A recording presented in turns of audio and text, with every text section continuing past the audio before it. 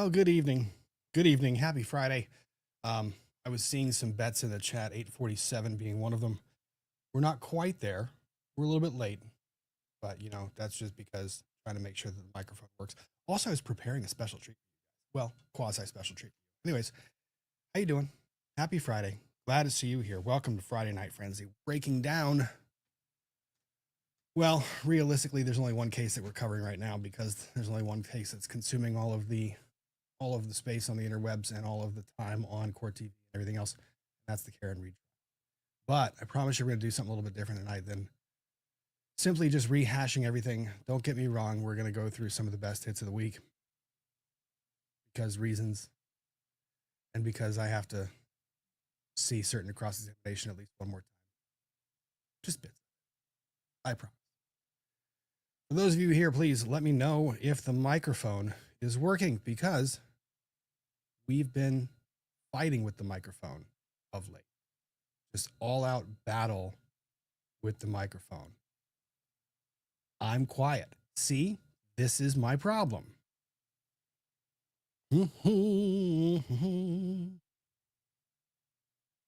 Well, either way, we'll see. We'll try to crank it up. We will try to crank it up. I promise you. There. How about that? We're going to gain it up a little bit. See if we can adjust the mic along the way. Low audio, low audio, low audio. How about this? Let's do this. Is that better? Hopefully that's better. Either way, we will adjust the microphone along the way. I promise you. We're going to figure this out. We're totally going to figure this out. How was your week? What's going on? Have you been busy? Have you been not busy? All been busy bees? Hopefully you have. Very much hope so. And busy doing things that are not simply watching the Karen Reed trial. Although I did see several memes online about people that were obsessed with watching the Karen Reed trial. Cheers to all of you. Thank you for being here. I very much appreciate all of the above. And here we go. Busy no longer. Been following Karen. Everyone's been following the Karen Reed case. Chicken eggs are hatching. That sounds fun. Pinging sound went away. That's good. That's a good thing. Guys, that's reporting good things. People are saying better. That's also a good thing. I love this. It's great. Keeps getting cut out of my last syllable. My last syllable. I don't know how to fix that. Technology is technology, guys. I don't know how to fix half of this stuff. Some of it I do. You would think that after doing this for, 3 years now, I would figure out how to do it. I don't know how to do it. AG is chiming in early. Spent close to 5 hours a day practicing steno. Working my butt off on school's accelerated program. And I'm proud of myself. Luna has 6 to 12 months. I'm spending the time I can with her. Spend the time you can with your loved ones. Absolutely. Congratulations on the work you've done in school, the progress you've made, and the efforts that you're putting in. I also love the fact that you love what you do so much and that you're celebrating it all the time because, all of us are celebrating it because, it's really cool to love what you do. I love what I do most of the time. 90% of the time. Right now, I'm currently battling over the AC. Don't tell anyone. Mischief in the chat. Oh, crap. Hope not. I might have just turned the AC on because it gets warm down here. It gets warm down where I am currently talking, and I need the air. I need the air to help cool me down. So, honey, I'm sorry. Just a little bit. People are saying it's cutting in and out of it. I can't fix a lot of that. Wiggle cords. Either way, we've got some stuff that we need to cover, and we need to cover it in a fashion that is not just completely. Let's see. Let's try that. See, the clipping is the part that I don't know how to adjust. Little USB fan for my desk? That would be interesting. Huh. The other problem is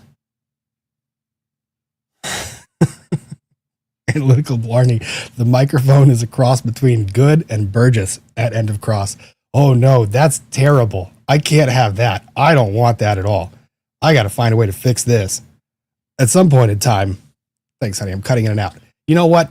If you can become a sound tech, I cannot tell you how appreciative of that I would be. I really can't. It would be phenomenal. Other than just me unplugging buttons, which you know what? I might just do that. I might just start unplugging everything down here and just replugging it in and all of that stuff.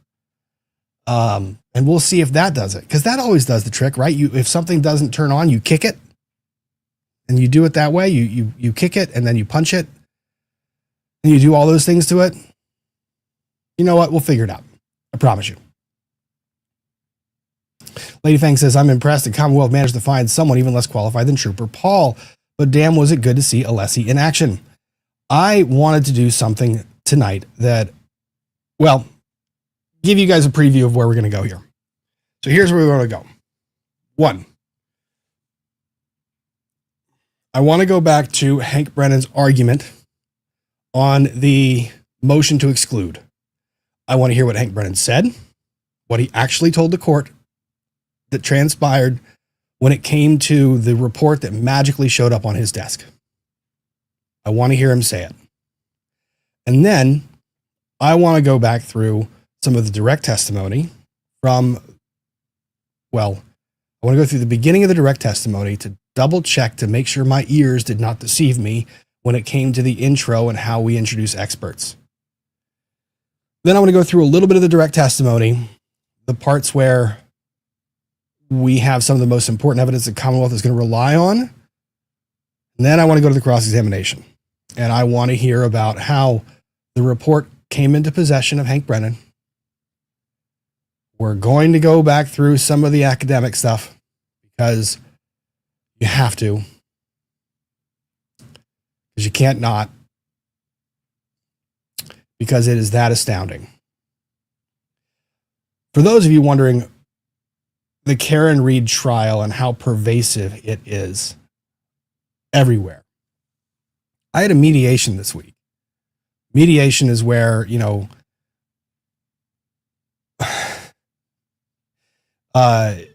Ian will likely, I don't know. He might join us later. He's got an obligation early on. So I will keep you apprised if I hear any developments. You're stuck with me for the time being. But God knows Ian will come in with like a wrecking ball if he does. We won't see anything. I mean, we'll basically he'll just come swooping in with some one-liner, and we'll have that happen when it does. Back to what I was saying about how pervasive this trial has been.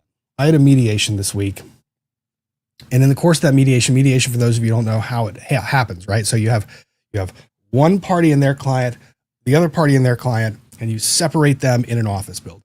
One side, right?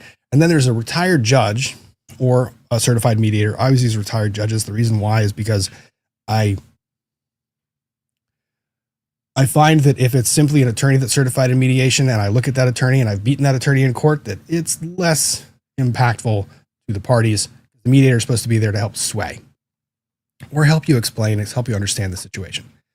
And the mediator goes back and forth from one room to the other and explains the position. You start narrowing down the issues and seeing if you can get a resolution. Well, during the course of this mediation, sometimes we do breakouts where the attorneys and the judge will meet separately and see where we are on things, where we can bridge the gap. Lo and behold, it comes up somehow about this Karen Reed trial. And I asked, has anyone seen this trial? Opposing counsel, no clue. Judge, oh, that is wild, isn't it? The retired judge who's been watching this. And I said, it's been pretty interesting. So do you watching? I've watched bits and pieces. And he goes, how about that expert? And I was like, which one are you talking about? And he looks at opposing counsel and he says, there was an expert in this trial who completely just said he had a degree but didn't. It was really interesting that how many people are watching this trial, especially the different parts of it, and chiming in on it and listening to the evidence. And a trial that at first glance seems to be something simple, right? You wouldn't really think that a trial like this would be the most significant thing that you'd be watching. You're going, all right. And then you hear some background stories of it. Some of the background is going, there's a conspiracy. This is all a cover up. And there's all this other stuff. And of course, every lawyer and every jurist, every person who's ever watched trials is going, I've got like a Himalayan cube of salt to go with that story. And then you start watching the trial and you're going, huh, that's odd. That doesn't feel right. And then you keep watching the trial. You're scratching your head and you continue to scratch your head. And then at some point in time, you end up yelling at your screen because you don't understand what's happening. And that's kind of where everyone is. Every lawyer that I've communicated with, everyone that I've talked to about this case, the one thing that every single person seems to have in common is that there is not a trial that we've seen that's like this, where all these moving parts are happening at all the same time, and where there's some very odd happenings in court.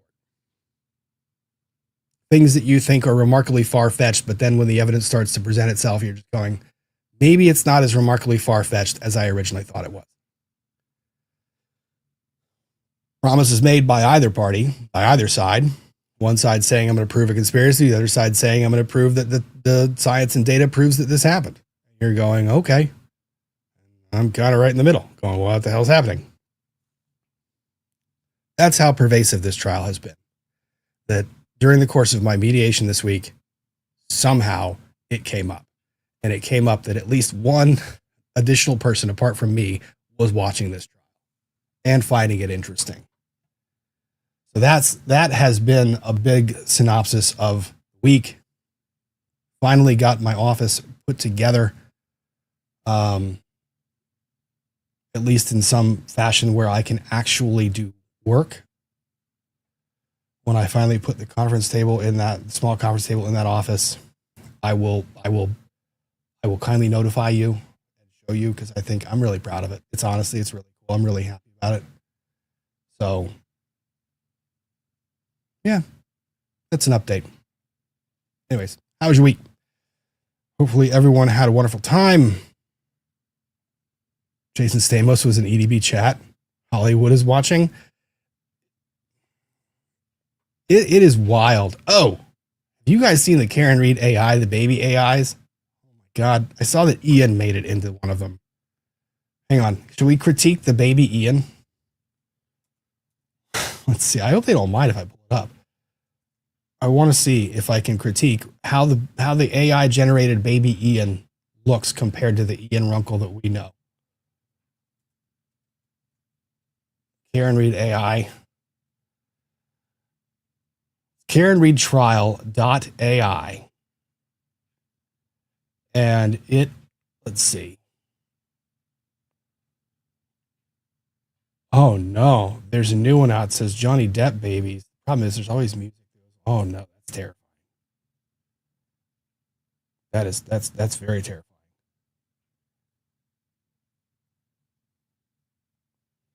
So let's see if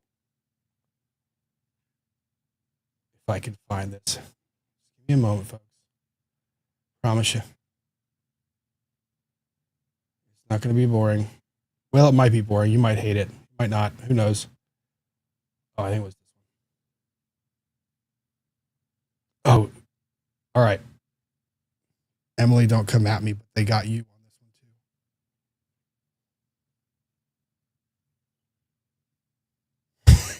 one too. Good morning, good morning, good morning. Or should I say, hear ye, hear ye, hear ye. If Canton, Massachusetts does not get their shit. It's all phenomenal. I mean, it's great. Not to say that anyone should be on TikTok, but people started sending this to me and it was up, and it just made me die laughing. All of it did.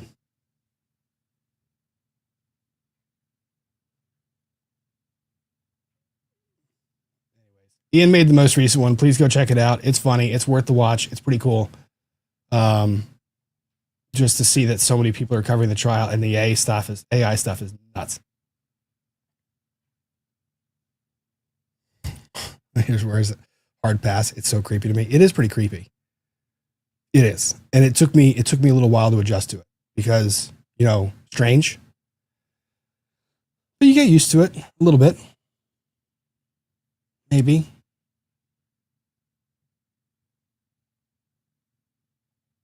I'll say the one that they have for Alessi is hilarious. At some point in time, I'll find the Ian one.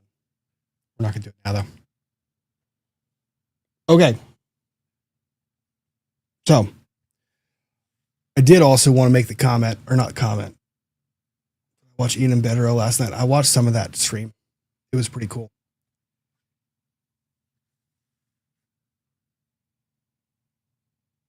No noise gate, which is what's confusing me the most because I'm sitting here looking at the settings and there's no noise gate that's set on this right now. And for some reason, it's trying to catch noise. I don't know why.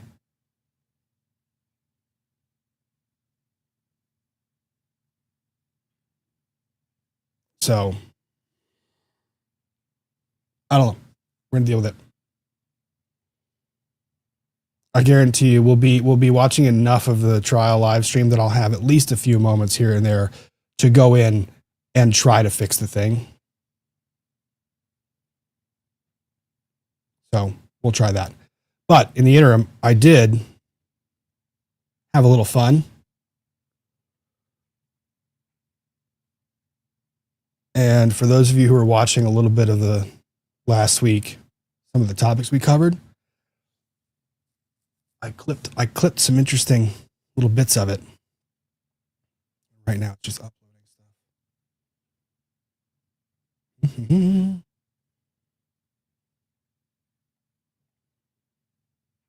stuff. T-Rex trucking and more. Rob is almost as allergic to microphones as Alan Jackson. The thing is, I am very used to a courtroom where I can project my voice either into a microphone or throughout the courtroom.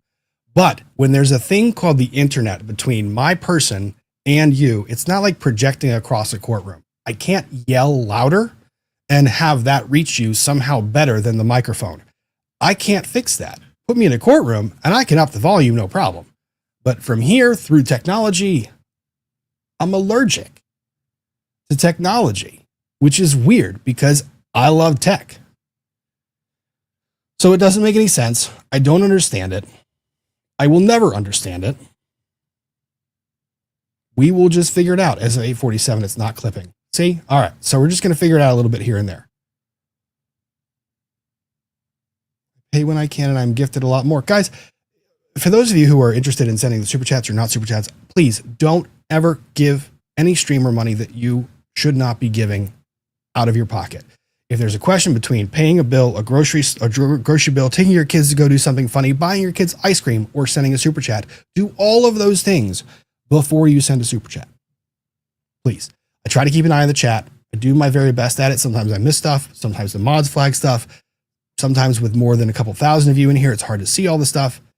So it's a little bit difficult. But catching you up on some of the stuff from last week, I clipped a little thingy, and we'll see what it looks like. Those photographs that were sealed court exhibits under your control found their way into the public media, did they not? I believe they did. And I think what happened, it was someone from the gallery took a picture from a screen that had some of the pictures on it, if I'm remembering correctly. So you think that you're aware of the fact that some of these on-the-scene photographs of the two decedents found their way into the public press. You're aware of that, are you not? Yes, ma'am, I am, yes. And you contend that they photographed them in the courtroom? That is what I heard.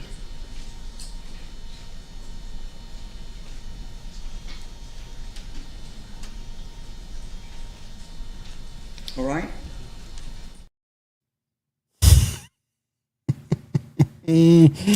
Oh God, I love that. Oh, that makes me so happy. All right. That is what I heard. All right. No problem. We got it. I hope one day. Well, I hope that a judge never looks at me like that. With that look. All of the above. Okay. Let me do this. Find on the machine of buttons, the interwebs. And you know what I've started to do? Oddly enough, you're going to laugh at this. I hope you're not. I have started to look to remember myself or remember everything going on in different days of trial. I've started looking at thumbnails from Peter and Ian to help remind myself what days, what was heard, because they're doing the recaps on all of it. So thumbnail usually tells me what day I'm trying to remember back in the trial of what transpired. Let's see.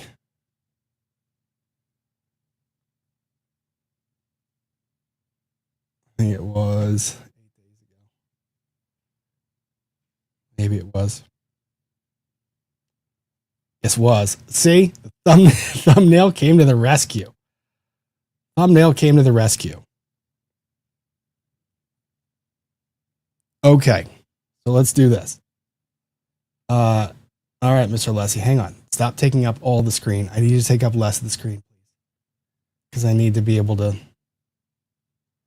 focus on the things I need to focus on, and I need to be able to boost the volume of court to see if I can't get it a little bit higher. Because, you know, when they're making motions arguments, that's when they're definitely allergic to volume. All right, let's see. Let's go.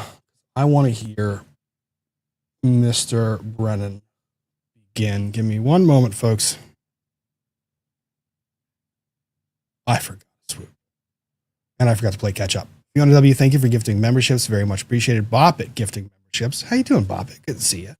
Thank you, Fiona W. and Bop It. Betty Jacques, member for 24 months, 2 years. Thank you for being here and for being a member for 2 years. 9 Inch Nails Gal, Judge Looks has my guilty conscience kicking in.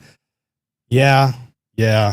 I imagine that if you happen to lie to Judge Toll and you happen to be familial relation, she would probably give you that same death stare. I bet, to the extent that she has kids, I bet those kids couldn't get away with anything. Analytical Blarney AB, the mods work their keisters off. Show them some love. Please do. Show the mods all the love. They do tons of work behind the scenes that doesn't often get appreciated. Donnie B, Rob, Ian, and Better are now my holy law trinity. That's slightly blasphemous. I'm not sure. I thank you for the compliment. It's very kind of you. Victor Man 7777, do you know who the person of the year was for Canton County Bar Association? Judge Beverly Cannoni? That has to be a lie. That has to be a lie.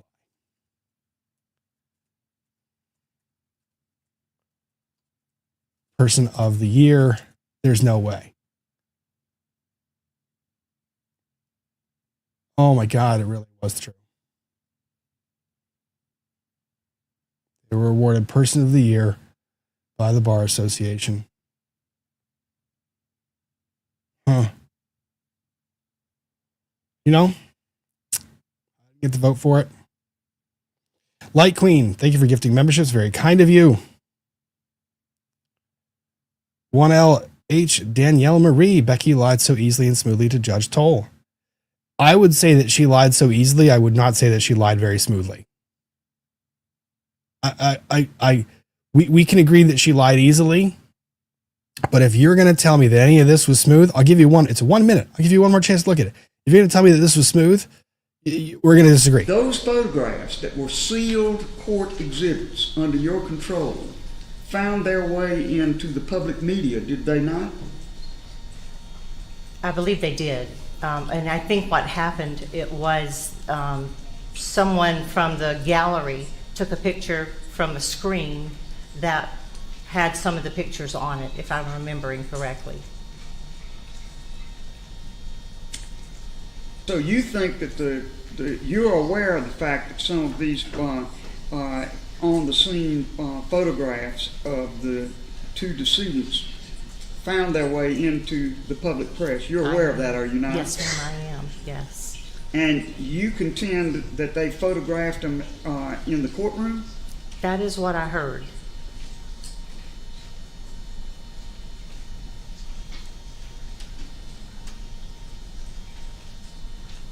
All right? That might have been easy, but it wasn't smooth. Like I said, it might have come easy, but it was not smooth. Oh, baby, I could watch that a million times. I really could. That was something else. AG, I did check it out. I think I'm going to try and bring that up on another live stream because I actually want to bring it up in a more comprehensive fashion where I have more time to dedicate to it. But I did check it out. Thank you for sending me that case. Irish Princess, hey, happy Friday, everyone. Happy Friday to you. Cherry Mills, member for 28 months. Glad to have you here, Cherry Mills. Thanks for being a member. And we've got some prayers to say. Dana Williams, my dad passed last night at 88. I cared for him for 7.5 years, keeping him happy, comfy, and safe while he battled Alzheimer's. He was surrounded by 3 of his kids and so much love. He's free and my healing begins. All of our prayers go to you and your healing. Hopefully you had a wonderful time with your father. I'm sure that he is very much looking down from beyond with full function and very happy for all the time that you spent with him taking care of him. Marmar, thank you. That's called percussive maintenance. Percussive maintenance is something that we've got to deal with here. Sandy, thank you for gifting memberships. Sandy, member of the mod squad. Bambarina, EF3 hit last Friday. Still better week than Brennan. What would you rate Brennan's week this week? That cross-examination, was that an EF4? I don't know. Hopefully you're doing well, though.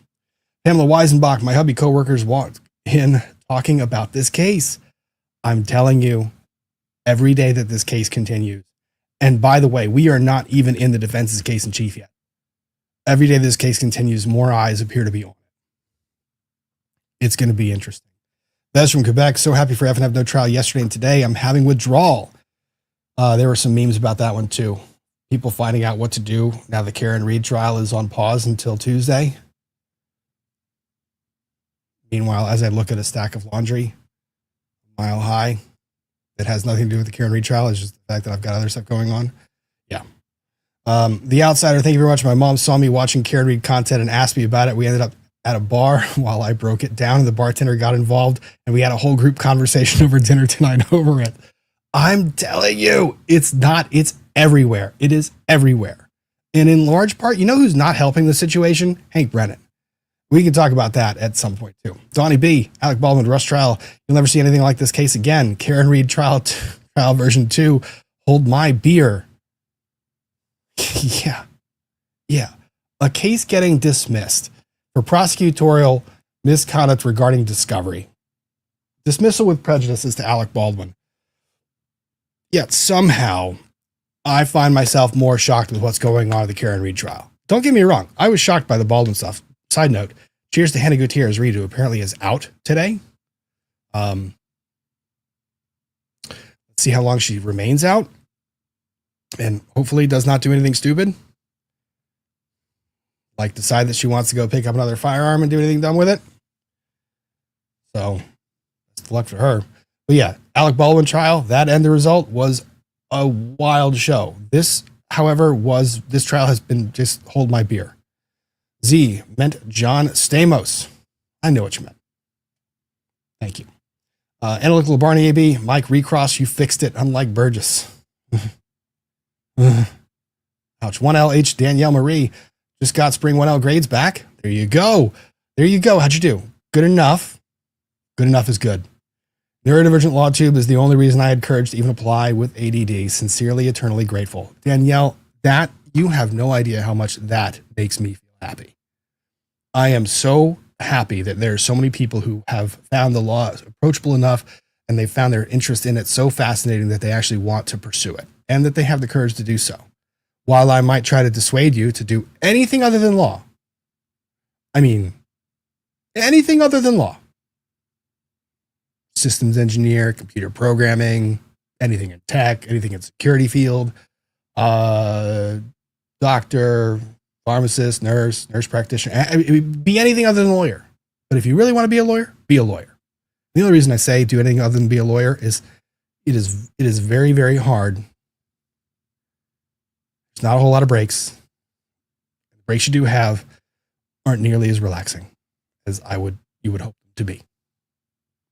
You do a whole lot of stuff that goes behind the scenes that you never receive credit for. It doesn't really bother me. I love it. It's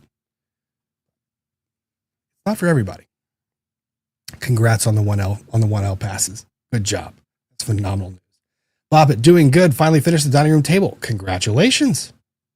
Way to go. Pixar, it didn't happen. Lynn Britton, never a dull moment with Rob and Tech. Heart you and Ian. Thank you very much. Greg, guess who sponsored the Bar Association dinner where Bev received her award? Yep, it was Aperture. This is not a real story. This is not real. I refuse to believe this is real. Canton Bar Association dinner sponsor. I refuse to believe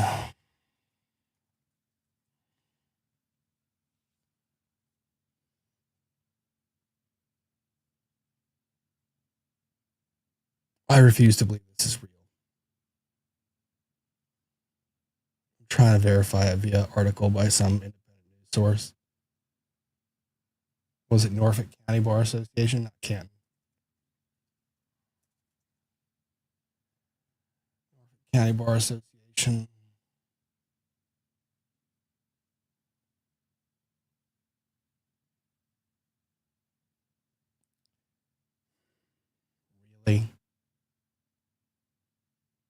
Really? Oh, and the page is now a 404. The page is now 404. It does not exist. But the cache is still on Google. Oh no. This trial will have ended more careers. This trial will have ended more careers than any other trial ever.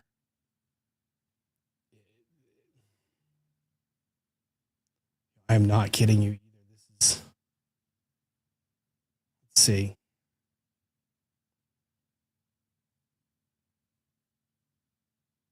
I can't believe that.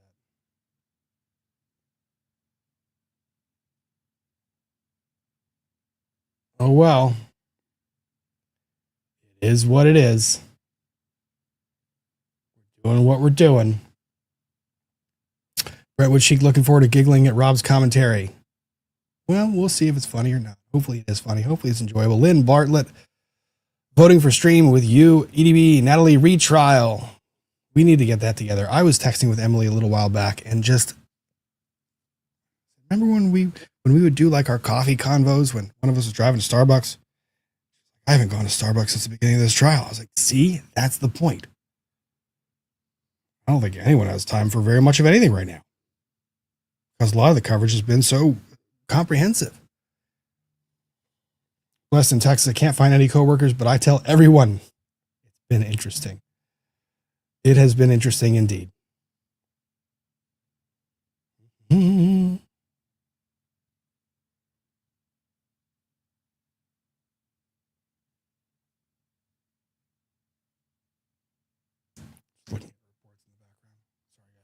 Katrina Turner, Judge reminds me of Mom I'd be too afraid to lie to. Judge Toll, yeah, absolutely.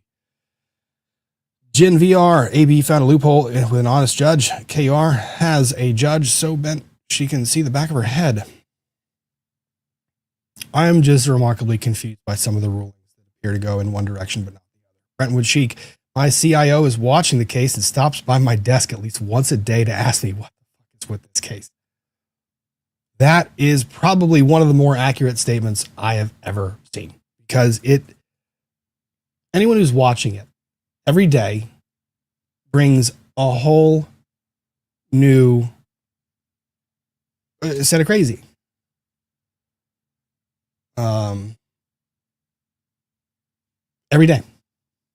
Every day, I imagine there's no way that the next day is going to surpass this. And then I'm proven wrong. I see you, 4 of KR interns graduated from law school today. That's wonderful news. Congrats to those recent grads. Good luck taking the bar. 9-inch nails gal, is Hank trying to throw the case so the jury has to find KR not guilty? No, he's not trying to throw it. Can still say he tried his best, better than Lolly, but has still screwed it up. We're going to have a debate on whether Hank Brennan is better than Adam Lolly. I might have disagreed with a lot of things Adam Lolly did. I disagree very strongly with his strategy in some regard. Disagree very strongly with his opening statement and his monotone delivery and all of the above. However, the case that Adam Lolly presented still somehow made more sense than anything else.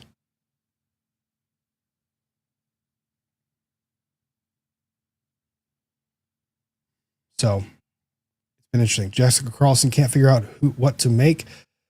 Paint, craft, or bake. Ooh, paint. I'm going to go with paint. Josh H. Aperture hosted a table at the Massachusetts Bar, but not the Norfolk Bar. Massachusetts Bar Association. All right, that's clarification that needed to be made. Thank you, Josh H., for that. That makes it feel a lot less uncomfortable than otherwise. Best gun losing detective. Aperture. That's a funny name, by the way. Aperture sponsored Massachusetts Bar Association dinner. Judge 1 in Norfolk City Bar Association. Okay. Thank you for the clarification. Much appreciated. Chrissy Girl became a member. Thank you very much. Victor Man 7777.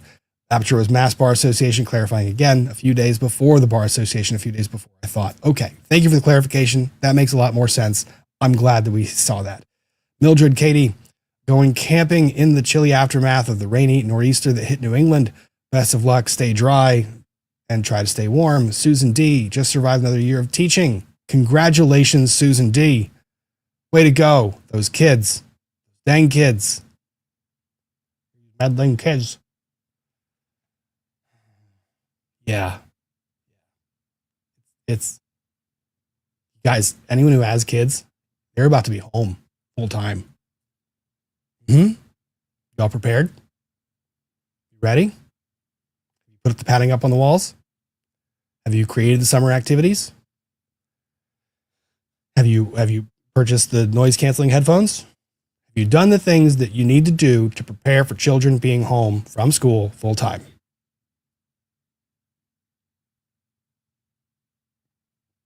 Do we need to create a project of making crates for children? You know, when they act up like dogs, we can just put them in there and just lock it. I mean, in jest, only 3%, not kidding. 3.5%, not kidding. We shall see. It's going to be interesting. Fiona W., yay, 2 years. So happy to be here. Thanks for being here. 2 years after losing 3 close family members in the last 7 months.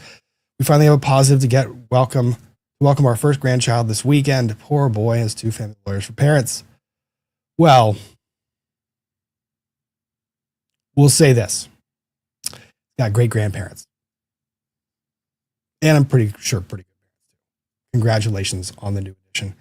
Dina Kawaji, thank you for gifting memberships. Much appreciated. Finally free. Did anyone else catch the intact taillight when the Lexus was loaded in the tow truck? Thanks, Rob, for the great end to a long week. See? Caught that. I didn't get a chance to watch that too closely. Shelly Kelly, thanks for becoming a member. Ryan Man YKZ, 2 years of awesome content absorbed. Yay. Thank you, Ryan Man. Very much appreciated. Okay. Let's do this. Let's go ahead and swoop and get to some of the content. Actually going through some of this testimony, see what we can figure out. Swoop. All right. Share the screen. So this was the tail end of Mr. Lessie's motion. I want to see where Mr. Brennan picks up. So for those of you who might recall, the witnesses from Aperture, Burgess and not Wolf. You guys are going to remind me. It's not Wolf. Burgess and Who's testifying on Tuesday?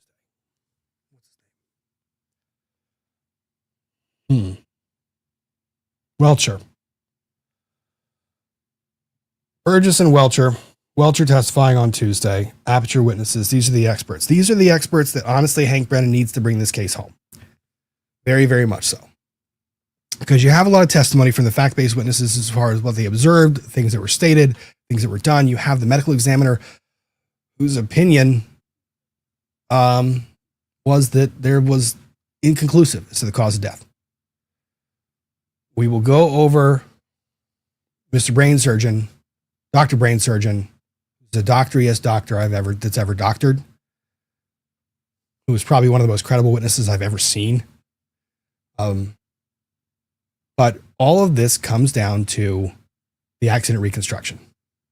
Okay. I think this is what the jury's going to hang their hat on, realistically. Some jurors are probably going to latch on to the statements made by Karen Reed.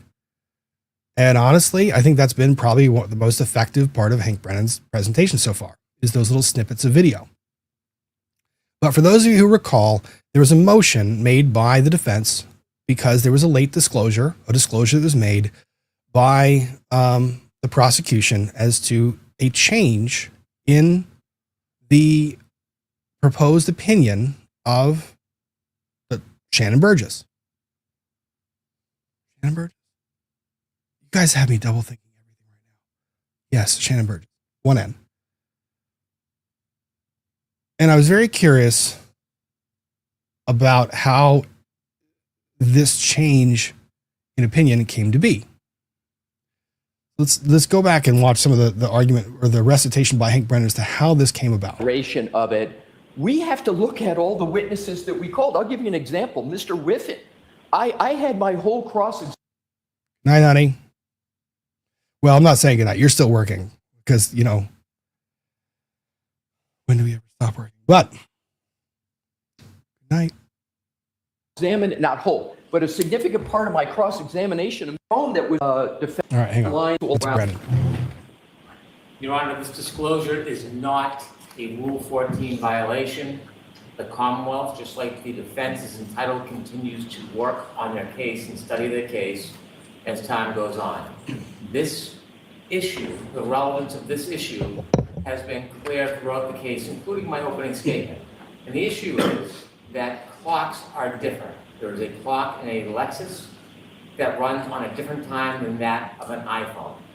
And if you recall in my opening statement, I talked about the fact that there are variances between those clocks.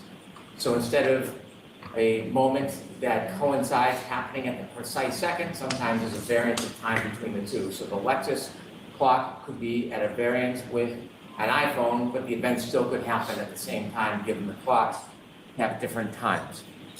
The defense provided a report by a person by the name of Mr. DeSorga, a noted expert witness who they've listed as a witness they potentially called. Mr. DeSorga wrote a report, and in the report he suggested The report in March. It is now May.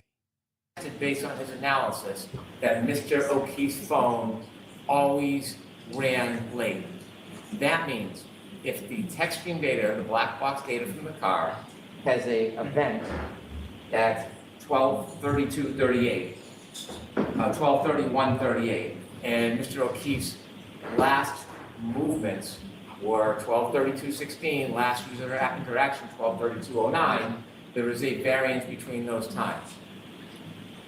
We asked our expert to review their expert's report to see if he was accurate that the variance means that these times would never align. And that's what he did. He studied the data, he studied the waves, he studied the Lexus black box relative to the time.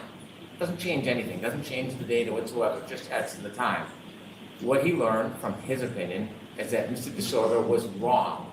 He used information from different phones, not recognizing the items that these timelines came from, and that his time estimates are wrong. So then he looked at the time of the event of the ignition on and off, and he compared that to the Waze data. And when he did, he found that he could identify what the actual differential was. Instead of guessing that it was within the 30-second window, it was somewhere around 21 to 25 seconds.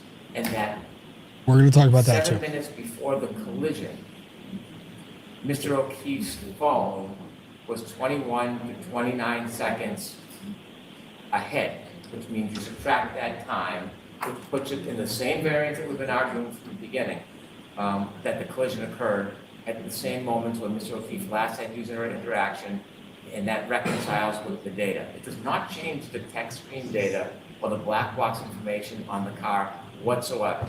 It does not change ARCA's analysis whatsoever. We received this report on May 8th. I was surprised to receive it. I welcomed it. We turned it over on May 8th. There was no delay. It's been a week now the defense has had this information. And so this is not... We've received this report on May 8th. Hang on. I want to rewind this part. I want to hear exactly what he says. 29 seconds ahead, which means you subtract that time, which puts it in the same variance that we've been arguing from the beginning, that the collision occurred at the same moments when Mr. O'Keefe last had user interaction, and that reconciles with the data. It does not change the text screen data or the black box information on the car whatsoever. It does not change ARCA's analysis whatsoever. We received this report on May 8th. I was surprised to receive it. I welcomed it. We turned it over on May 8th. There was no delay. It's been a week now the defense has had this information. And so this is not an attempt to align anything. While it may reconcile or identify that variance more closely, it doesn't change any data whatsoever. And so this is not a Rule 14 violation. The effort was in response to disclosures that we believe were wrong by the defense expert, and it is clarified and it is favorable for us. And so we should be able to use it. Did you intend to use it in your case in chief or only if Of course this he did. Yeah. witness disorder? I don't remember reading that name, so I don't know how to pronounce it. In my case in chief, because we now have this available data. As I said, this wasn't ambush, it isn't something that we sat on. It was in response. Fortunately, we received their expert report, which caused us to focus more closely. And now that we've identified that variance, rather than having an open variance of 30 seconds, we should not be precluded from favorable information that has been provoked by a report by the defense. Okay? Yes. I'll do it quickly. Okay. Attorney Brennan has provided a lot of information, and he has accurately provided information, but he's got the time completely wrong and the significance respectfully completely wrong. I'm going to hit his 4 categories quickly. He said, he referenced Mr. DeSorbo, who is a defense witness. Two points about Mr. DeSorbo. First, Mr. DeSorbo provided his expert report within the reciprocal discovery deadline. Okay. And he provided that report. Reason This, I want to focus on Brandon. I'm less concerned about Alessi's statement during this than Brandon's statement. I believe Norwell for him All right, Mr. Alessi, hang on. is 8. Okay. Thank you. The other issue about... All right, that's all Brennan says. Okay, so that's what Brennan says. Now, I want to do this.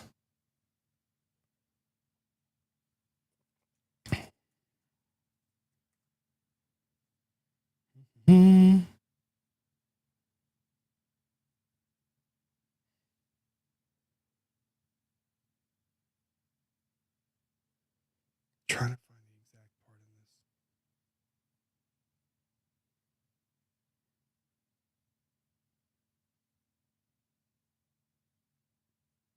in this. Okay, I will find it as we're going on because I do want to go to that exact moment. But in the interim, with that in mind, Evan, remember, so this is what he said. We received this report on May 8th. I was surprised to receive it. I welcomed it. We turned it over on May 8th. That was what he said.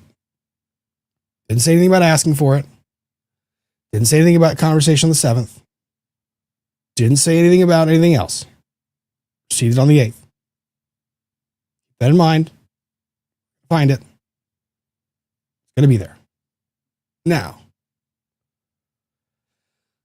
Let's see.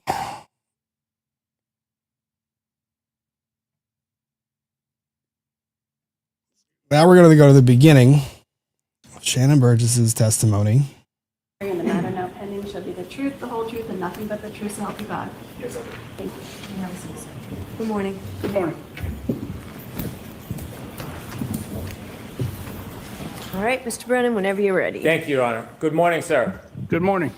Could you please introduce yourself to the jurors, spell your last name for the court reporter? Yeah, absolutely. So my name is Shanon Burgess, last name Burgess. Mr. Burgess, what do you do for a profession? Sure. So I'm a digital forensics examiner. So I investigate digital devices to see what evidence they may record or hold. Do you specialize in any type of forensic analysis? Sure. So digital forensics is kind of a broad field, but I do specialize in vehicle forensics and cell phone forensics. How long have you been a digital forensic analyst for? Sure. So I've been a digital forensic analyst for approximately 10 years. Before you were a digital forensic analyst, what type of work did you do? Sure. So before I was a digital forensics analyst, I was working in the automotive manufacturing field, specifically related to automotive presses and industrial robotics. I want to talk to you about some of your experience in digital forensic. Did you receive any certifications in digital forensics? I did. I've received several certifications, one being... Son of a bitch, he really did. I didn't realize he did it. I wanted to come back and look at it again.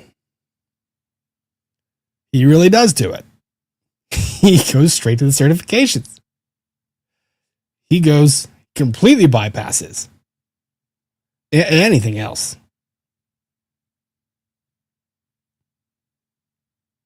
Anything. That is, that's interesting. Being specifically related to automotive presses and industrial robotics. I want to talk to you about some of your experience in digital forensic.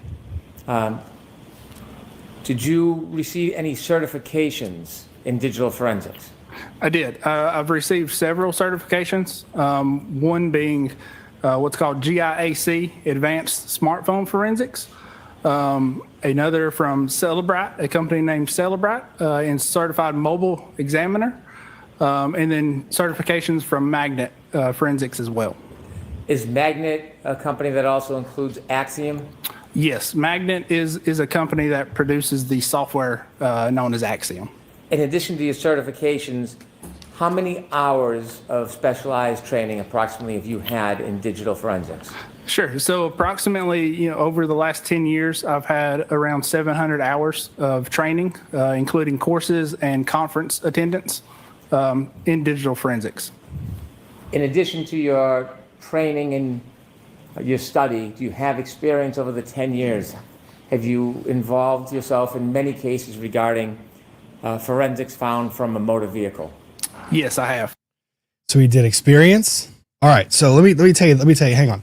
Let me actually see if I can't pull up the rule. Let's see. Massachusetts rules concerning experts. Let me see if I can't find.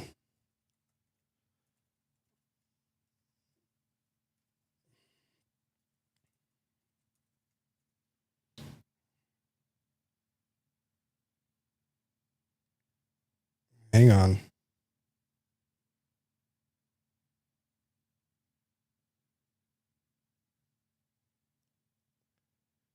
Let's see. That is so bright. Oh my gosh, that's so bright. Oh, what did I do that to myself? Ah, my eyes. Ah, that hurts. Oh, it hurts. Don't do that. Ow.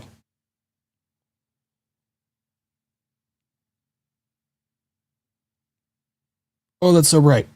Go away. Oh, go dark mode. Please. Please, please, please. I need you to not be this bright.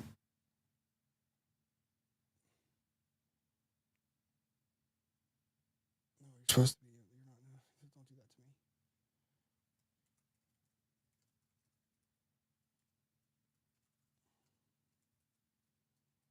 So expert qualifications always begin with education, background, training, and experience. Always, almost always. There we go. So Virginia Supreme Court Rule 2702.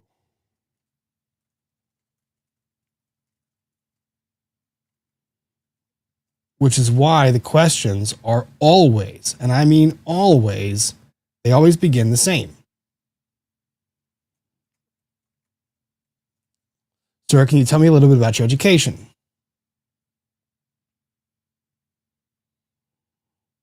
All right, Rule 2702, testimony by experts. This is the Virginia rule, okay? Virginia rule, not Massachusetts rule.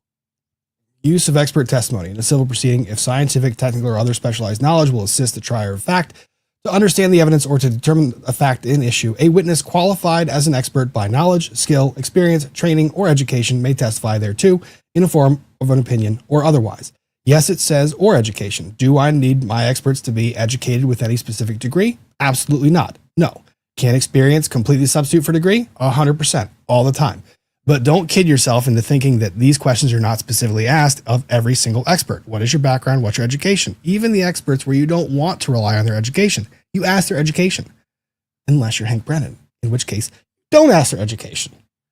You just ignore the education. So that part is just wild to me. And I didn't believe it the first time it was being said that he didn't even go to the education part, but he really didn't. Not at all. Didn't touch it. That is wild. Okay. T-Rex Trucking and More was not objecting to his qualifications as an expert example of the defense choosing not to interrupt their enemy whilst making a mistake. No. They objected to him testifying. They filed motions in limine to exclude these expert witnesses. I mean, they did not want him testifying as an expert. They challenged his certification, they challenged qualifications, they challenged his findings. They did. Bev let it in.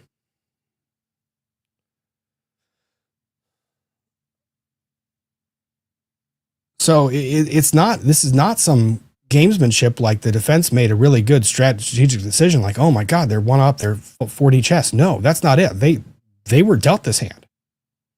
Which is also why it's an own goal.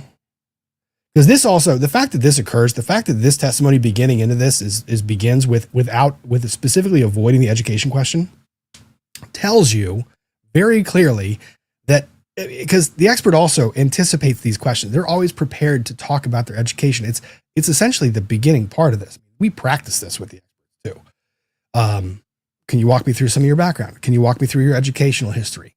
Where did you go to undergrad? What was your degree in? Did you then decide to go to advance beyond an undergraduate degree?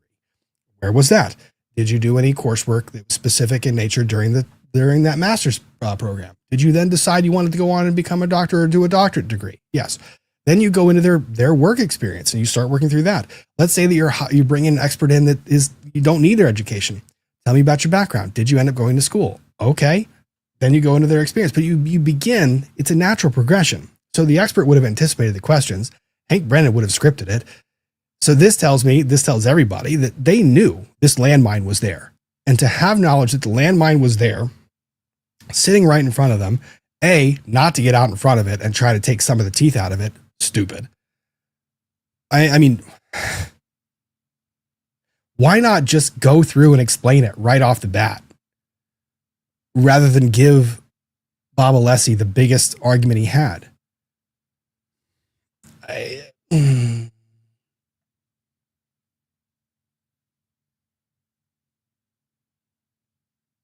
don't understand it. Okay, so that's the education part. We're going to get back to that recross or to the cross-examination and some of the direct examination of this, but I did want to fast forward to this part of the discussion with, let's see.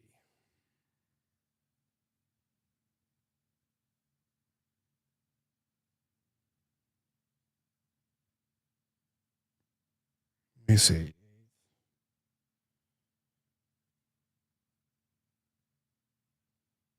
Okay, so 392.21. Yes, I have to do math, guys. I have to pull out a calculator to find the hour in the timestamp. Don't judge me. I don't. Very good at some math. 6 hours, 31 minutes.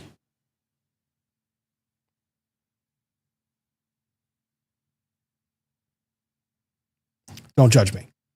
Well, you can judge. You can judge all you want. We're bad at the math part. Lawyer math. Yeah, I know. You can judge me all you want. It doesn't really bother me too much. But let's fast forward. So you guys remember. So here was what was said. I wrote it down so that I didn't forget it. I wrote it down. We received this report on May 8th. I was surprised to receive it. I welcomed it. We turned it over on May 8th. That was the affirmative statement that was made by Hank Brennan when he was asking me about this. I didn't believe it right there. I didn't believe how any of this came to be. It didn't make sense. Let's hear how he explains it. Now, this is towards the end of cross-examination. So this witness is, he's a little bit red, but let's see. Oh, no, we went too fast.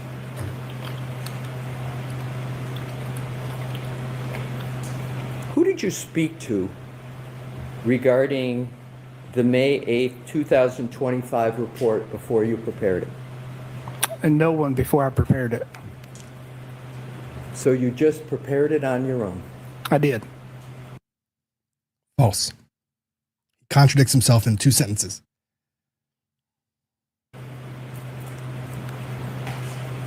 Did you have any communications at all? I asked you who you spoke with, but did you have any communications at all with either Detective Lieutenant Tully or Buchanan?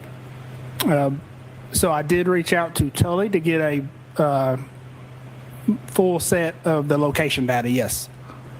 So you reached out to Detective Tully before you prepared your May 8th report, correct? Yes, that is correct. Did he tell you that the trial had started in this case? No, not during that conversation, no. That's not the first communication you had with Detective Tully, was it? No, it's not. How many conversations have you had with Detective Tully? I would say a handful. How much is a handful? I would be speculating, but we'll say 5 to 10. 5 to 10? Sure. Is Detective Tully expert at all in digital forensics? No. But you've had 5 to 10 conversations with him? Correct, to get provided information.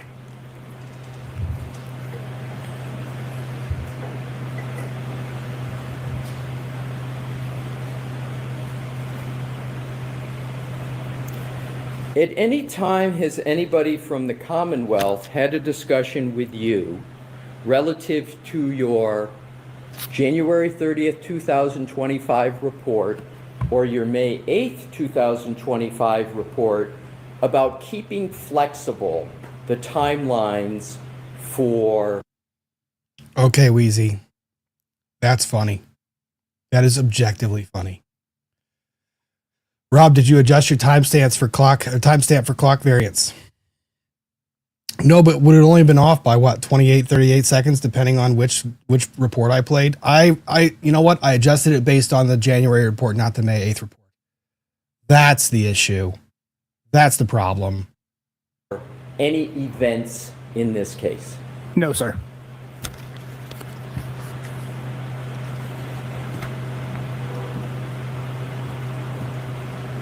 Did you have any discussions at all regarding the May 8th, 2025 report you prepared in the middle of this trial?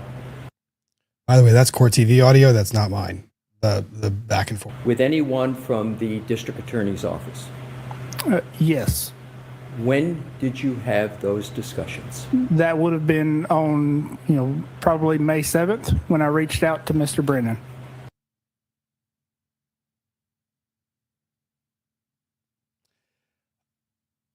I'm not crazy.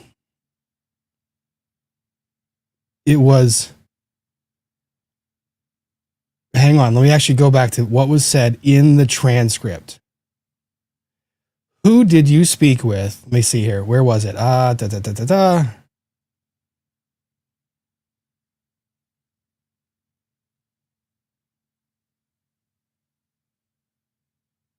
not a change, it's a supplement. That's what it is. Yeah, it's not a change, it's a supplement. That was another hit line of it. Who'd you speak with regarding the May 8th report before preparing it? No one before I prepared it.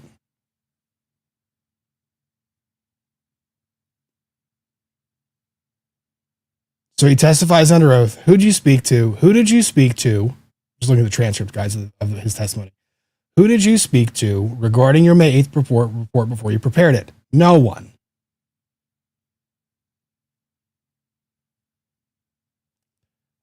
"30 seconds later." With anyone from the district attorney's office? Yes. When did you have those discussions? That would have been on, probably May 7th when I reached May out to 7th. Mr. Brennan. So you reached out to Mr. Brennan on May 7th, 2025, correct? Correct. That's before May 8th of 2025, correct? Correct. So before you sent that report in, you had a discussion with Mr. Brennan about it, am I correct? Correct. What was that discussion about?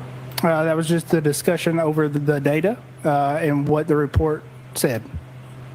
So Okay, so he says this is his testimony. This is his testimony on cross day one of cross, right? So day one of cross, he says that discussion, his statement is the report is already prepared. That is his version of events. So two things. One, he testifies under oath.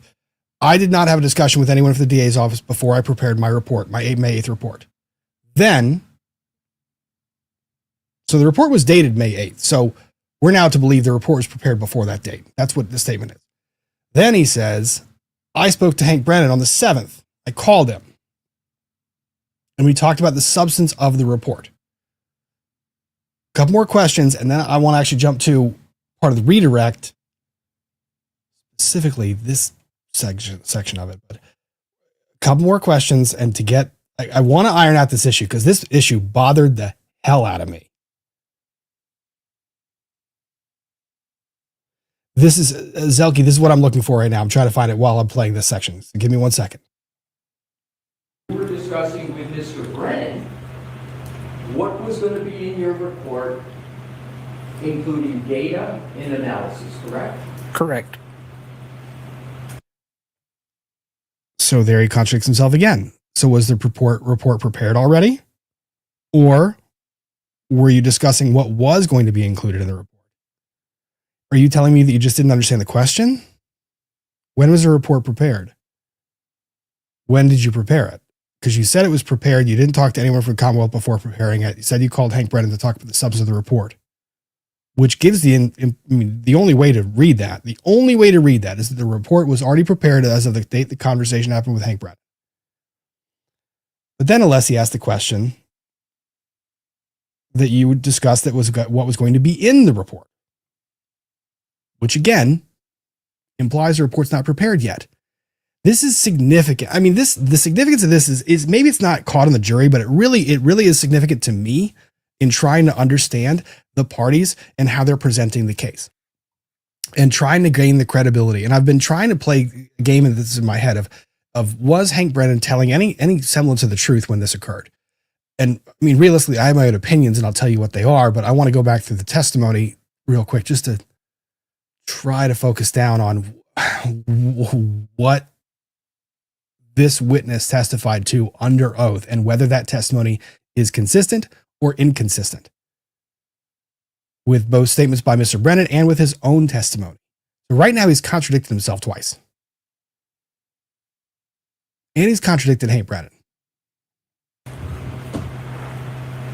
Did you tell Mr. Brennan that you were going to be submitting the report shortly to him on May 8th? Yes. Did you agree to a time when you would submit that report?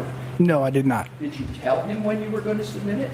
No, I did not. But after the conversation on May 7th, you discussed with him that you had either pretty close to finalize the report. It's a pretty extensive report, right? Correct. So on May 7th, you were pretty well along the way in that report, correct? Correct. Did you let Mr. Brennan know that? Yes. So he knew the nature of the report. He knew how far along you were with it. Correct.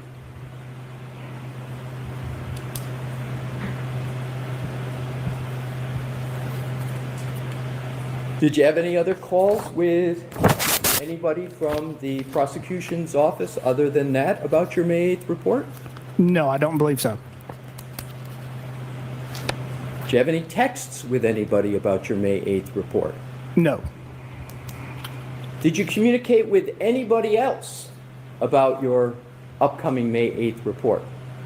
No, I would have provided a copy to Dr. Welcher. Your colleague? Correct. So Dr. Welcher knew you were working on this report, correct? He knew I submitted the report. I don't know if he knew I was working on the report. Did he know you were going to submit the report before you submitted it? Yes, I'm sorry, yes. Did he know what was going to be in the report? Yes, he did. Did he support the fact that you were going to submit a report in the middle of trial? I can't speak for Dr. Welcher. But he knew you were going to do it. Correct.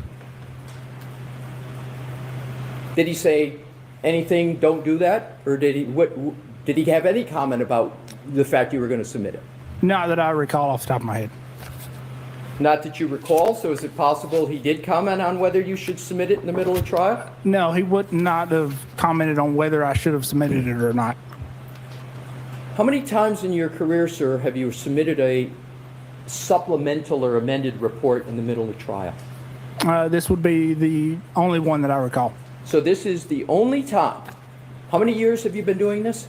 Approximately 10 years. And so approximately 10 years, this is the first time you've submitted a amended supplemental report in the middle of a trial. A supplemental report, correct. As you call it, a supplemental report in the middle of trial. Correct.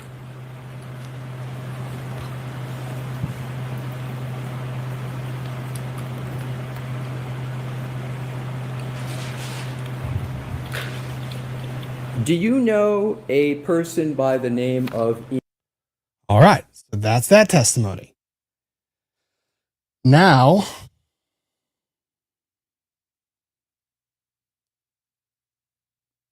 let's go to 4 hours. Okay, so we have inconsistent statements already on the topic of when the report came to fruition, who produced it, who asked for it, what occurred. I'm going to give you my opinion on it. I promise you, because I'm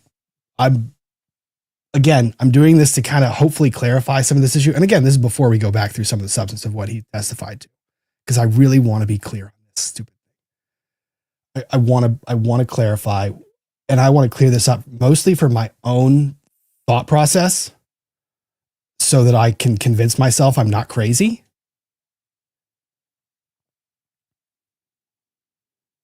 And explain again for us, where's the different source of the information? Redirect. Sure. So the -20 is coming from that GPS point 154, which we know is not the, and the -12 Is that the way it's, I'd have to go back to the other slides. I believe that's, either way, it's suggesting that the iPhone lock event occurs +6 or +5 seconds after the end of the text stream event.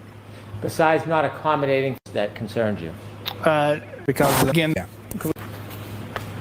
Mr. DeSorga's report. Did you agree? adjustments.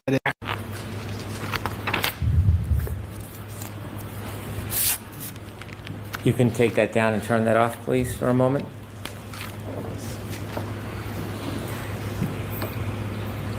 After reviewing this report, you told us you then engaged in further study for synchronization. Yes, I did. Did you call me on May 7th? Yes. Okay. And what were you told to do about a report? On May 7th. Yes. Sure. So that was finish the report and submit it. Did you? I did. And when did you submit it? May 8th. And do you know that it was provided to the defense by email on May 8th? Hang on. Okay. I'm sorry. The stream got glitchy for a second. Give me 1 second. You can take that down and turn that off, please, for a moment.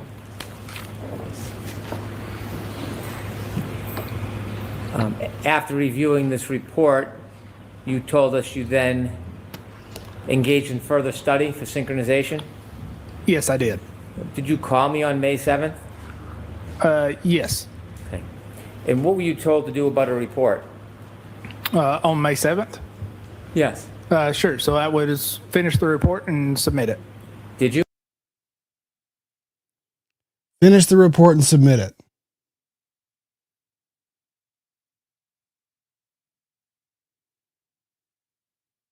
Okay. I did. When did you submit it? May 8th. And do you know that it was provided to the defense by email on May 8th? Wow. Wow. Okay. All right.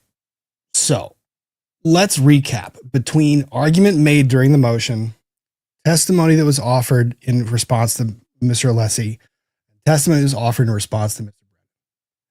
Argument on motion. Quote, we received this report on May 8th. I was surprised to receive it. I welcomed it. We turned it over on May 8th. That was the statement. That was the statement. 2, Alessi.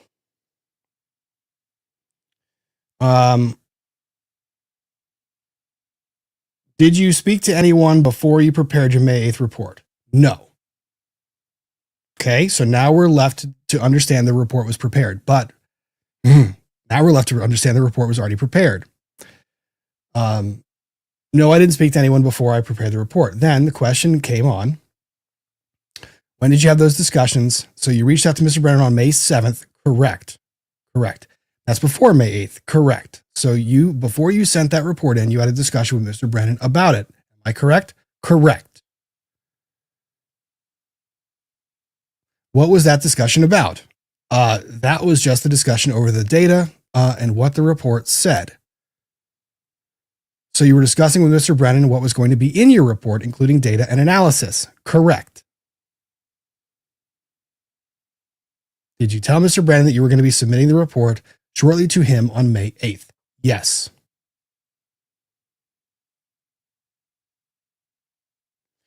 Okay. So now, what did Mr. Brennan just elicit? Did you call me on May 7th? Yes. Okay, and what were you told to do about a report? May 7th question. Yes. Sure. So I was to finish the report and submit it. Did you? I did. And when did you submit it? May 8th.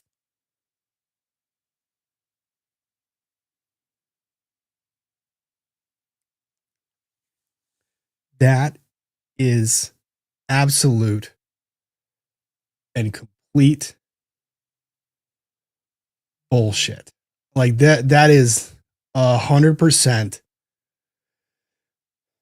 the weaseliest weaselly. That is so shady. I know that this has been said before, but perhaps it bears repeating a little bit.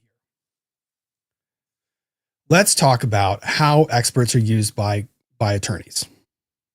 I've got let's use an expert I used for my last trial, not this trial. Because reasons, but the last trial we can use that one. Every conversation with an expert begins on the phone. Why?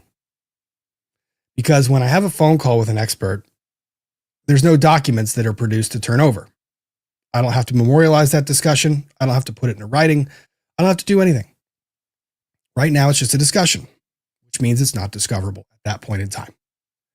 The first conversation with the expert is always several different things. One, it's trying to find out if you're going to retain the expert.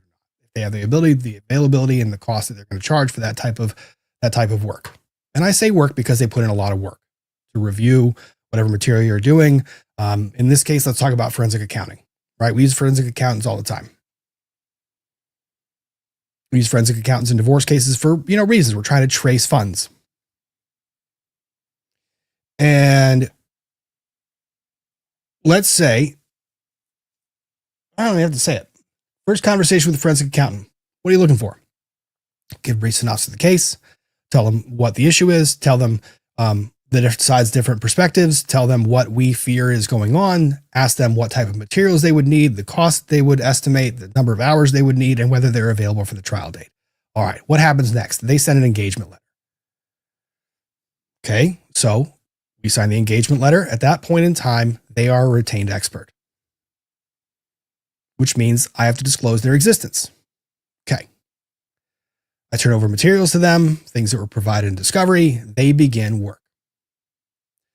During the course of their work, one, we've had a very initial discussion on the phone as to the scope of the inquiry that I want them to make. I lay out the scope of what it is that I want them to make as far as an inquiry, and then we schedule a phone conversation. Why do we schedule a phone conversation? Because the last thing that I want is to receive something in writing that I have to turn over that is inconsistent with what is in my client's best interest. And what I say is, let's say that the expert just focused on a specific asset that I thought they didn't need to, or that was outside of what I wanted them to. Or let's say they focus on an asset where I know the evidence supports the other side, and I don't want to do their job for them, right? So let's just put it that way. I know the evidence supports that argument with regard to this asset, but I'm not going to pay an expert with my client's funds to go and research an issue that helps them. No. So we schedule a phone call. In the phone call, we discuss where we're going with the test, with the evidence, how the report is coming along, if there is a report being prepared or not. Sometimes there's not a report for reasons, but we go through whether they need any additional materials, what it is that they're seeing at first glance, and we discuss again, we discuss the scope of what it is they're looking at, and if there's an opinion to be rendered, what we believe that opinion might be.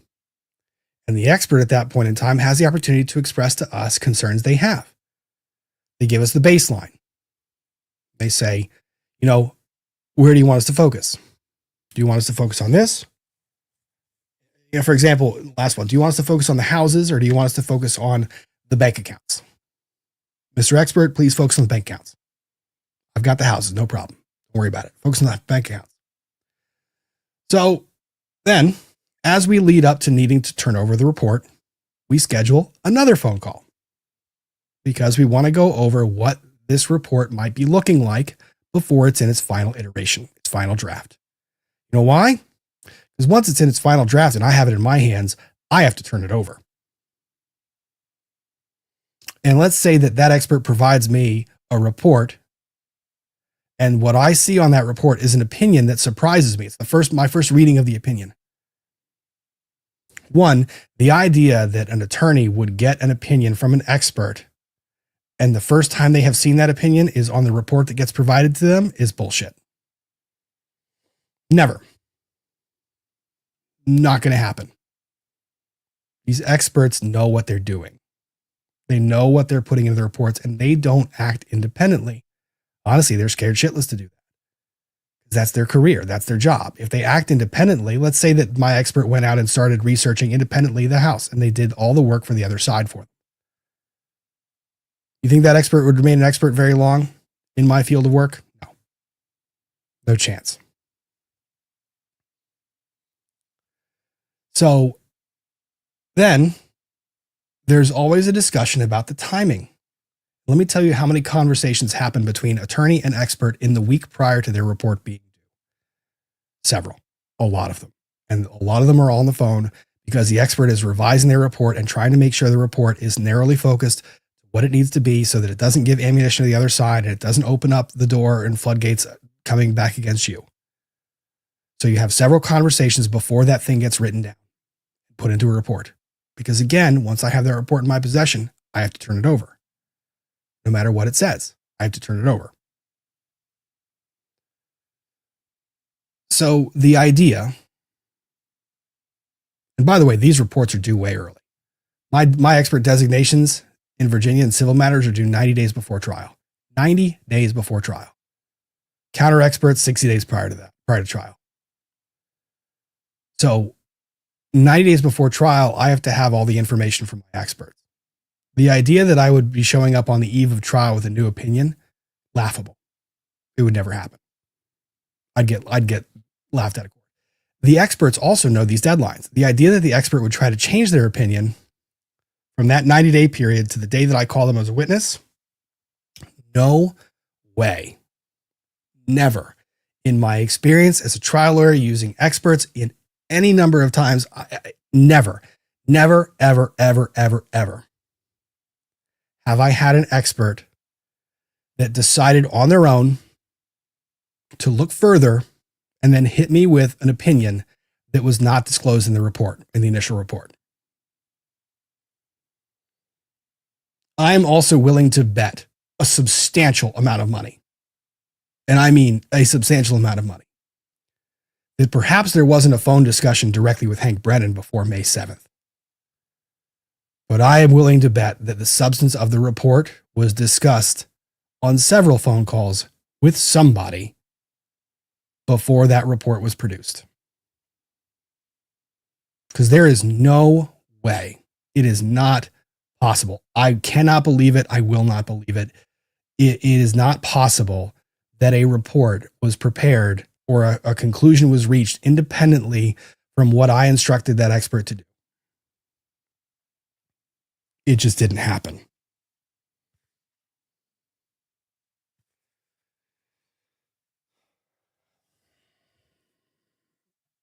It's laughable. I still can't even fathom that was even discussed.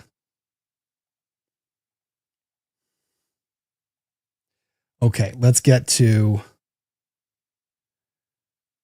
and now I'm even more pissed off, because that's the first time I've really strung all of that. That's the first time I really strung all of that together at one time. Like boom, boom, boom. Conversation.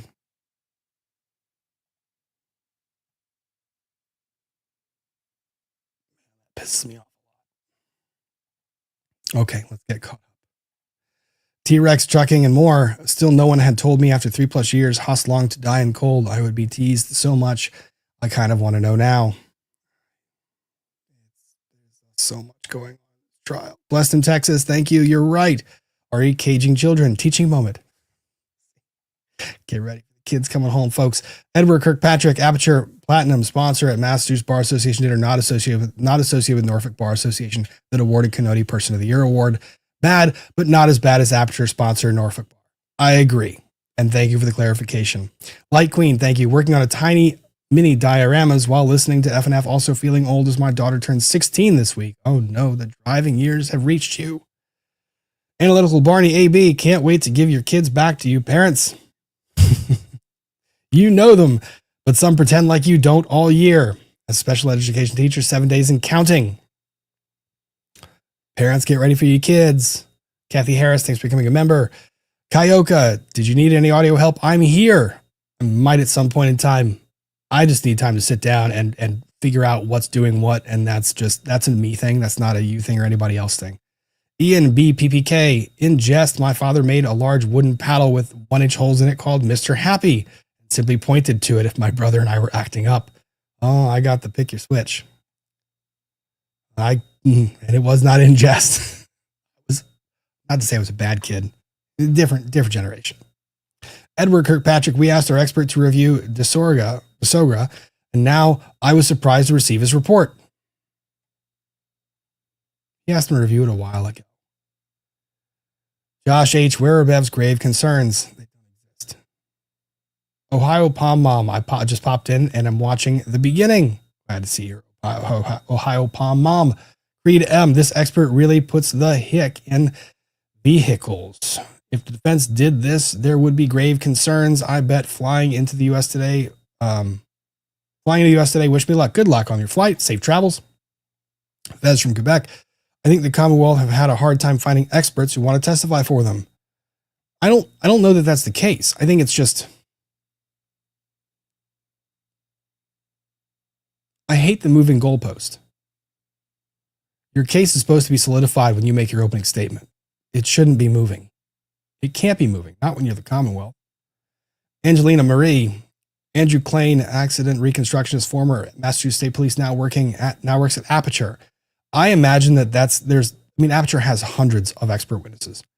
And I imagine that there's any number of overlaps, and I'm not going to read into something nefarious that I don't really think does play in here. I just think this was an expert who, I mean, you want to talk about throwing your expert under the bus? I mean, this is a Mack truck running down the street, and Hank Brennan was just whoop, shoved him right in front of it.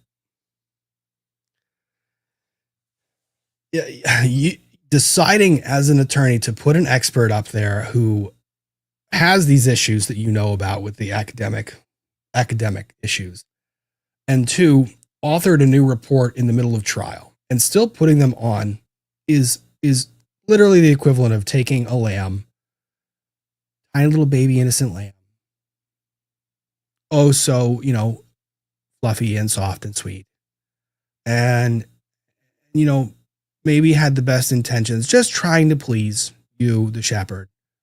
You're taking that little baby lamb, you see a big pack of coyotes, and you're like,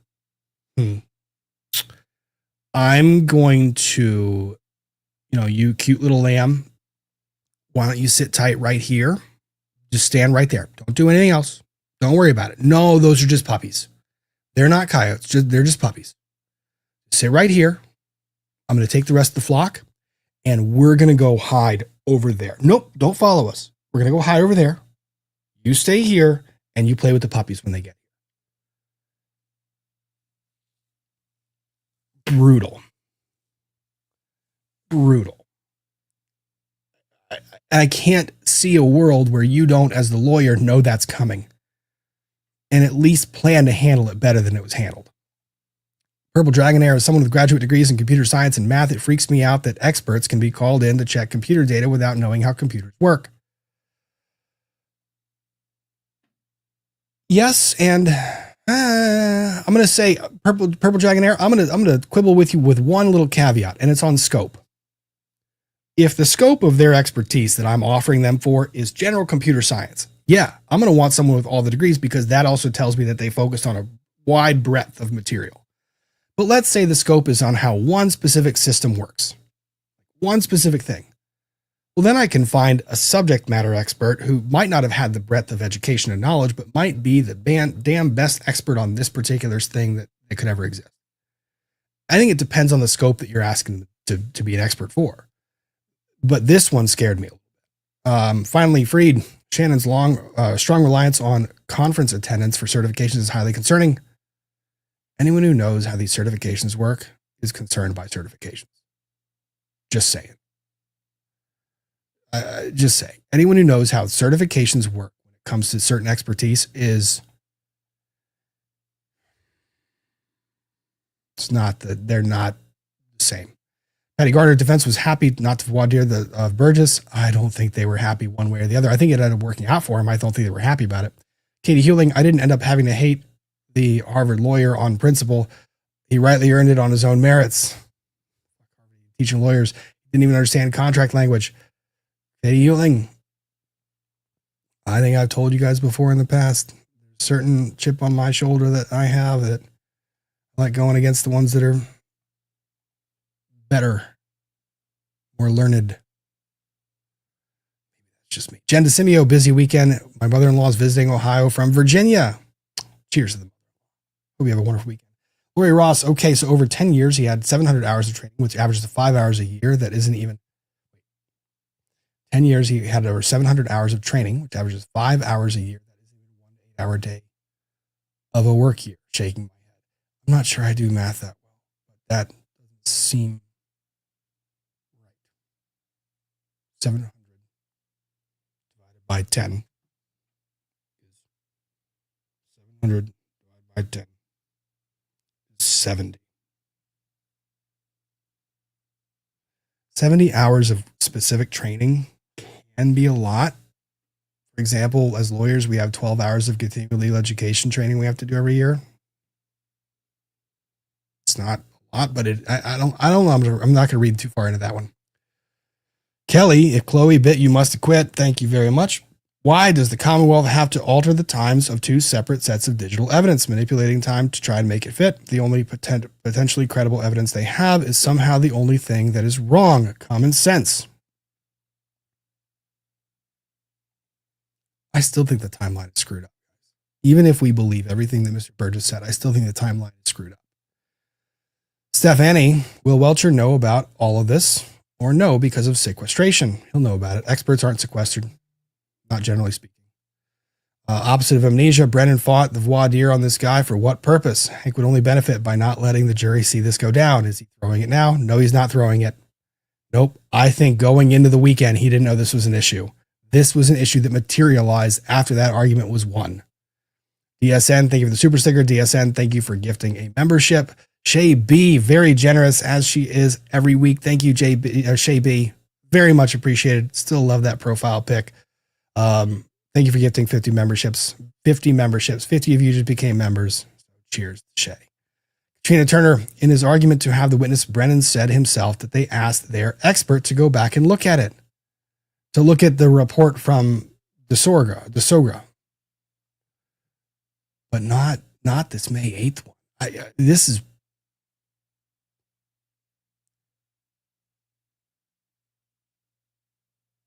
to go back and look at it. But the report coming in the way it did, and to say that it wasn't a surprise that you just got the opinion that it was just formed at the nth hour. I mean, to form an expert opinion at the beginning, after trial has commenced, after opening statements, after the opportunity to cross-examine witnesses existed.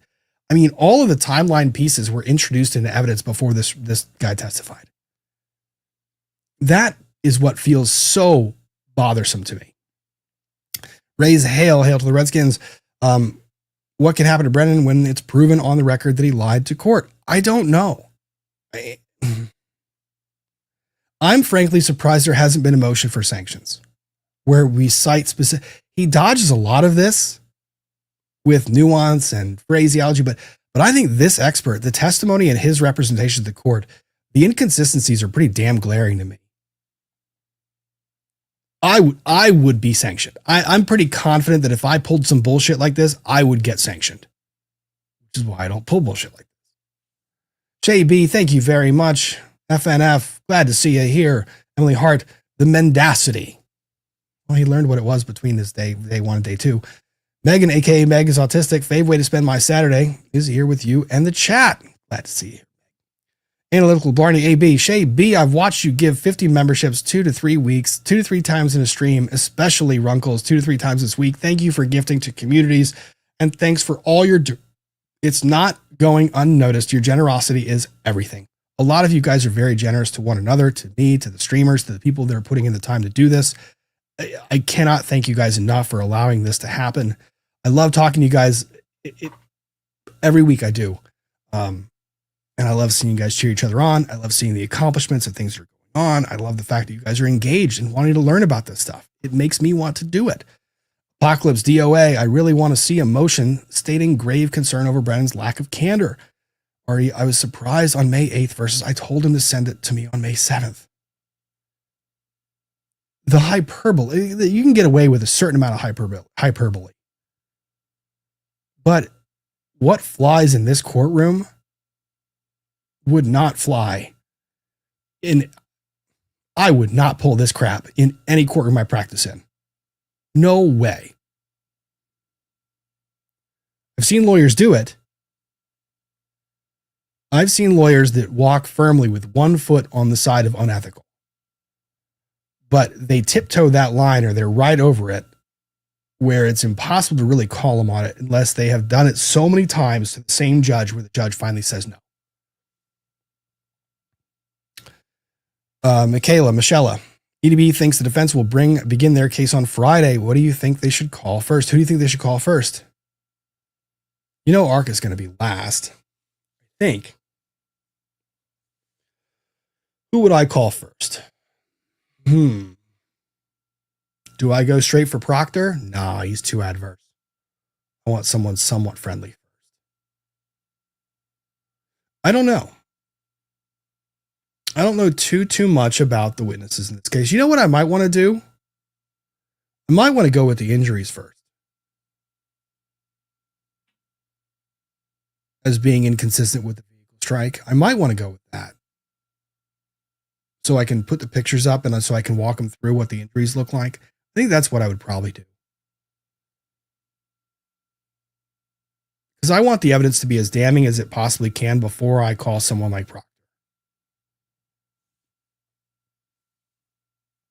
though, with Alan Jackson's, I don't know. I think that's where I would start, though. Oksana Luck, Rob, do you think Karen should testify? No, absolutely not. Specifically because of the clips Hank introduced? No. Hank Brennan has 5 or 6 different transcripts from every one of those interviews. Never, ever, ever open yourself up to the ability of a attorney to cross-examine you. No way. Not when you have prior statements on the record. That would be a terrible idea. Chris MI6, the other day in Runkle's chat, someone mistakenly claimed jurors are not robots. Please correct this misconception. Jurors are robots. This is the robot jury that's up there. They're all hanging out back there. Actually, I could probably do this. Here, do this one. I think this plug still works. The court has said our favorite thing.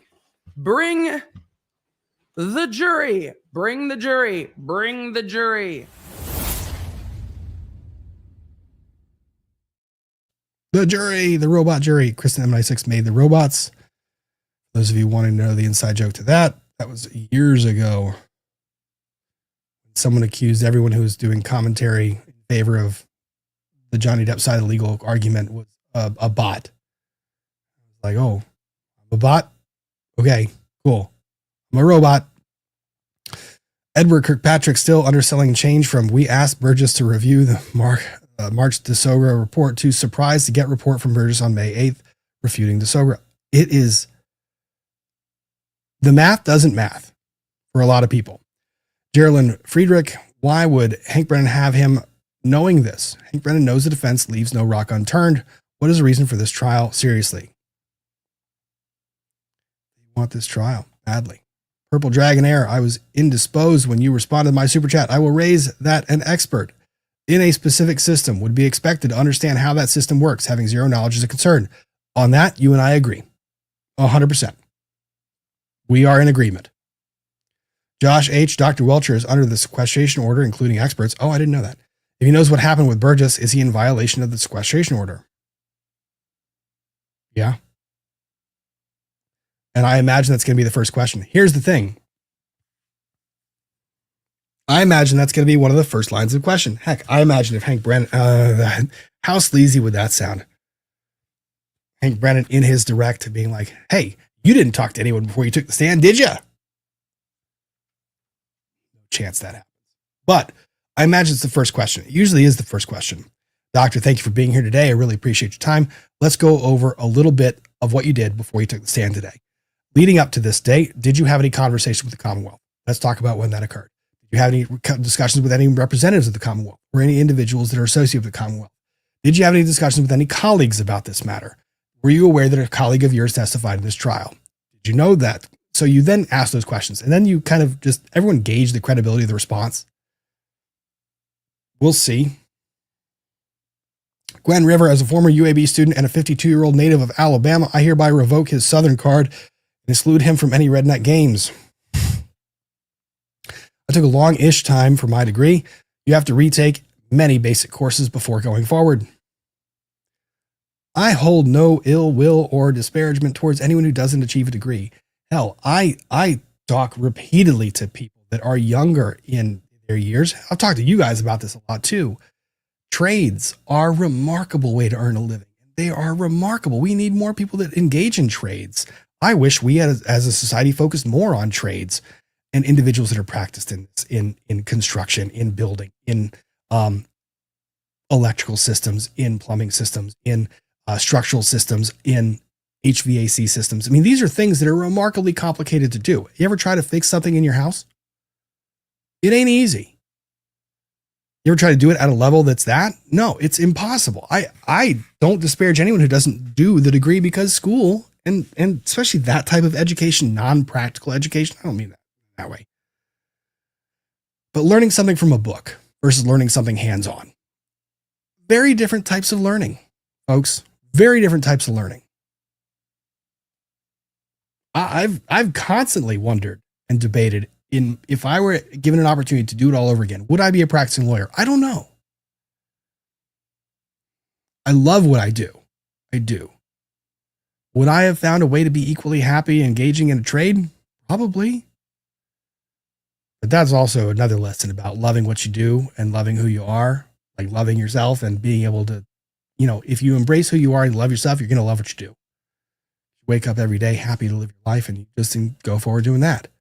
Steve A, you know, if Jackson pulled what Brennan has, Aunt Bev would have sanctioned him. Yep.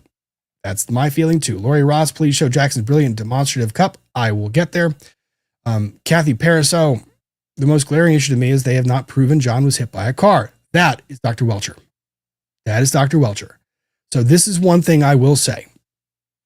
We have made comments about the Commonwealth not getting to that beyond reasonable doubt. You know who could seal that deal? Dr. Welcher. If Dr. Welcher's presentation is comprehensive, understandable, digestible, makes sense, and is coherent, and if it is offered with the appropriate demonstrative assistance, demonstrative aids, reconstruction videos, then it can push that over the edge to beyond a reasonable doubt. Don't ever count the chickens before they hatch. That's the phrase, right?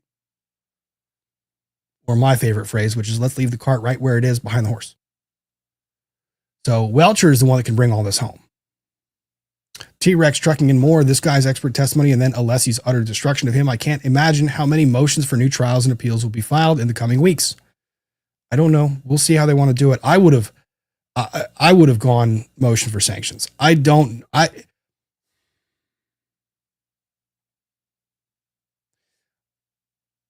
Early in my career, I litigated in a fashion where I didn't throw every punch I had. And I practiced in a way of where I trusted. Right? I put a lot of faith on the system to get it right all the time. And the more that I've litigated, the more that I'd probably say the last 5 or 6 years. I've been doing this for 16 years. The last 5 or 6 years, I still have the opinion that the system will do it right, but sometimes in certain cases, my opinion is the system will do it right, but you got to give it every opportunity to make the right call.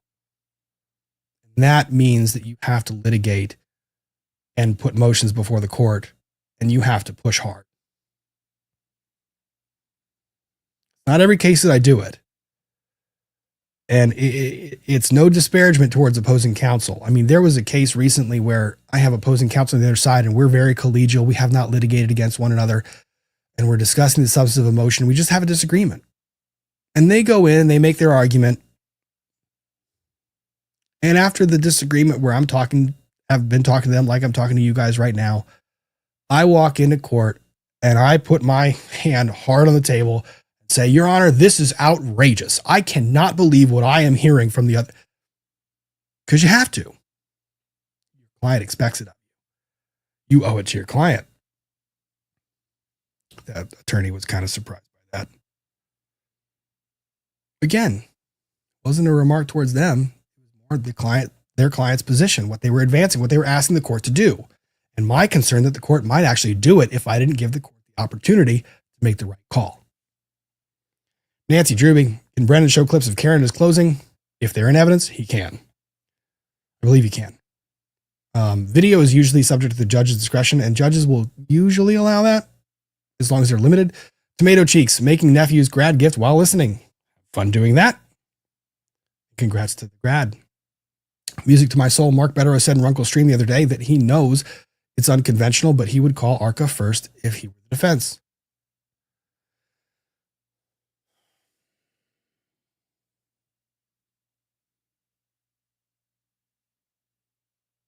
I don't know. That is a big gamble. It's a really big gamble. Although it might put Hank Brennan on his heels, because Hank Brennan is going to be thinking that he's got some time to prepare for that cross. Puts the information in front of the jury immediately. Maybe with the case turning over to the defense, you can get favorable rulings at the outset before the judge kind of starts to settle down. I don't hate it. I don't know that I would do it. You guys have to realize it's a big risk. Like, to lead with that as your first witness, who are you going to call last then? Proctor? God, imagine that being the last thing the jury heard. I don't know. I'll have to think about that more. I don't hate the idea.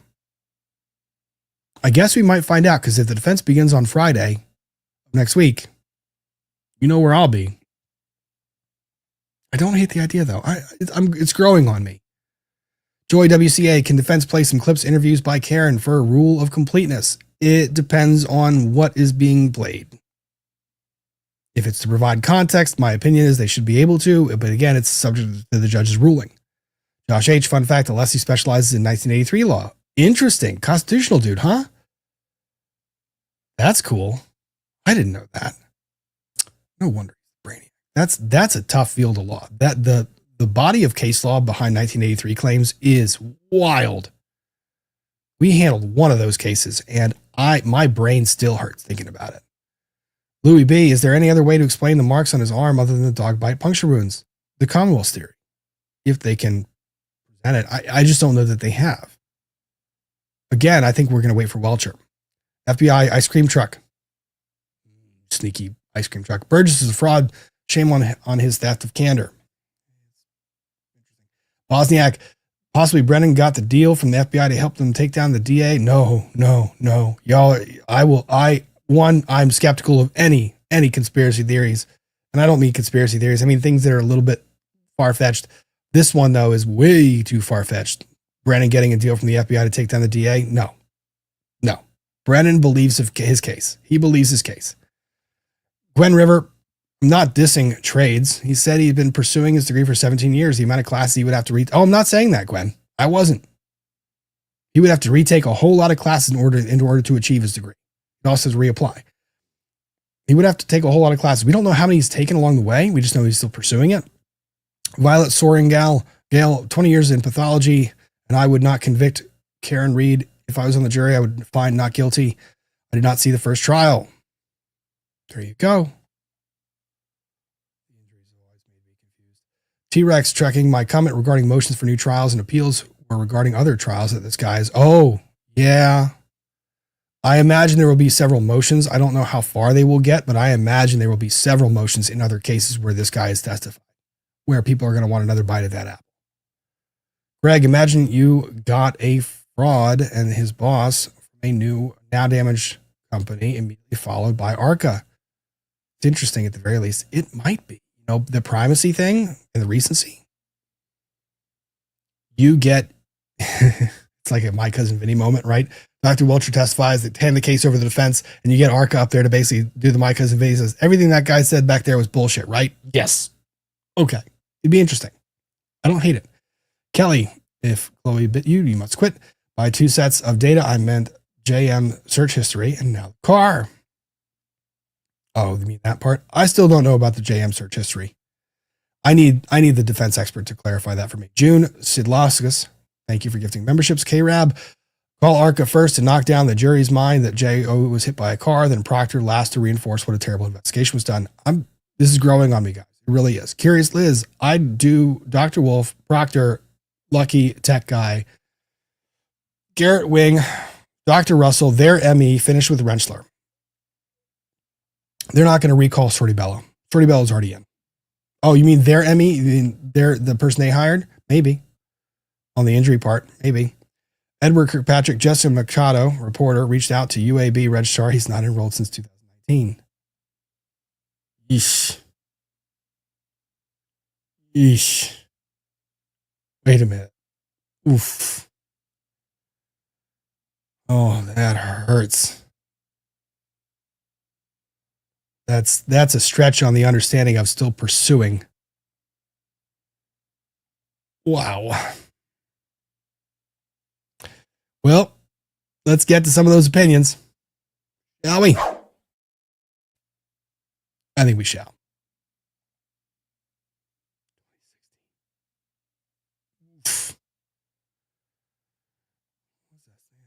Little me, big me. Little me, big me. Little me, big me. Medium me. No, not that one. No.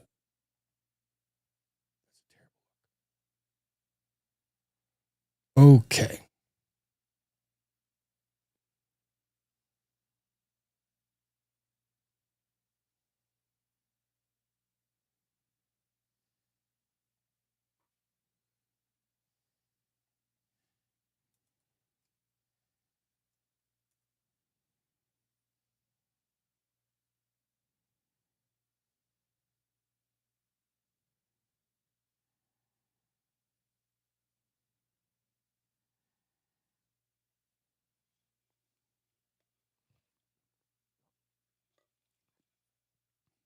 Oh, dang it. Hang on. Wrong place. No, I wanted the 3-point turn.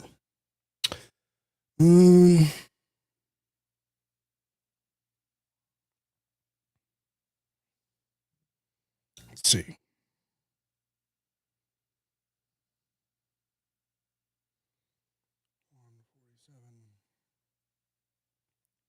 I wanted to understand from the very beginning. Very beginning-ish.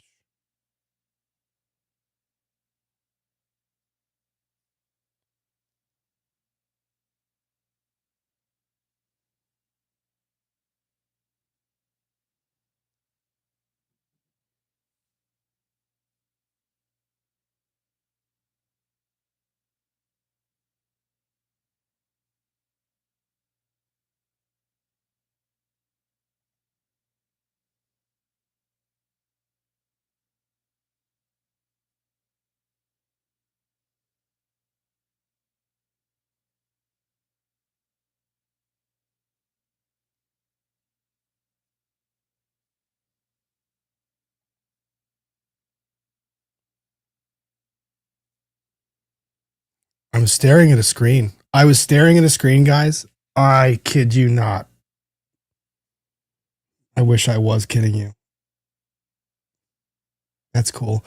I was staring at this screen, not this screen. This screen was playing audio. This screen was not.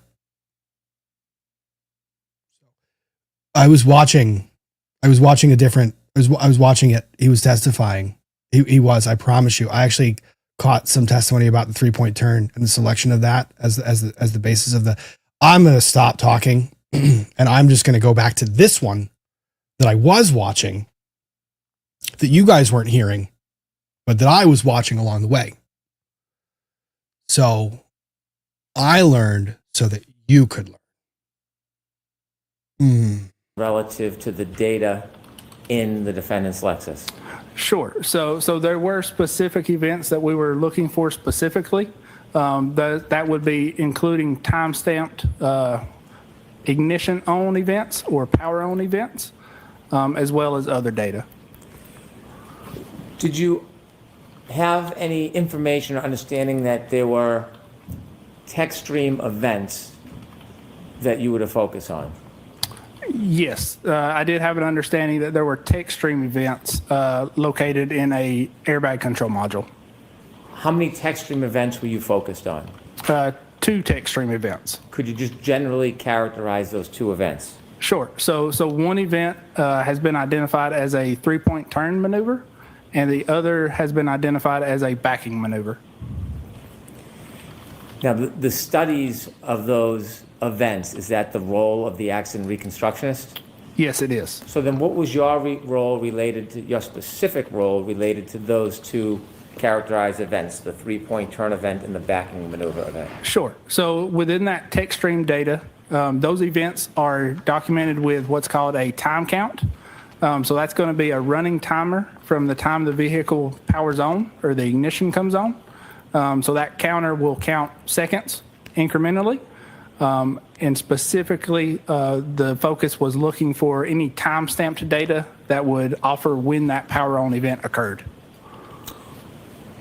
Did you put together a PowerPoint presentation regarding your assessment of some of this case? Yes, I did. Okay. Sorry for the bad pause. There we go. That's a better pause. So understanding where we are, first of all, gotta highlight this. Because it was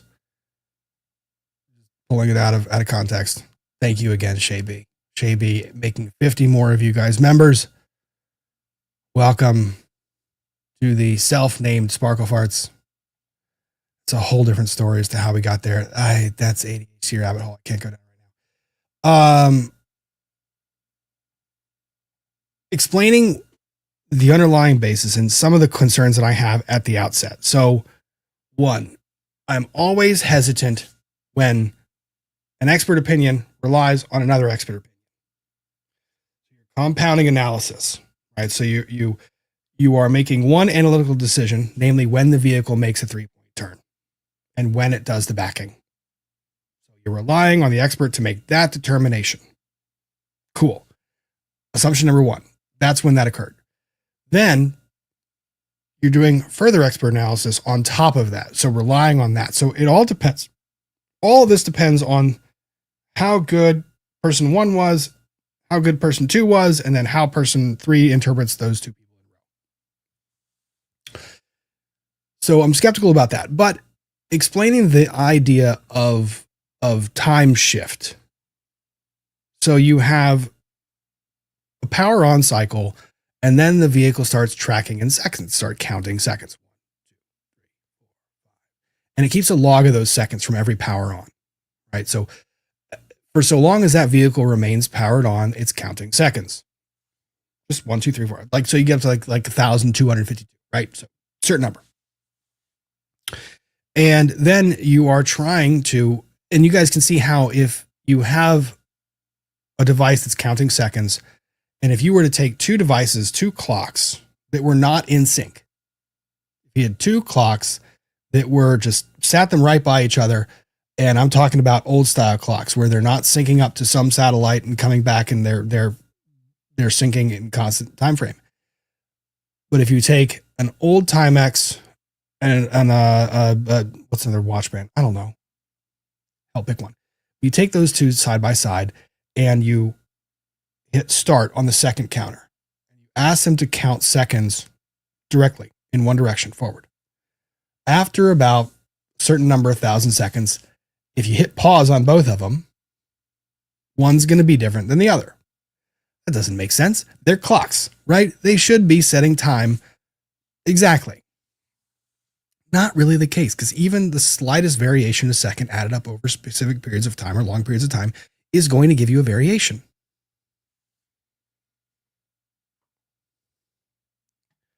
Amber. If they aren't in sync, then they must be backstreet.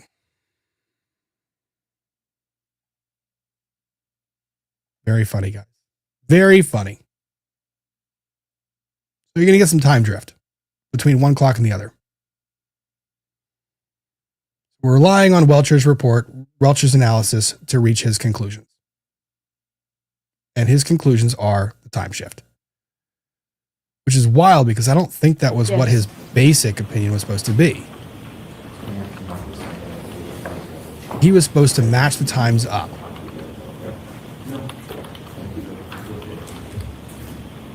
Handing you a package, you recognize that?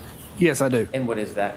That is my PowerPoint presentation that I prepared. Just turn a few pages so Sure. you can look and see if that accurately reflects the presentation you put together. Yes, that's the it appears presentation so. I put And together. does this reflect some of your study of this case? It does reflect some of the study in this case. Is it an entire comprehensive study of everything that you learned, or is it an overview? No, it is an overview. For course permission, I would mark this for identification. I intend to use this, the course permission, as a chalk. Okay, so we'll mark it for identification. I've never used chalks. I've used demonstratives. But that's what I understand to be demonstrative of his testimony. Okay, so impact vehicle testing, navigation system software. There we go. On how we're still on the chip off part. Chip version, exemplar vehicle, different parameters. Function, and I believe there's a section for the CD or disk version. So what we're looking at is we're looking at the software versions that are running on the exemplar. We're comparing that to the software versions that are running on the subject, and those match. So we would expect to see the user data to be stored in the same way. Is it common that an exemplar vehicle will match the focus vehicle exactly like this? Yeah, so, I wouldn't say it's common or uncommon. I have seen it in the past. A lot of times with your newer vehicles, you'll probably notice some of them tend to update more often than others. For this one, it looks like the Lexus doesn't update quite as often. So we are able to see that the software versions are the same. If we could take that down, please. And if you could remind us before we go into your findings in that SD card that was left behind. What was the most important thing you were looking for as far as data on that SD card? Sure. So the most important thing we're looking for is time-stamped data, specifically related to power on or ignition on events. If you were to find timestamp data for power on, power off ignition events, how would you use that? What would you use that in unison or comparison with the information that you already had? Sure. So we would use that in comparison with provided surveillance videos to compare and see how accurate those timestamps are and how consistent they are, specifically on the night of January or the morning of January 29th.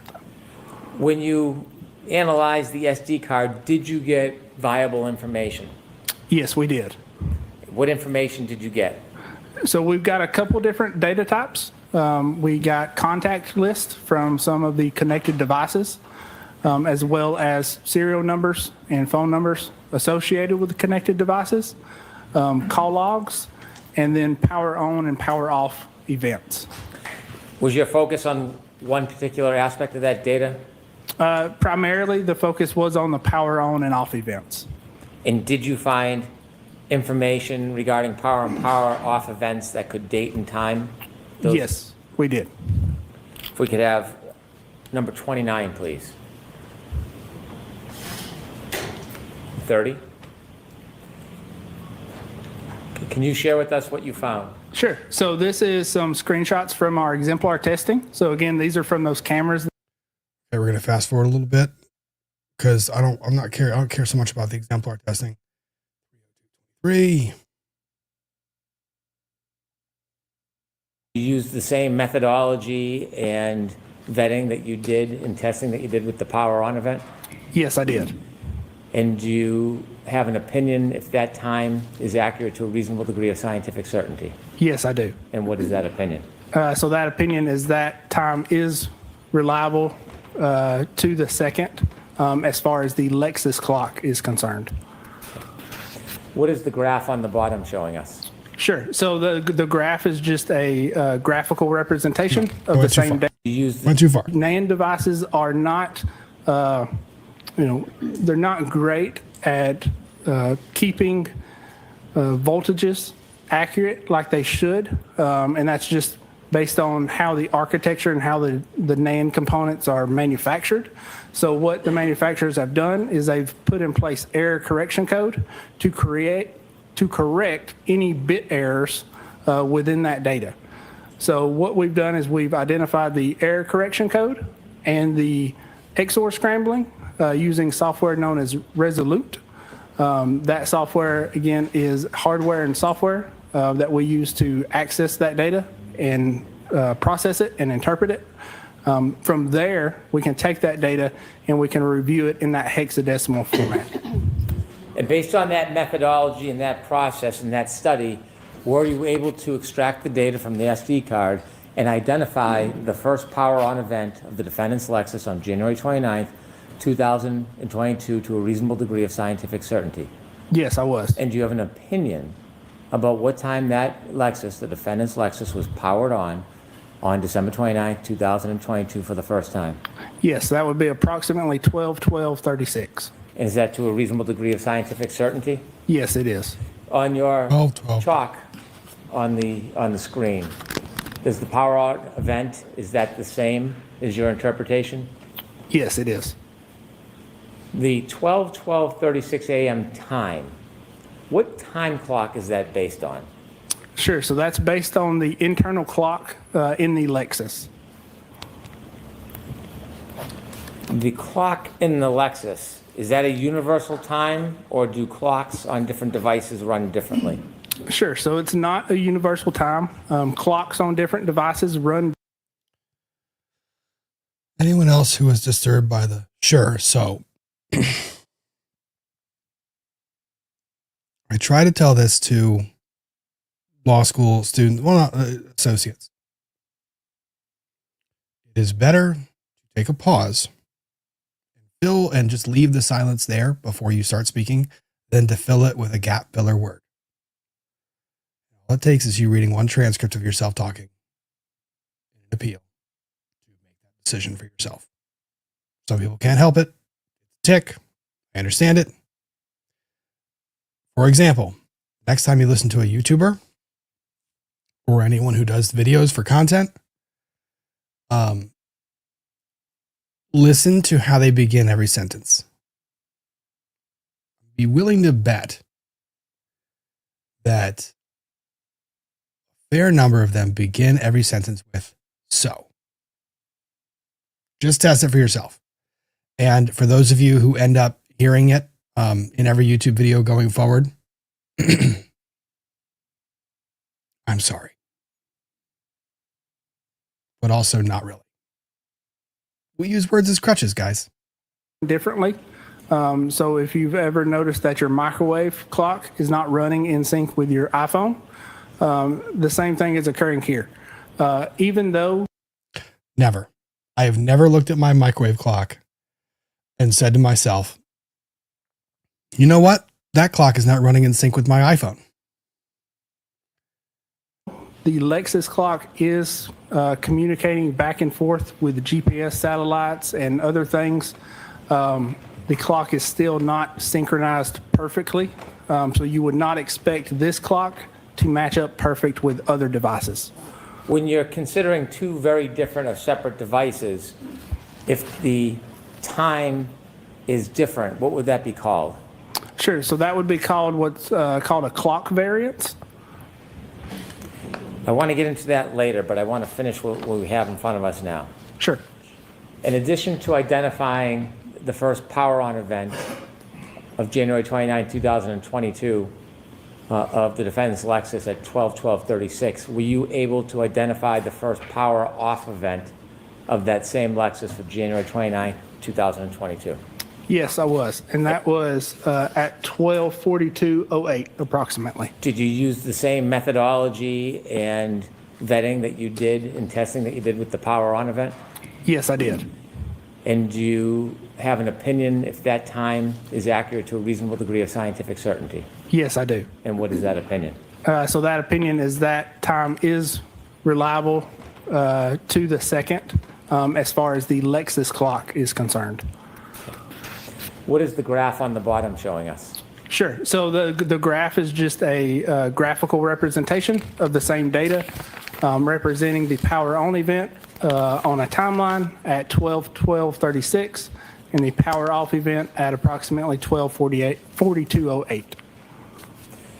When you're looking at times, power-on and power-off events to date and time it, are you obtaining that information independent of other outside information? Yes, I am. Is the data simply the data, or does something affect it? Sure. So no, the data is simply the data. So when we get the data, we can't. If the data is simply the data, then why did your analysis change? This is what drives me nuts. If the data is simply the data, then why did the opinion shift? I don't understand that part. 325. This is the explanation of why he chose a 3-point turn. Which iPhone data and the location data in reference to that clock, and then looked at the same 3-point turn event as it was recorded from the text stream and the Lexus clock. There was a claim of if you've got two cameras that are recording you jumping up and down, you would take your motion of jumping up and down, or your event of jumping up and down, and you would use that event to sync the clocks of those two cameras. So essentially, we're doing the same thing. That's a terrible example. That's a horrible example. Because how do you sync the jumping up and down?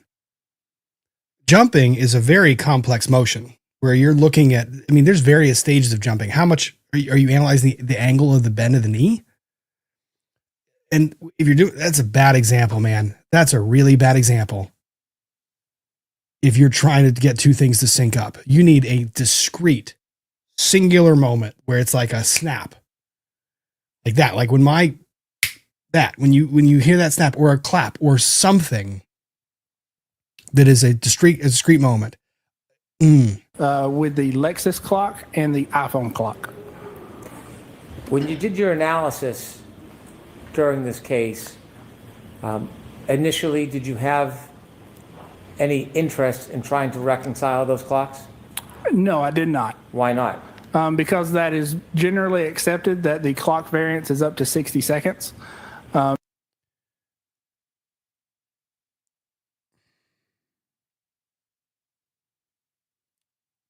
Bullshit. Absolute. I'm going to play that question again. What the hell? This was the prep that you had for your little lamb? Case, initially, did you have any interest in trying to reconcile those clocks? Oh, little lamb.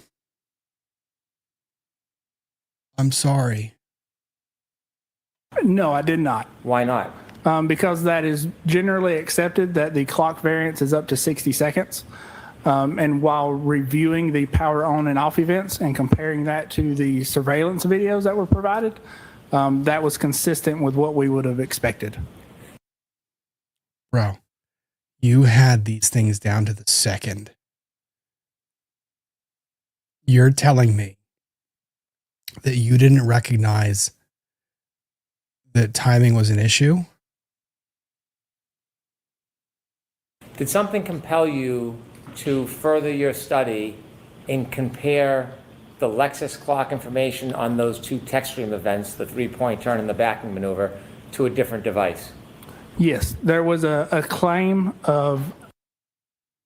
Oh, so it was the claim that compelled you. It wasn't me asking. Oh, got it. I get it now. attempting I to understand synchronize it. those two clocks that I believed was potentially misleading. So based on reviewing that information and coming to that conclusion, did you on your own do any further study about the difference in clocks and attempt to synchronize them? Are you fucking kidding me? Oh, little lamb. Oh, you little lamb. Fluffy, innocent little lamb. This is Hank Brennan seeing the coyotes.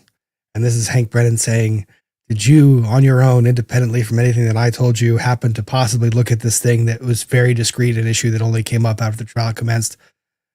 Did you do that on your own?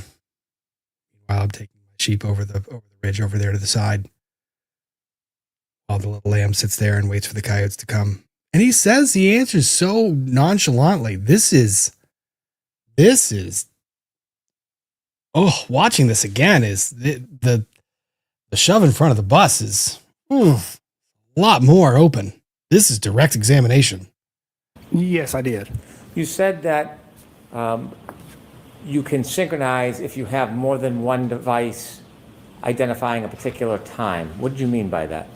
Sure. So if we've got two devices that are recording a similar event, so let's say, for instance, a 3-point turn, if that is recorded with an iPhone, with the iPhone's clock, we can compare that event to the time that that event occurs and is recorded by the Lexus.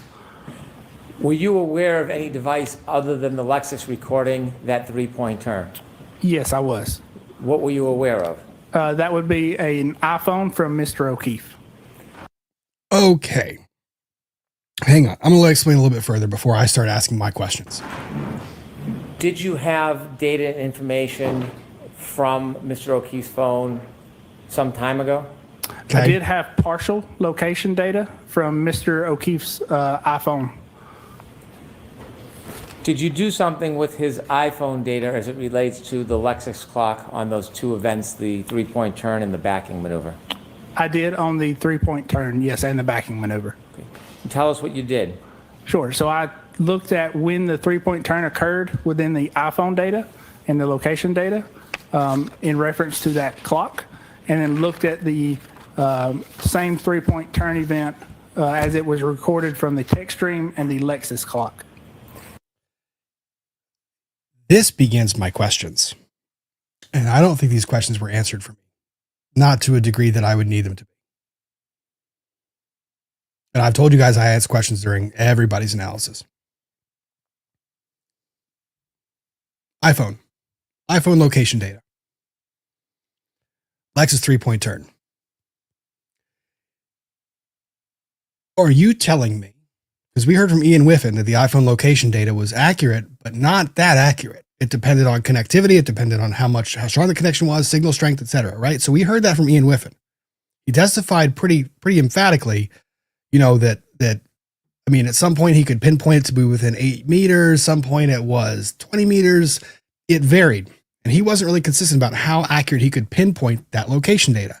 So now you're going to tell me that there's that variance, which is where that location data tells you that I am. And what I imagine is not a near constant feed. I mean, is the location data uploading? I mean, how many times that location data syncing with the cloud, or syncing in some fashion where I can see the location data changing? Because if you're telling me that my phone is pinging with GPS on a second by second basis, I have a very difficult time believing. Which is why I think that there are jumps. Like if you ever watch someone traveling on a GPS, right, that you see the jump. Like they're not big jumps, but they're jumps. And it's based on when the phone is updating that information, right? The location data. For example, if I were to take my iPhone and sprint, or give it to Tyreek Hill. I'm going to give it to Tyreek Hill, one of the fastest runners in the country. And I'm going to give it to Tyreek Hill. I'm going to say, Tyreek, go and run to the end of the 100-yard line. Just run there. And then as fast as you can, I want you to put your foot in the ground and run back. And let's tell him, I want to tell Tyreek Hill that I want him to run to the 20-yard line, turn and come back to me. Do we think that his iPhone location data will show him reaching the 20-yard line with how fast he's traveling? Is it going to get there? Or is it going to get close? And how close? And doesn't that throw a variable into the equation in how you're computing this stuff? So you're telling me that the Lexus, now I can believe that the Lexus has a system that reports when the vehicle is shifted into reverse. So for that, I'm pretty sure that you can probably get that pretty close down to the second. But when you're telling me that you're trying to sync that to iPhone location data, I'm now viewing that there's a massive variable in your calculation. And I don't think that shearing off a second here and there makes, I mean, you're creating a pretty significant variance.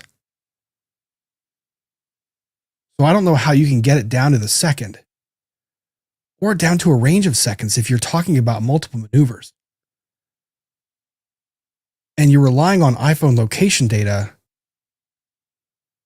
which is now syncing. And this is a problem.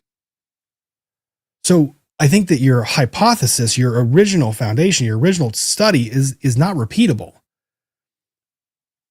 At some point, did you have enough data to make that full analysis? Yes, I did.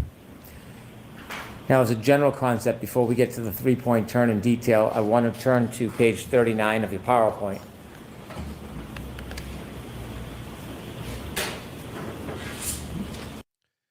Okay, the acceleration data. So you're talking about the health data, the accelerometer in the phone that's tracking the acceleration.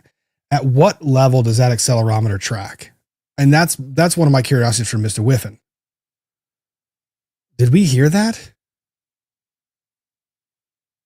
At what level of acceleration does that iPhone start tracking that information? And then how does it record it as a step versus movement? I don't, reconciling these two groups of data seems to me to be far more complex with a lot more variables than is being testified to right now. And I have a question about that. Okay, I'll agree with you. It tracks very accurately. So are they tracking the slowing?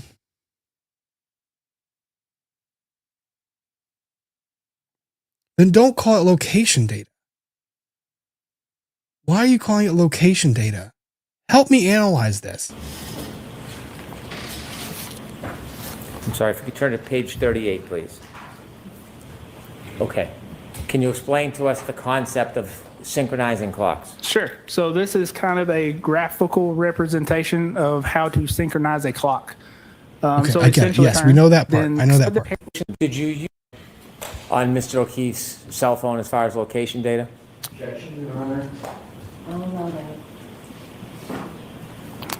Yes, I did. In reference to location data, Mr. O'Keefe's iPhone is recording timestamps, GPS position, speed, and heading. So heading is going to be the direction that the iPhone is facing. Was there any particular application that you were aware of that he was using? Yes, as far as I'm aware, he was using the Waze app for navigation. Could we have number 39, please? Could you tell us what this shows, Mr. Burgess? Sure. So specifically what we're looking at within the location data is a 2-minute window. So that 2-minute window we see here graphically plotted on a map. And we see, it's hard to tell, but you can see a white dot, which is the center of a radius for a GPS position. The orange circles.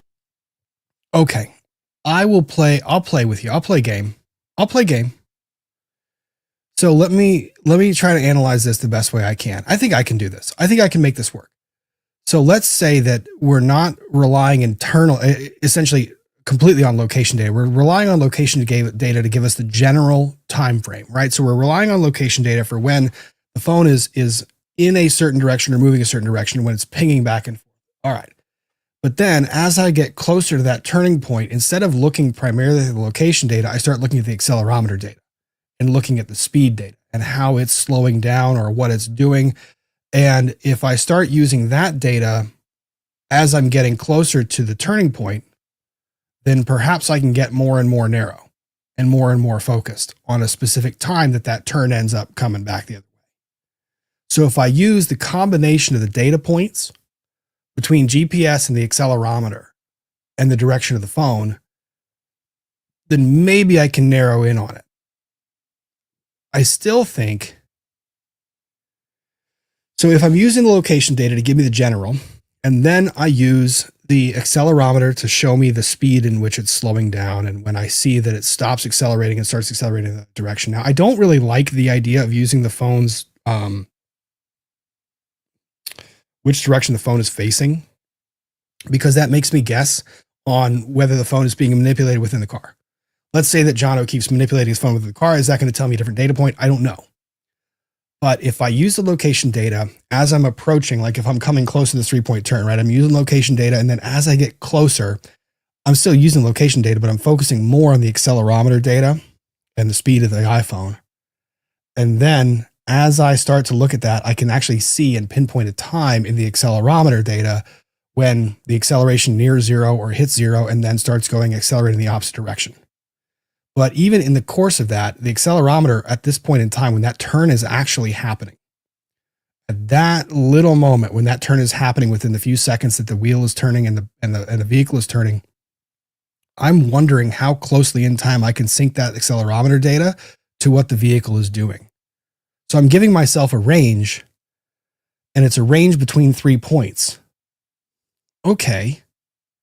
All right. I'm following. I understand how you can get that somewhat narrowed. I get it. That makes sense to me.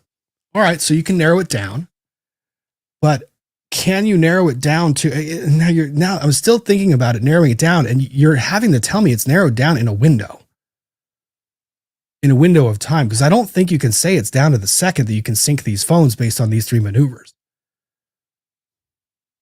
And if you do tell me you can sync it down to the second, okay. I don't think this was explained that well, right? Is there a better way of explaining this than what he offered? At least in how to choose what data you're looking at a given point. Huh.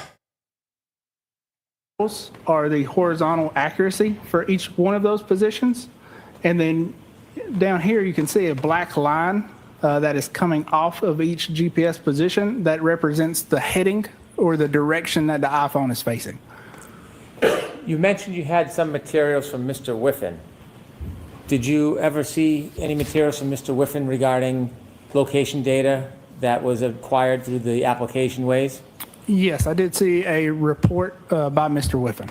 Did you rely on his report, or did you independently, on your own, test the location information? Sure. So I independently, on my own, looked at Yo. the location Yo, come on. Okay. data from Mr. O'Keefe's phone. I'm sorry with the yo. It's Diagram immature that and we see juvenile, but with all come on. the points on it, is this developed from your own independent view and review of Mr. O'Keefe's location Could you data? lead It is. any more? To the top left is a round circle. What does that indicate? Sure. So top left. So yeah. So that's going to be, again, the GPS coordinate beginning for this 2-minute interval that we're looking at. The orange circle is going to be the horizontal accuracy for that GPS point. And then bring us down and up to the left. There seems to be a bigger circle on the top. Sure. So as we come down, believe what is Cedar Crest and go up Cedar Crest, we have a position where He does start narrowing it down. leading north. So he goes from the red data, the red dots, which is the geolocation. Then he starts to shift to the heading changes. 3-point turn. To this point, and the points leading south. Those are going to be those 0 mile per hour indications. So what we're looking at is the heading change and that speed change, which occurs at 12:23:59. And you can see the heading change from the black arrow leading off of the center radius of the GPS position.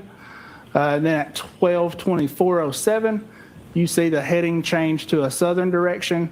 And then the other GPS points are consistent with the vehicle moving southbound on Cedar Crest. So the claim that you analyzed, did that actually compel you to analyze and identify a more accurate variance than you originally had? It did. And do you have an opinion to a reasonable degree of scientific certainty what the variance is between the clock on the defendant's Lexus on January 29, 2022 and Mr. O'Keefe's cell phone on January 29, 2022? Yes, I do. And to a reasonable degree of scientific certainty, what is that variance? Objection, Your Honor. Sustained. Need a little more, Mr. Brennan. Gotta keep going. After you studied timestamp 154, what did that help you do? What did you learn from that? Sure. So after studying timestamp GPS point 154 and these further GPS positions, we're able to identify the approximate, time that the 3-point turn occurred according to Mr. O'Keefe's iPhone data. So now we've got that event of when that 3-point turn occurred. Now we can compare that to the 3-point turn from the tech stream data and that running clock. Again, what we're doing is taking the power on event at 12:12:36 and adding the time count from the tech stream data to come up with the time of 12:23:38 in the tech stream data. So the tech stream data indicates a 3-point turn ended or a trigger event, a tech stream event ended at approximately 12:23:38. The iPhone indicates that a 3-point turn occurred between 12:23:59 and 12:24:07. So since we've got that shared event between the two devices, we can reconcile any type of clock variance. So adjusting the Lexus clock to the iPhone clock, we can calculate that clock variance. Is this a methodology that is commonly used in your practice? It is. Is it commonly used in the scientific community which you're part of? It is. Are there scholarly This is papers wild to me. about this type of methodology in comparison of synchronizing clocks? There are. One of the papers you wrote, did that have anything to do with? So, Maddie, I see in the chat, and I started your comment, or one of your comments here. Actually, Rob, you can pinpoint the time exactly using the way you said, because 3-point turn involves putting the car into reverse. So what you could do is use the speed of the phone and until it reverses. I'm following you there. I am. I really am. I'm also I'm also accounting for the fact that there's going to be some, for example, I just picked up my phone, right? I just picked up my phone. I know that the phone registered that it picked up, but is it down to at what point in time, at what second, what level of acceleration did the phone register the acceleration? How did it report it? So there has to be some wiggle room there. So you can't tell me that something's exact. You have to give me a range between how many seconds and how many seconds.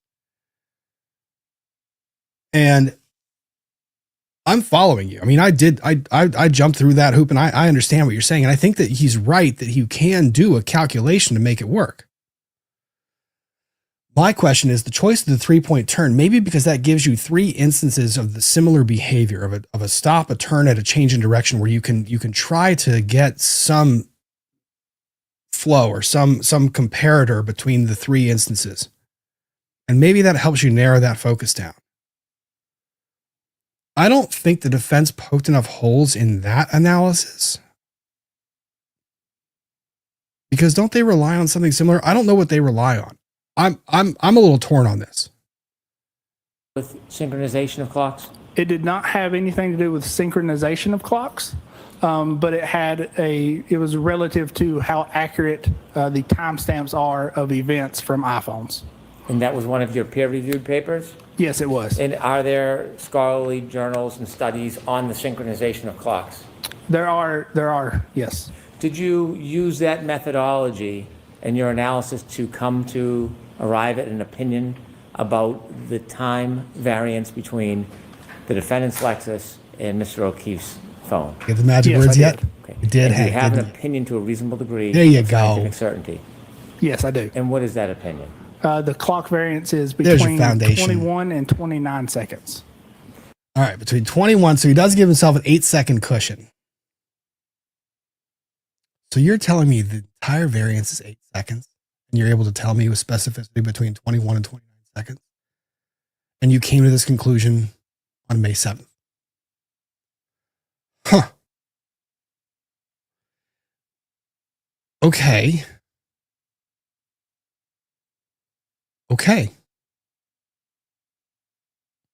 All right. Let's take your word for it. Well, not really. Something about this method doesn't feel right to me. It really doesn't. I don't understand why. It seems like there's too many variables. There's too much happening. And I don't know enough about how the iPhone tracks with the accelerometer to be able to use this with any scientific reliability. I don't, and I wish I did. I'm going to be, so here's the thing right now, as far as the explanation for the science and for the math and for the numbers, I kind of have to take what he has said at face value a little bit with my own questions in mind. I have questions that he doesn't answer, and I'm going to wait for the defense to answer them. And I don't know that I'm going to get that answer. And I'm with you guys. I don't think it's a terrible method when I look at it, because you actually have 3 events that you're using. When I first looked at this thought process, let me tell you where my head was.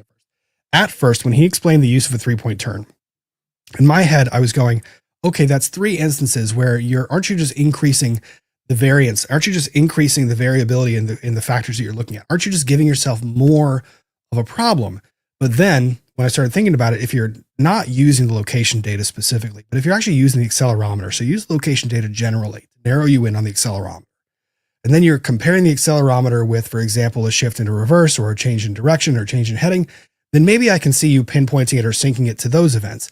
But I need to know more about the iPhone data. This is the other thing I have about experts. One of the problems I have about experts is when I have experts that rely on experts, I have to trust every one of them and all of their analysis, because any error made by one of them compounds the error at the later state. So let's say hypothetically, Ian Whiffen was wrong in his analysis of the accelerometer settings or the accelerometer data. If he's wrong by even a minuscule amount, then this becomes analysis that relies on that understanding, then that takes that minuscule amount and it expands it, it makes it broader. And then I have to account for I don't know whether there's frequency. There's an issue with the location data or the time shift, or whether they've accurately calculated the number of seconds without any drift. And then why am I not relying on the phone calls to sync it up? Why is this more reliable than the other methodology? I don't understand. And I don't know that they did a really good job of clearing that up for me. This is going to rely a whole hell of a lot on summation.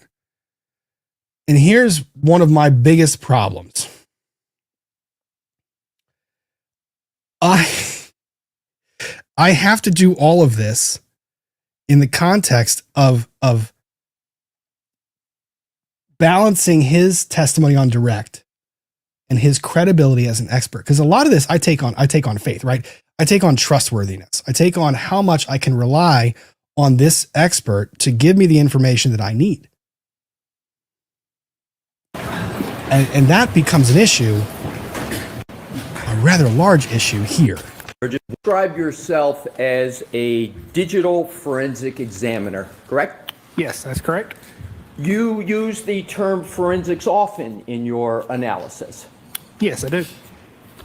And would you agree that generally the accepted definition of forensics is something that relates to, that's used in, and is suitable for a court of law? Yes, I would. And so when you're working in forensics, even in your office, you understand that eventually it's very likely that whatever work you're working on is going to end up or could end up in a court of law, correct? Correct. And you mentioned in your direct examination the scientific method, right? Correct. And I was pleased to hear mention of the scientific method.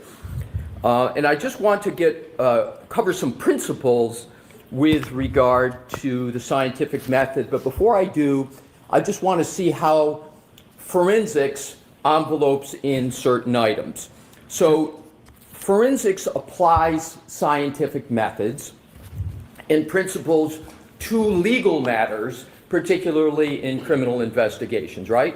Correct. It's a fair statement. Yes. Thank you. And forensics are used to help lawyers in their preparation, correct? Bro, this man's breathing rate just increased by 10-fold.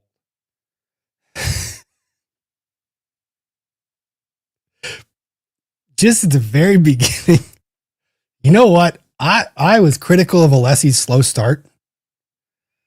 I always think that Alessi starts really slow and that he kind of builds up. There's too much build up for my taste. I kind of like the jab, but we're going to rewind a little bit because he starts slow, but there's a whole lot of discomfort expressed by this individual right here. And if you can see it, it's not so much the face flushing. Just take a look at the posture changing. Legal Ready? envelopes in certain items. So forensics applies scientific methods and principles to legal matters, particularly in criminal investigations, right? Correct. It's a fair statement. Yes. Thank you. And forensics are used to help lawyers in their preparation, correct? Yes, that'd be correct. And it's used to help judges in courts of law? Yes, that is correct. And it's also used to help juries and jurors to understand the results of scientific tests, correct? Correct. So you know, and you have to presume that as you are performing your analysis, as I stated earlier, that this information is going to end up in a court of law. Correct. And then does that heighten sort of the analysis that you need to do in the sharpness and the accuracy, given that it's going to end up in that form? It can, depending on context. And is the primary goal of forensic science to uncover the truth and to provide objective evidence that can be presented in a court? Yes, it is.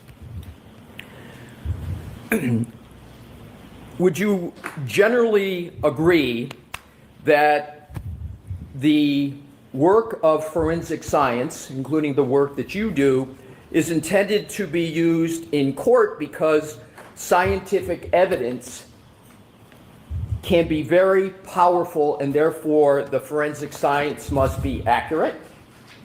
Correct. It must be methodical. Correct. There must be a method, right? Right.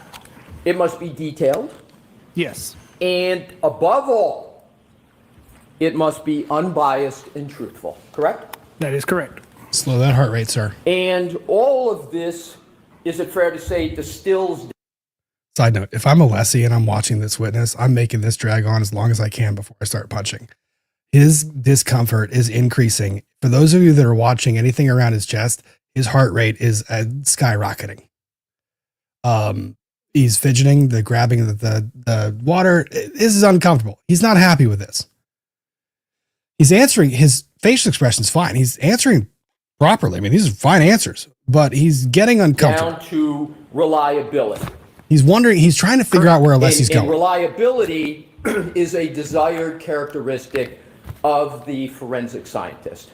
Yes. You want people to be able to rely upon your work. Yes. And credibility and honesty is part of reliability, and it's a fundamental component of that, correct? Yes, that is correct. You've stated that you hold your opinions to a reasonable degree of scientific certainty. You said that several times on direct, correct? Correct. And because the discipline of forensics involves the application of the scientific method, as you stated on direct, you therefore, of course, applied the scientific method throughout your analysis, right? Yes, that's correct. Would you agree with the following statement of the scientific method?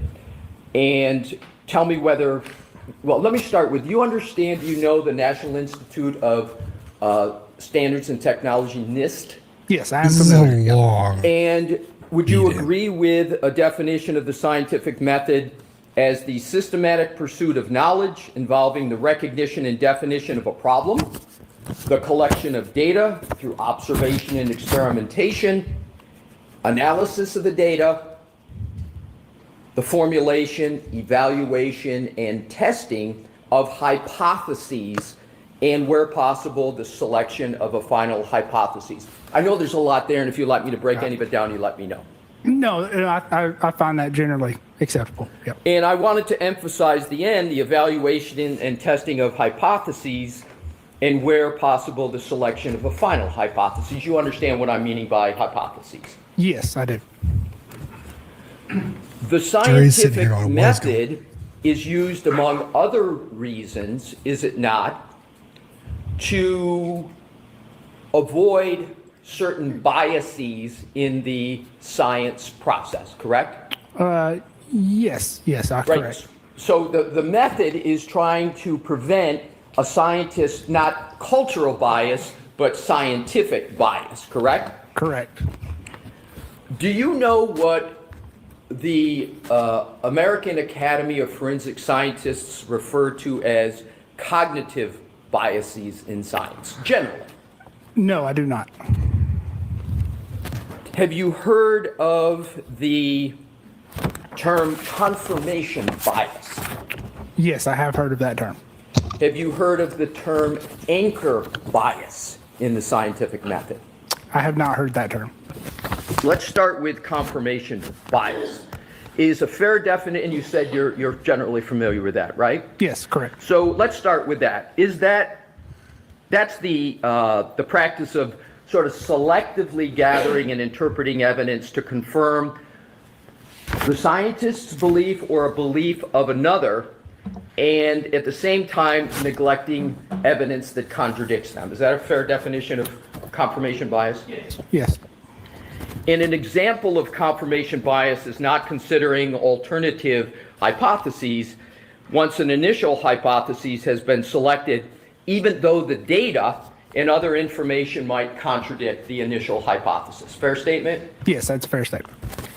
And confirmation bias, although sometimes it occurs, is intellectually and analytically antithetical to, it's opposing of the scientific method, correct? Correct, yes. And it's to be avoided. Right.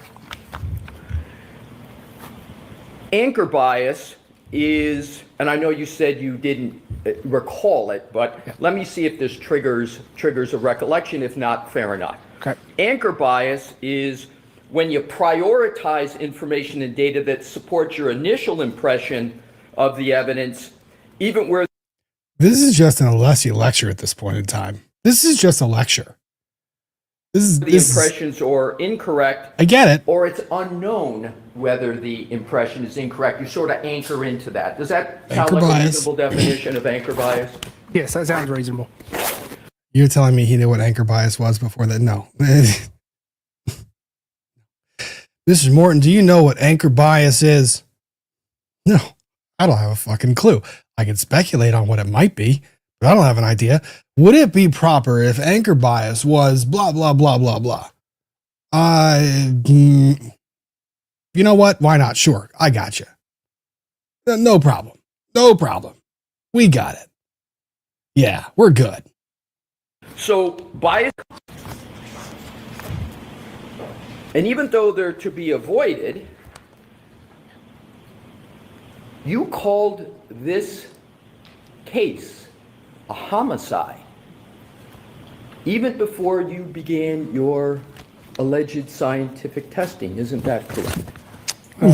I don't recall. Where would I have called it a homicide?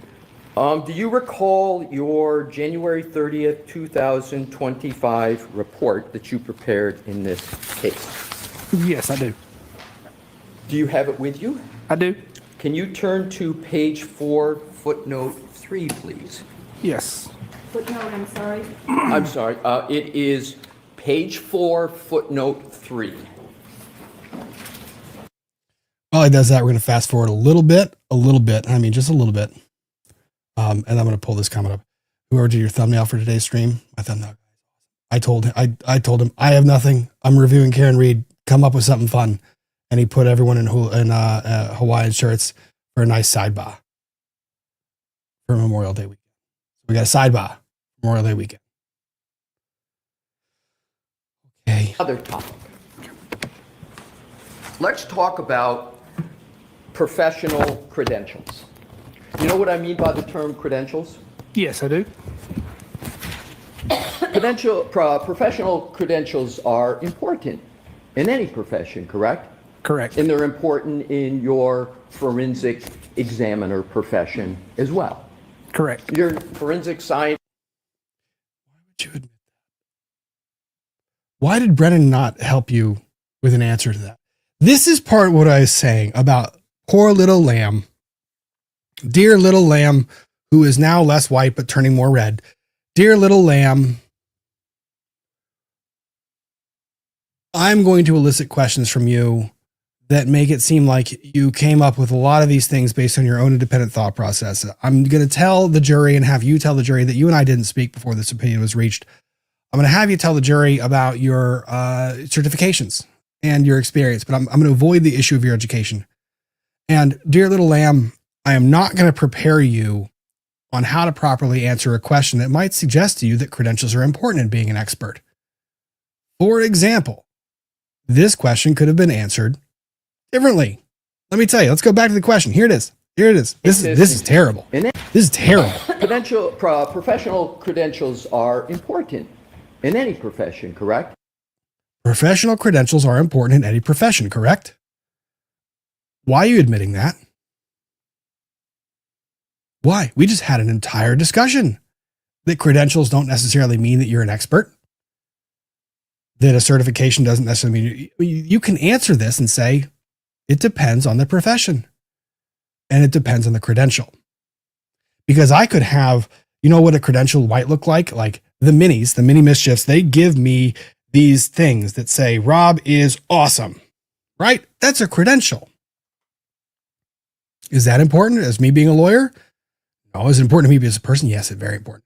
Credentials don't necessarily mean anything, not with an expert, but he admits it. He says yes.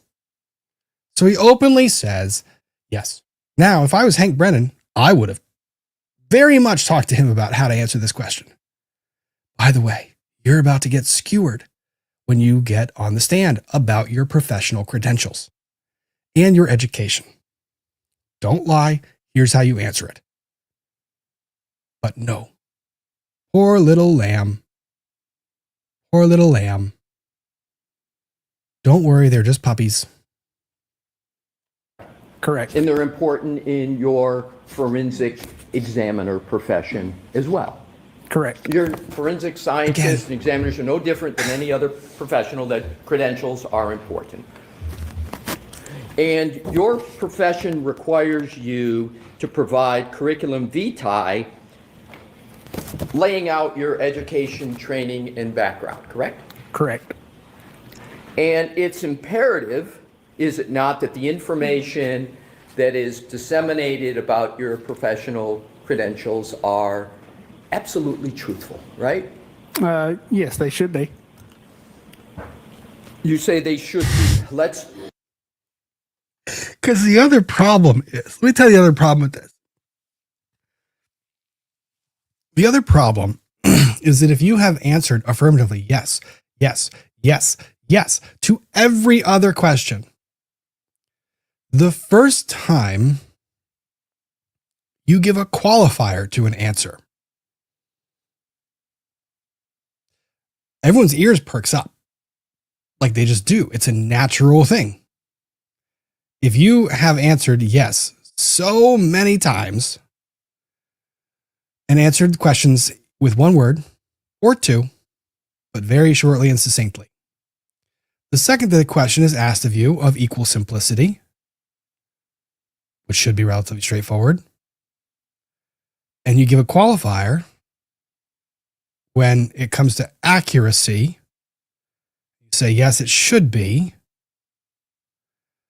Everyone just gets a little bit more interested in what you're about to say. Continue on with that topic. You understand what's meant by the term ethics, right, generally? Yes, yes. Objectionable question, by the way. And simple ethics mandate that one is truthful about their professional credentials, correct? Correct. Generally speaking, you can't go straight in with the argumentative like you're a truthful person, right? I mean, you got to kind of poke a little bit at it. You got to kind of look at his CV before you start accusing him of lying. It was argumentative. I think that Brennan could have objected. I think the objection would have been sustained, to be honest. At least as to that question. Because he kind of jumps in with 2 feet with that. He gets straight to the argumentative question. That's like a Jackson question. Not really a Leslie style to jump in that way, but he does. He just jumps in with 2 feet. And a fundamental credential is what type of college degree you hold, correct? Correct. People rely on those credentials, and the credentials are the foundation of your expert opinions and analyses, correct? They can be, yes. They can be, and they often are. There's your second qualifier, bro. Like that's the second one you did. And it really sucks where you keep putting those in. Again, could have been better prepped to handle that. For example, if you had given qualifiers to every answer that Alessi, like the credential question, right? Let's say we qualified that question. We sound more intelligent. We sound more learned. I'm not going to accept the premise of your question, sir. I'm going to challenge that premise of the question. I'm going to give you an answer as to why it is challengeable. This one is just, why are you giving qualifiers on your credentials are important? Can be. Or accuracy in certain contexts. You just testified at length as to why we should rely on your accuracy. Are, correct? Yes, they can be depending on context. But more often than not, they're important. Yes, again, depending on context. You know that not only your colleagues, but your clients, your firm clients, courts, and juries will rely on your CV and your credentials in order to make determinations about whether you're qualified to testify and your depth of your qualifications, correct? Correct. You provided the Commonwealth, the defense, and the court with your CV in this case, correct? Correct.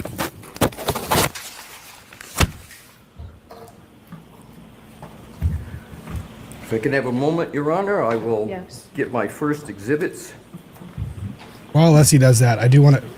Ian is otherwise disposed, at least for part of the evening. He said he might jump in, he might not. I don't know. Like I said, he's a wild elf. He shows up when he shows up. I can't control him. Obviously, can't control him. Cheryl P., thank you very much.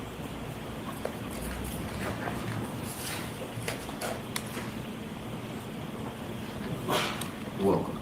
May I, Your Honor? Yes. How does he not know this is coming? This is the part that is.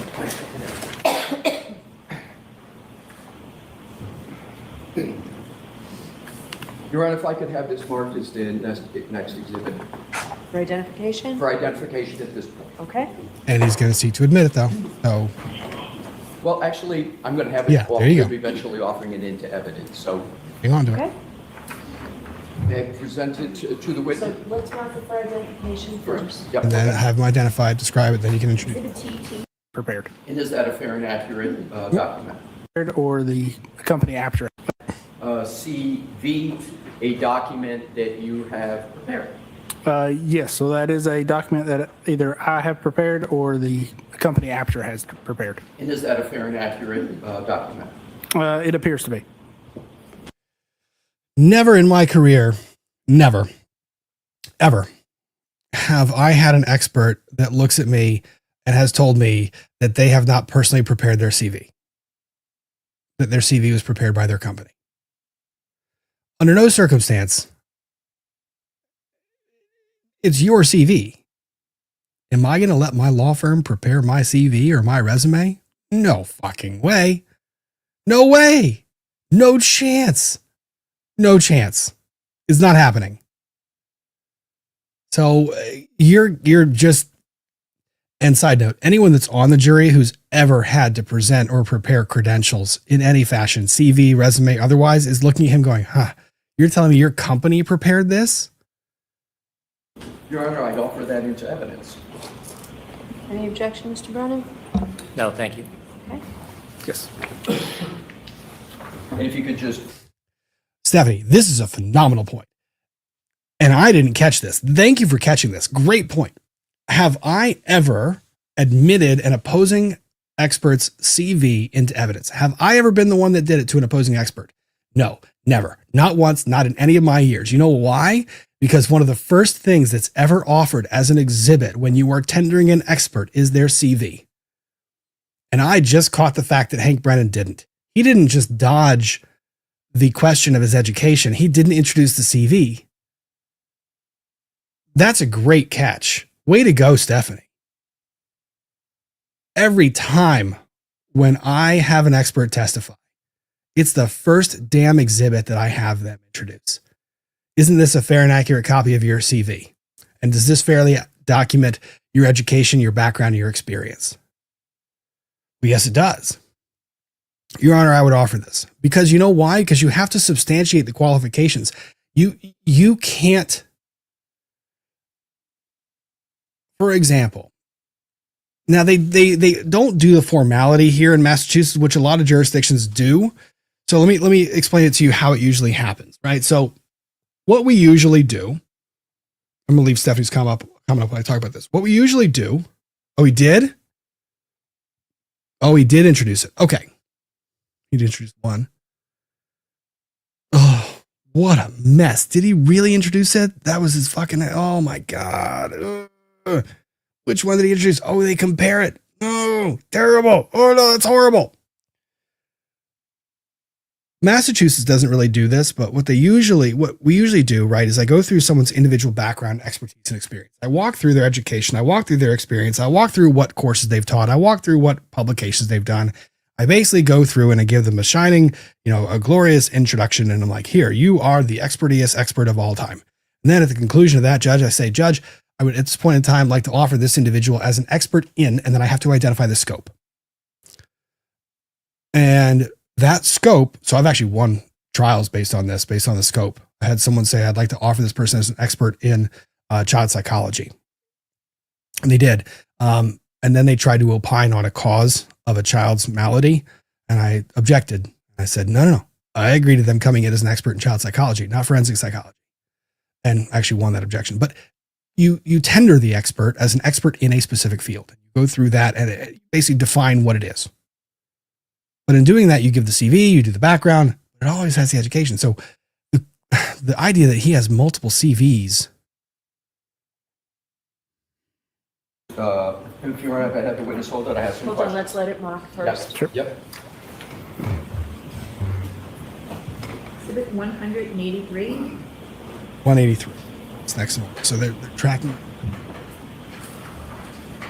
Thank you. Thank you.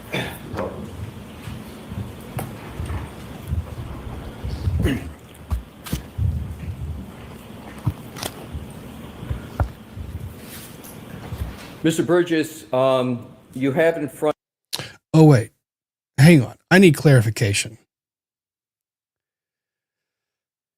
Did Brennan actually tender the CV in direct examination? Was it offered? Because I don't recall it being offered in direct examination. If he waits for redirect to offer that CV, that makes no sense to me. Interesting.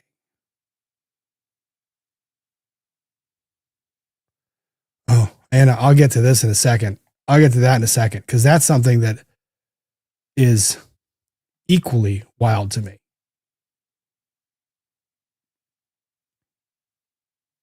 Front of you. Yeah, usually I tender the CV on direct right at the beginning, because you have to establish their expertise. Your CV that we just spoke about, and I'd ask you please to draw your attention to the education section where underneath in red it says BGS, and then, do I read it correctly? It says Bachelor of General Science in Mathematics and Business Administration, University of Alabama Birmingham, Alabama currently pursuing. Did I read that correctly? You did read that correctly. Thank you, sir. May I approach, Your Honor? Yes. Thank you. Like this mark is the next for identification only at this point. Oh, excuse me, can I have that back one? Show Mr. Brown.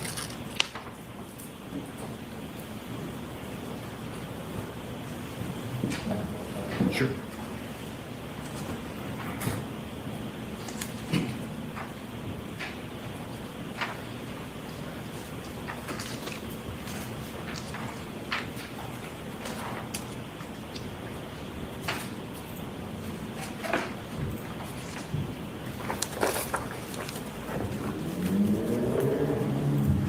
May I hand it to the witness, Your Honor? Yes. Thank you.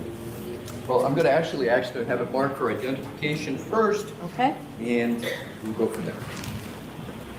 Different The CV. document is exhibit Yeah, we're on you 1.25. For identification, could you please tell me if you recognize that? Yes, I do recognize that. And sir, please describe briefly what that is. Sure. So it is a CV as well. Thank you. Yep. I would Which offer it CV? into evidence at this time, Your Honor. Which CV? Mr. Brennan, any objection? No, thank you. Scott. Recovery addict. I'm currently pursuing a Nobel Peace Prize. That's pretty good. I present it back to the witness, Your Honor. Okay. Thank you. Thank you. Oh, this is my favorite, Chrissy. What about the data? What about the data? We can talk about the data. We did talk about data. Heck, Chrissy, you must have missed the earlier part of the stream where I went through the data and I went through the analysis and I was like, I get it. I'm going to wait for the defense. Here's the problem. I would have to trust the analysis, which means trusting the person that did the analysis. Because there's a bunch of numbers on a spreadsheet. And I like numbers on spreadsheets. I really do. They're great. But I've also used numbers on spreadsheets. And I've used numbers on spreadsheets in a way that's favorable to my client. But also, I leave out numbers that are outliers or different. Who selects what's an outlier versus who selects what's inside the parameters that I'm analyzing? Oddly enough, me. And why do I select an outlier as a given outlier? Because I can. There's ambiguity in what I can select as an outlier and how I can interpret data. Data is phenomenal. Data is great. Data is also subject to interpretation. And I have to trust the person doing the interpretation and explaining it to me. I have to trust their analysis. And I have to trust when they tell me to a reasonable degree of scientific certainty that they have the ability to tell me to a reasonable degree of scientific certainty. If I tell you to a reasonable degree of scientific certainty that the sky is made up of ammonia, I just told you to a reasonable degree of scientific certainty. But did I have the background, training, experience, education to make that determination? No, I didn't. Now, what's worse? If I told you the sky was made up of ammonia, and then I contemporaneously told you that I have the background, education, and experience to make that determination. But it turns out that I was incorrect when I articulated my credentials to you. Are you telling me that you would give the same amount of weight to my conclusion upon learning that I misled you on my credentials or my background or my experience? You cannot look at me with a straight face and say that you cannot question the data. Rather, not just the data, his analysis of the data, because that's what this comes down to. It's not just the data. You didn't see raw data. You did not see raw data. That is the purpose of an expert. An expert takes raw data and they condense it, they analyze it, and they provide you with their analysis of that data to render a certain opinion. Because their opinion assists you, the jury, who's not expected to understand and comprehend and analyze that data on their own. An opinion is only as good as the credibility of the person offering it. That is the problem. So, every single person that is out there telling me, oh, they didn't go after the data. You damn right they did. You are absolutely wrong. Sorry, you're absolutely wrong. They absolutely went after the data. They unequivocally went after the data. How did they do it? They undermined the credibility of the person doing the analysis and providing their expert opinion. I don't know if I can trust this man to tell me what door he walked out of when he left the building after this cross-examination. That's the problem. And every person who's out there saying they didn't attack his conclusions, they didn't do this, they didn't fucking have to. I mean, they did on day 2.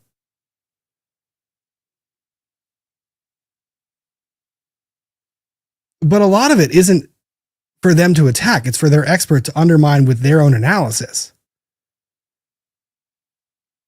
But you cannot look at me with a straight face and say that this person is just as credible walking off of that witness stand as he was walking on that witness stand.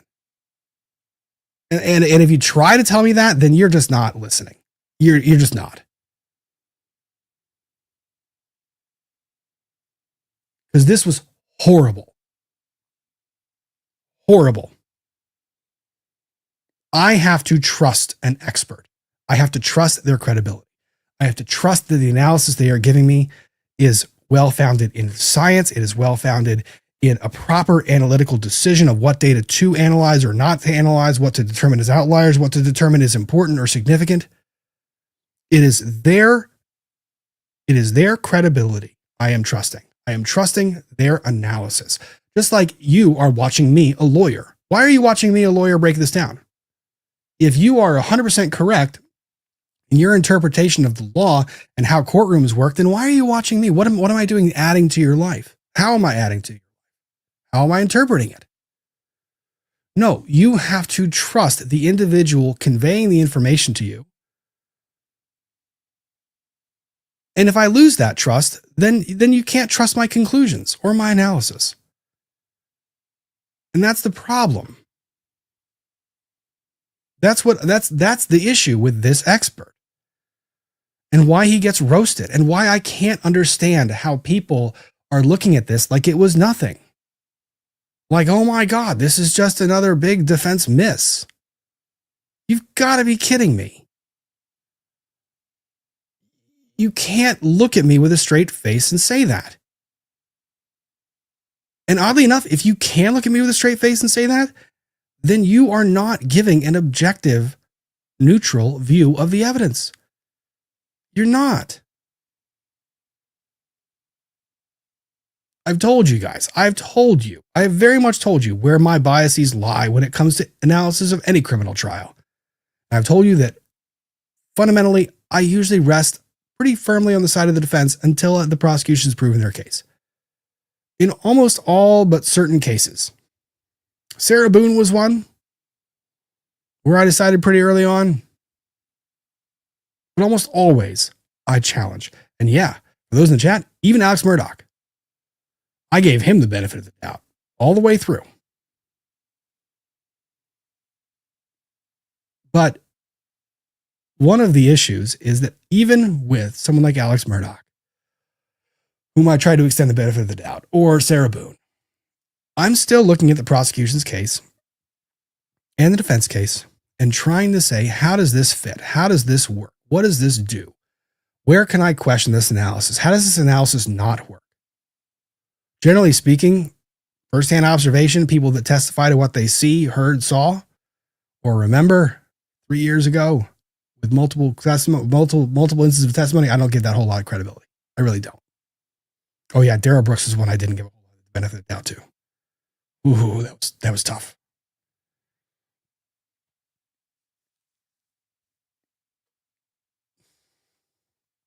You're an expert. Your credibility is what I have to rely on. And it's your credibility and how you analyze the data. And if I can't trust you to tell me what shoes you have on your feet, or where you went to school, or whether you went to school, if I can't trust you to give me those basic details that are supposed to help me understand why I should trust you in general, then I can't trust your conclusions.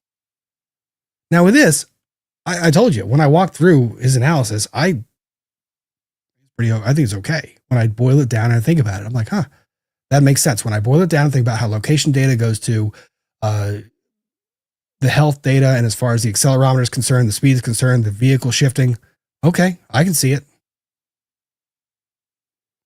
But a lot of that analysis and what data points you chose make me rely on your credibility. And when you play this song and dance, I get frustrated. This is ridiculous. And what frustrates me is the people that pretend like it's not.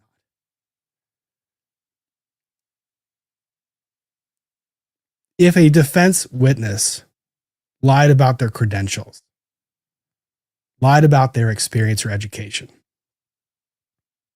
misrepresented their experience or education, you'd be hard pressed to understand their conclusions and give trust to their conclusions. And yeah, I'll hold the same skepticism for ARCA when they take the stand. And I will see how they handle those questions. I will 100% see if ARCA dodges certain questions in the same way that this witness dodged questions by Robert Alessi, we'll have another chat.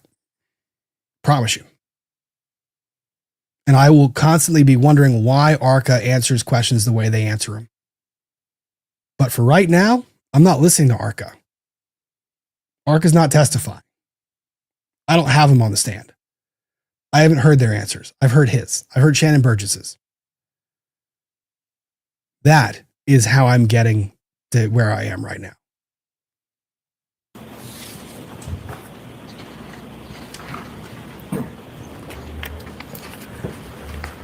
I told you Wild Runkle would appear. What did I say? Wild Runkle will likely appear. How you doing, bud? I'm doing all right. It's I'm tired. Oh, look at the tie. Yep.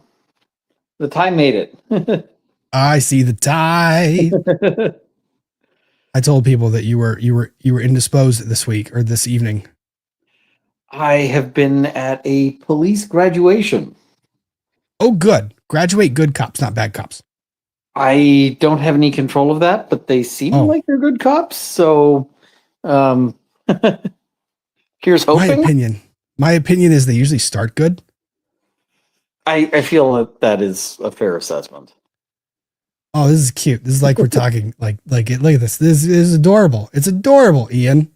Why is this thing not changing its orientation here? Okay. This is the least flattering video. Ian's just saying good night to all. Look at all this is a cute little Ian Runkle in a bed. So I was just ranting at the chat that look, if Arca, and I was saying, I was trying to be as fair as I could. If Arca takes the stand and dodges questions the way that Shanon Burgess dodges questions, I will have the same fire for Arca. I just don't think that Arca is going to do that at this point in time. I've been given indication they would. Oh, I mean, Shanon Burgess was dodging insanely. And yeah, the whole like lying on the CV thing is insane. Oh, yeah. The chat, by the way, chat is winning. You hang up. No, you hang up. No, you hang up. You hang up. No, you hang up. The thing chat wins. wins. A lot of, I'm in a very like low key sort of hotel. Let me. So the walls are paper thin, and everyone can hear everything. Well, let me show you just how low key. No, it's an actual key. That's awesome. An actual key for the room. Oops, and I just set it down on the floor, but that's all good. Yeah, it's an actual key. It's very, very basic, and it does everything I need to do, but it doesn't. It is not fancy at all. So, yeah, like I don't really have a good place to set my phone up. So. Well, everyone's saying, "Oh my god, a real key, a real key." Yes. Oh no, we're not going to ask. No room tours. Ian probably has stuff. We're not doing room tour. He can do the above the like shoulder room tour. There, see, Ian's in a suit. He's wearing a tie. He's wearing the tie, and Ian is in a modest hotel with a legit wardrobe. Yeah, the room tour is there's a bed, there's like another small bed, and there's a toilet. I assume these are closets. Generally speaking, that's all you need. Yep, that's it. I just question. Hey, do me a favor. Can you buy me a minute and tell the chat what you've been covering real quick as far as Care Read and the updates?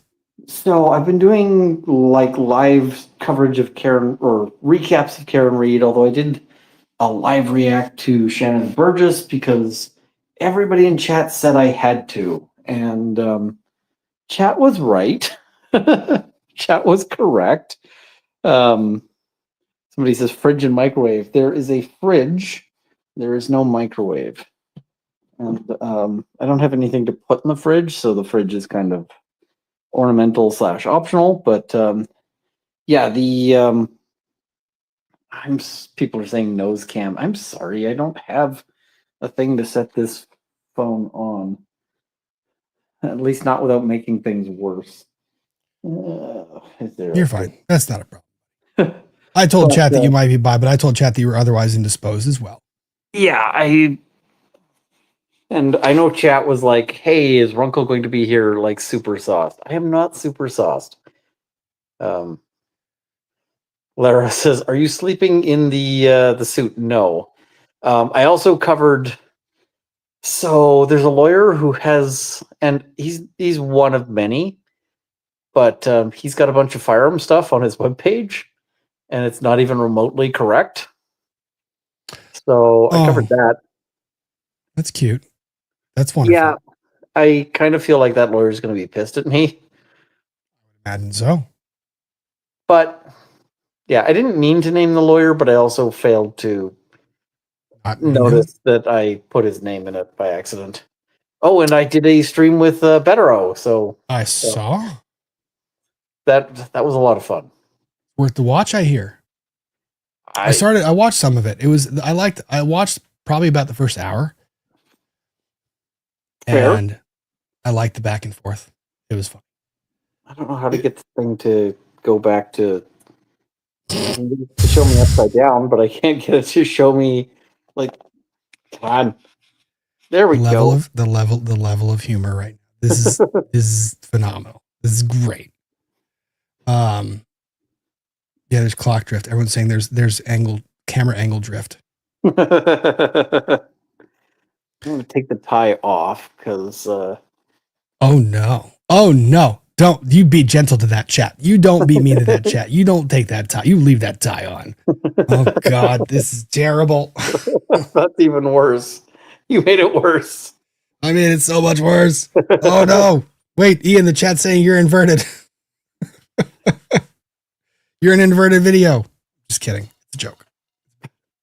I could invert it. It's not difficult. But yeah, but would it still be a fair and accurate depiction of you? If it was inverted. Maybe. Maybe. Look at this. The chat is hilarious. What are you wearing? Hey, how is your day? So tell me what's going on. I am wearing the tie and also This is great. This is so funny. Somebody says we need stripper music. Oh God. Ian does not call me like this. I promise you. This does not happen. This does not happen on Tuesday at 7:00. Every Tuesday at 7:00. It doesn't. And it's not sideways on the pillow. So how was your day? What was going on? I promise you. It never happens. Not at all. Oh God. And the dogs don't have chats like this either. Oh my God. Oh, you know what? We could probably sync our phones based on your 3-point turn that you just did. Fair. Oh God. The 3-point turn sync. Yes. Are you going to stick around for a little bit? Or are you going to jump off? I can stick around. Okay. Well, I'm watching Shannon Burgess because, why not? Cool. Did you see the drawing I did of Shannon Burgess? No. It's on Twitter. What drawing? Oh no. Every time you say it's on Twitter, I'm like, so when he leans his head forward like this, his hair or the gap in his hair makes a pattern of a bird. So on my stream when I was covering this, I was like, I cannot stop seeing this. And so I took like highlighter and I colored the edge, and it makes a bird. that's terrible. Also, maybe slightly accurate. And I mean, you post so much on your Twitter. I don't even think it was me that posted it. It was somebody else replying to, like, if you go on the Young Jerks, go on the Young Jerks' Twitter feed. Okay. And you could probably find it there.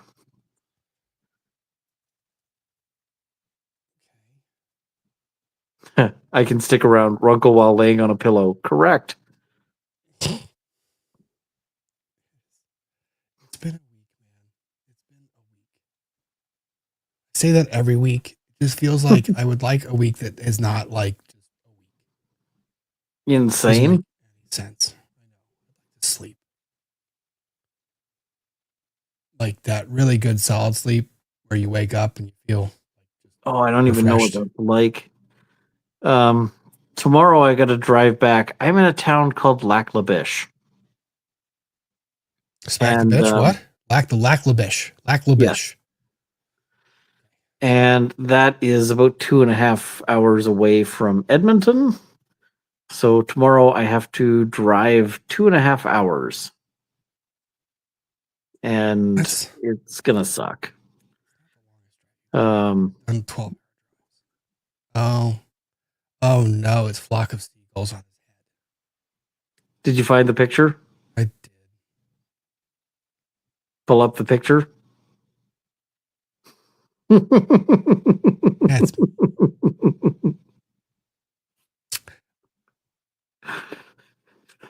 I mean, we can't all have lovely hair. We just can't have it. It's not possible. But this guy should make the choice to shave his head. Oh no, and it was unfortunate that it was like the same angle. Did we stop at the same point in time? Possibly. I don't see it. I want to be courteous and nice. Just demean the man for the fact that he just lied to everybody about his credentials. And he's got bird head, like pigeon business head. Oh, dang. You're I'm being told that the Better stream now has 109,000 views. Look at you, dude. Way to go. Whoa. You also made the Karen Reed AI babies video. I think I saw one of those. I saw that. Although I feel like the AI Runkle baby thing needs more work. You're a creepy Runkle baby. You're a creepy. Like that's they did not do it right. They did not do you right. No. Okay, let's see. I'm going to keep playing this a little bit. Once you've had a fair opportunity to look at that, I have a question, and that question is simple. Is that your April 2025 CD? Let me see. Goes his yes, it head. appears to be. Thank you. And when you've had a fair opportunity to look at it, when you can just pick your head up, sir, to let me know you're ready. I don't want to rush you, but then I have some questions. Absolutely. Go ahead.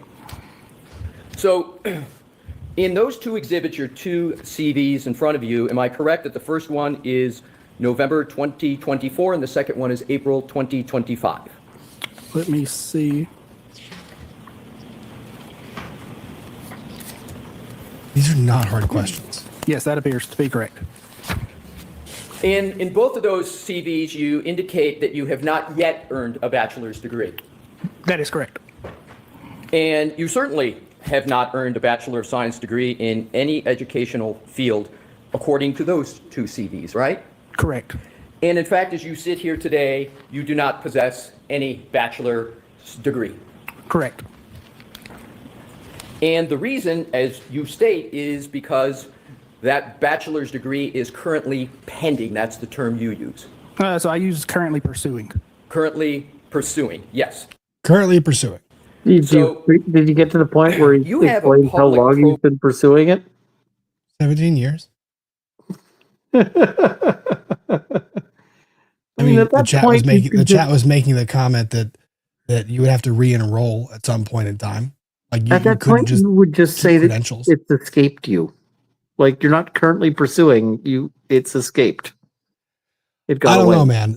Scott came in here and Scott came in with the chat and Scott was like, I'm currently pursuing the Nobel Peace Prize. And I was like, that's fair. Like, I get it. Yeah, I'm currently pursuing I'm currently pursuing #1 YouTuber. Man on the Moon. I'm currently pursuing sleep. I'd like to pursue sleep. I don't know what sleep is. Yeah, I know. But we're currently pursuing it. So we've got the CVs. Profile that's published on Aperture's website, correct? Yes, I do. And it's in the form of a biography page? Yes, I believe so. And that biography page has your education listed? Very possible, yes. Now this guy's had some interesting experiences since then. Thank you. Because somebody apparently website's reached out to his changed. college as well. I heard that the registrar is saying that he's no longer enrolled. And hasn't been since 2019. 2019. That's exceptional. Do you know what would have happened during cross-examination if that information was in the possession of the defense or any attorney asking those questions? They would have, taken this guy out to the woodshed and, very politely murdered him.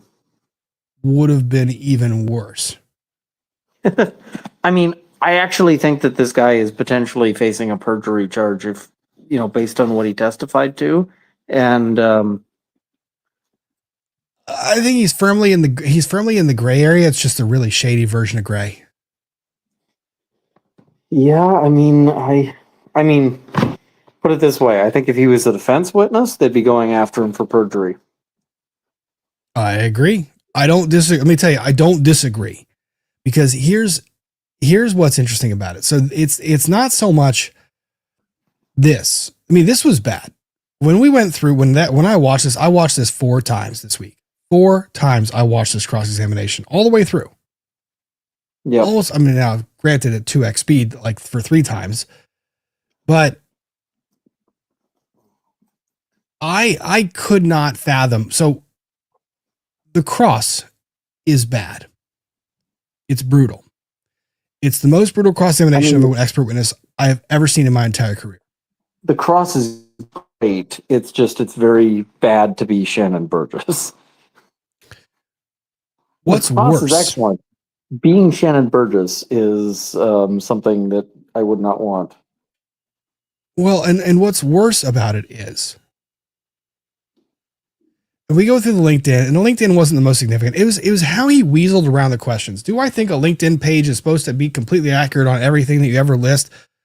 No, I'm not going to buy that. But do I believe when you tell me that people go to LinkedIn to view the posts and the community pages and posts and all the other crap? No, you got to be out of your fucking mind. No way. There's no way. And then, where was it? Oh God, where's the errors or misinterpretations? Hang on, there it was. I got to find the moment where he says errors or misinterpretation. The person I think is in more trouble, by the way.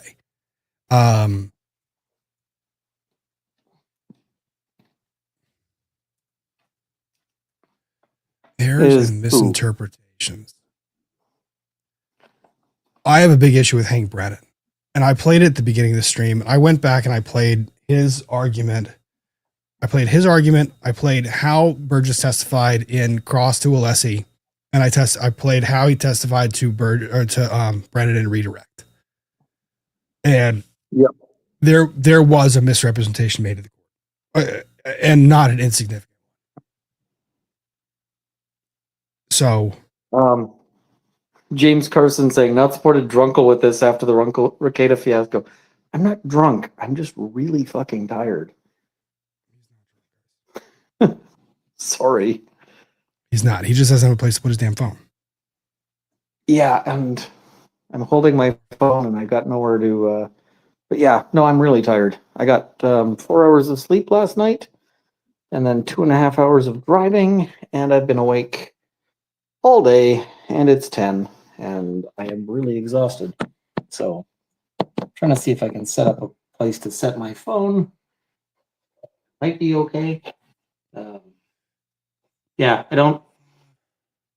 I am sober. It's all good. Actually, because I was at a police thing, for shits and giggles, we actually did a breathalyzer. So I know I'm sober because I literally blew close to zero. So, yeah, it was just fun to play with.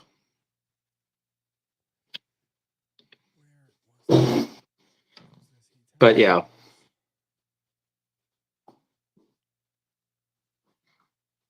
And I think I've got a computer set up, and I think I've got my phone here. So, was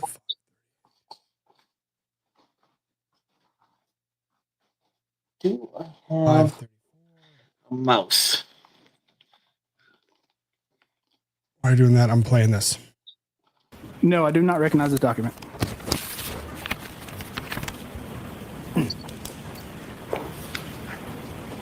You have a question? Yes. Sure. Do you recall ever pursuing, may I stand here and ask some questions, Your Honor? Okay.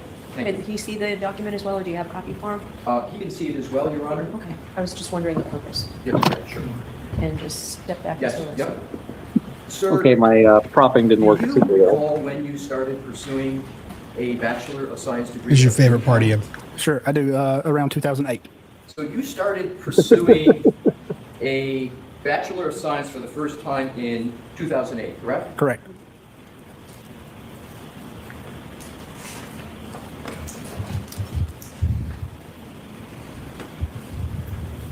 If I did the math correctly, sir, you've been pursuing a Bachelor of Science degree for 17 years, correct? That is correct. And you have not obtained it as you sit here today. That is correct.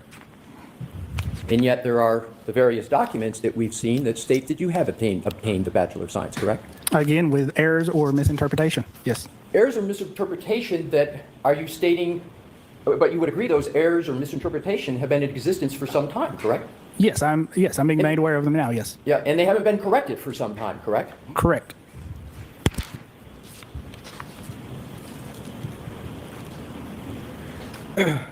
You work for insurance companies, correct? I do work for insurance companies in addition to This was law bad. firms. Yes. But you work for insurance companies, correct? Yes, sometimes, yes. Well, you state that right in your report in this case, don't you, sir? That you work for insurance companies? Again, I do work for insurance companies, yes. And what role do you play in working for insurance companies? You working for them, or are you working for the policyholders that have paid premiums or are making a claim to try to get money from an insurance company? Which role do you have? Objection. I'll allow that. So I work for the insurance company themselves. And in your work for the insurance company, has any of that work related to denying claims to insureds? Objection. That's objectionable Why as don't I see you hell. on this, Mr. Lassie? Sure. You can't elicit. I mean, you know why. You know exactly why that question is being asked. Yes, you know exactly why that question is being asked, because it's meant to elicit a certain negative correlation between insurance adjuster that denied claims and him. You're not going to get that. So then you get to the new report, the addressing the new report, all of the above. And then my thing is, I think that what is worse isn't really the cross. It's the redirect. I've never seen an attorney shoot themselves in the foot as many times as Hank Brennan does in redirect. He tendered the defense's report. He also set his own witness up to be charged for perjury. It's not just charging for perjury. It was one of those things where I was telling the chat earlier, it's like Hank Brennan was looking at this individual as like, you cute little lamb, tiny little infant lamb who's white as snow and looks fluffy and beautiful. Nope, those are just puppies off there in the distance. Don't worry about them. They're not coyotes. They're just puppies. I'm going to leave you here. I'm going to stay here. You stay there. I'm going to take the rest of the flock and we're going to go over that hill. And then you can play with the puppies when they come and play with you. He,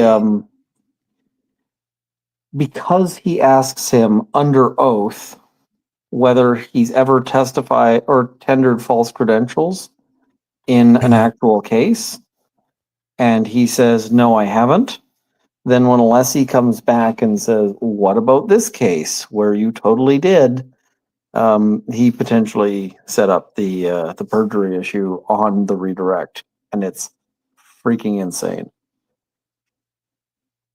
I cannot get over. I'm trying to find the exact moment. It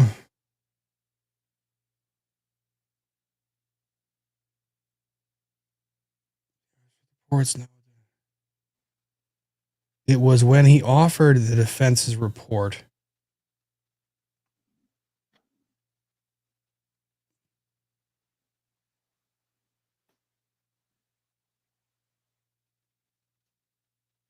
Trying to find the exact moment when it happened. It was on the second day in redirect. Not misinterpretations.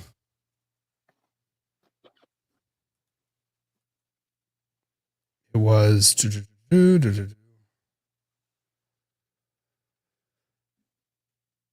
also the whole thing about what about Oprah? What about oh yeah, we can cover that part. Somebody says, where's Runkle? Runkle is in a fairly inexpensive hotel in a town called Lac La Biche. Lexus Infotainment. No, not that one. Runkle now has the Wi-Fi access. All right, here's Hank Brennan doing his redirect, which like I said, I've never seen redirects this ineffective, and quite frankly, completely fucking improper. I really wish they would stop focusing in on people. I offer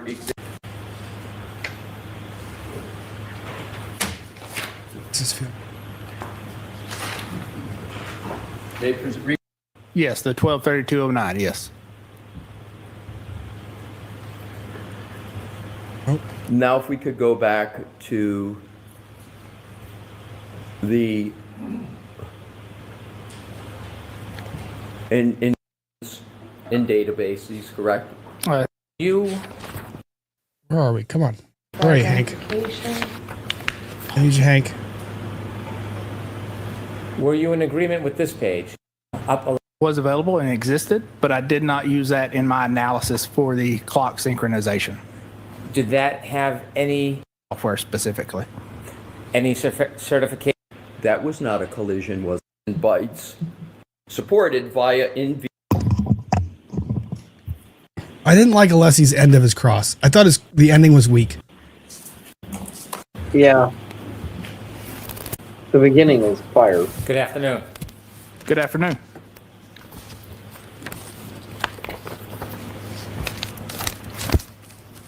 Do you know what a sequestration order is? Yes, I do. And what is it? So it would be an order to not view any testimony of a trial, is my general understanding. Does that mean that you can't watch any of it on television? Correct. Do you understand whether or not you can speak to attorneys about testimony? Is that precluded as well? I'm not aware either way. Has anybody ever spoken to you? Talk about not prepping your witness. Like, just so dumb, this line of question to beginning about. Like, this is horrible answers. I'm not sure. I'm not remember. I'm not aware. This is your witness. You're trying to redirect. About any testimony about that occurred in this trial before you testified? No, they have not. Have I ever discussed, intimated, or suggested any information whatsoever to you about arguments, testimony, or anything about this case as it's ongoing? No, you have not. You know why that question is leading as hell. It's leading as hell. Do you want to know why it didn't get objected to? Because every single person in the room is looking at Hank Brennan being like, come on, bro. Like, are you kidding me right now? No. You're not going to look at me with a straight face and ask that question and not think that I have the conclusion that you guys communicated. Do you follow the rules, sir? Yes, I do. Have you followed them in this case? Yes, I have. When you gave your opinions and you've testified, do you have any information or knowledge about this trial as it actually occurred until the point when you testified? No, I do not. You were asked some questions about your CV. A CV is a resume? Yes, it is. Okay. And you were asked about a LinkedIn account. Yes, I was. Is your LinkedIn account different than your CV? Yes, it is. And in this case, when did you learn that your LinkedIn account was wrong or had not been updated? When was the first time you learned that? That was yesterday. When you started your LinkedIn account, do you remember when it was you set it up? I do not. It would have been maybe 10 years ago or more. Do you routinely update your LinkedIn account? No, I do not. When you set up your LinkedIn account, the section where it asks for education, whether graduated or ongoing, do you remember filling out that section? I don't particularly remember filling it out, but obviously I did at some point. When you were asked about Aperture's website, how many experts are associated with Aperture? I could give you a rough number between 80 and 100. How many offices? 15 or so. Are you involved in the website design or content? No, This I'm is the not. Do dumbest you know if Aperture question. gets the information from their website directly from LinkedIn? We're not this dumb, Hank. Like, this is Don't know where the they problem. get all of their information from. This is Did you ever not helping. weigh in or develop your information that was on Aperture's website? No, not on the website. You do provide CVs before you come to court, don't you? Yes, I do. In this case, you were asked by the defense, when you provide your CV, do you understand that it's going to be reviewed by whoever requests it, the Commonwealth or the defense, Yes, I do. and that it will be shared with both sides in the court? Yes. And in fact, the first time you provided a CV, in this case? Was it October 11, 2014? Objection, Your Honor. So the leading nature sustained. Do you remember the first time you provided a CV in this case? It would have been around October.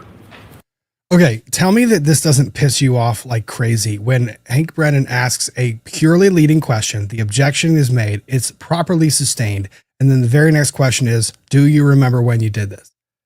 It has happened so many times. I feel like he needs a molly whopping to get it knocked out of his fucking head. You cannot do this. It is improper as hell.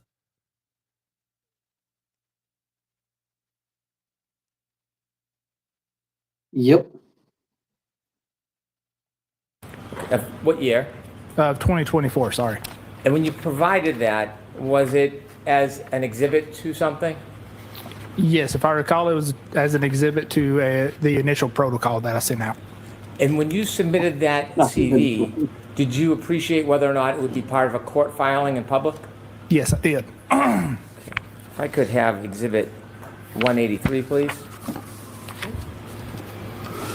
So this is fun because everybody thinks I'm drunk when I'm tired. I know, and I this is keep like a making, persistent thing. he's But holding this his is the phone up. day that I literally have a police breathalyzer because I was at a police event and there was one not being true. played with. So an hour ago, after I had stopped drinking some time ago, I blew a 30, which is well below an 80. Oh God, you got to So- clarify that, bro. Because in the US, when we do numbers, it's 0.08. Yeah. So 0.03. So you blew 0.03, 0.03, not a 30, not a 0.30, 0.03. 0.03. So well below the 0.08. Yeah. And that was an hour ago. So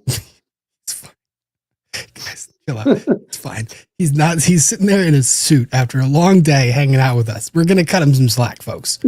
Cut him some slack. All right. Cut him slack. All right. But the witness, who's clearly just being led along the yellow brick road towards what he thinks is salvation, less slack. 183.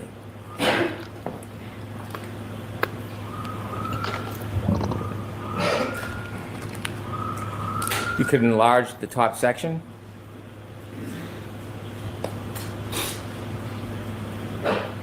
Right there is good. And sir, when you provided this CV to be filed with the court and made public, did you indicate that you had obtained a bachelor degree? No, I did not. Why did you put currently pursuing? Because I am currently pursuing a bachelor's degree. And did you understand your CV was received by the defense and they knew this? Yes, I do understand that. Subsequently, you were asked to provide an updated CV in April 2025? Yes, I was. Did you do that? I did. And can we have exhibit 184?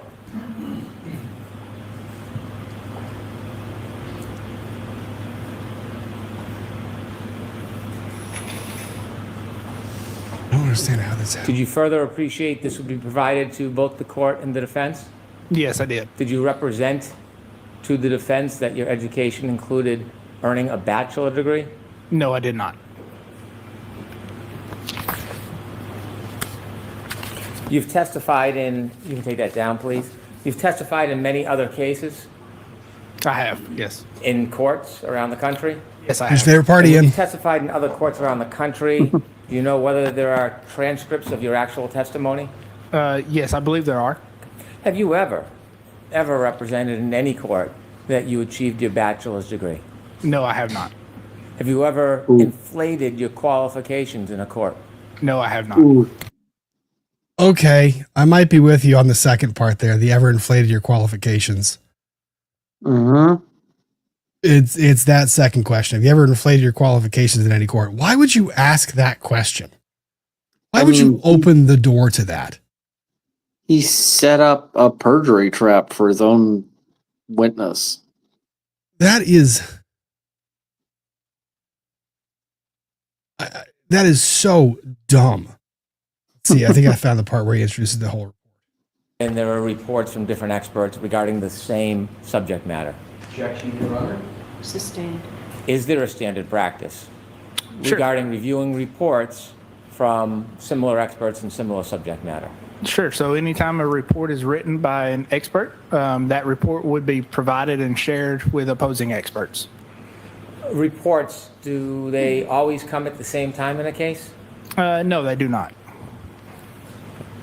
When you wrote your reports, how would you provide them so they could be disseminated? Sure. So that I would typically provide them to the client or the attorney that hired me, and then that would be disseminated from there. Did you have an opportunity to receive Mr. DeSorga's March 5th, 2025 PowerPoint? Yes, I did. Were you provided that by me, the Commonwealth? Yes, I was. And were you asked or given any direction on what you could or should do? No, I was not. Were you ever asked to reach any particular result? No, I was not. Were you ever asked to avoid anything? No, I was not. What did you see your role as when you receive a report from another expert like Mr. DeSorga? Sure. So when I receive a report, I would typically review it and then make a decision if it's better to address any issues in that report through testimony or address those with a supplemental report. And in that analysis, do you follow your own discretion or do you follow directions of the client? No, I would follow my own discretion. Bullshit. 1,000,000,000% bullshit. There has not been, I mean, that statement, zero truths detected. That is lying. That is just straight up a misstatement and incorrect. You follow the direction that you are given by your client. That's it. Oh my God. That is so. I mean, if he's an expert who just goes rogue and creates his own report, that's even worse. I was trying to explain this to the chat earlier of the number of conversations I have with my experts the week before they publish their report to know and narrow down specifically what that thing in writing says. Because if you put it in writing and I have it and I've got to turn it over and it says in writing something that we haven't talked about, you're never being hired again. Ever. And I will tell all of my friends. Yeah. You will never be hired again.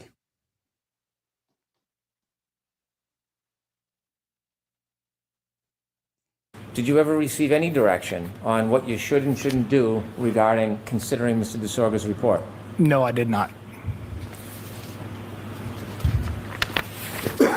When you looked at Mr. DeSorga's report, did you have concerns about his report?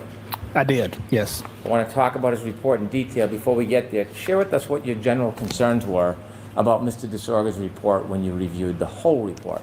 Sure. So what Mr. DeSorga does is take a couple different adjustment methods to attempt to adjust the clock from the Lexus with the iPhone. But what he does is takes a lot of methods or data points that are not applicable to the time that we're interested in. What do you mean? Can you explain with a little more specificity what he does?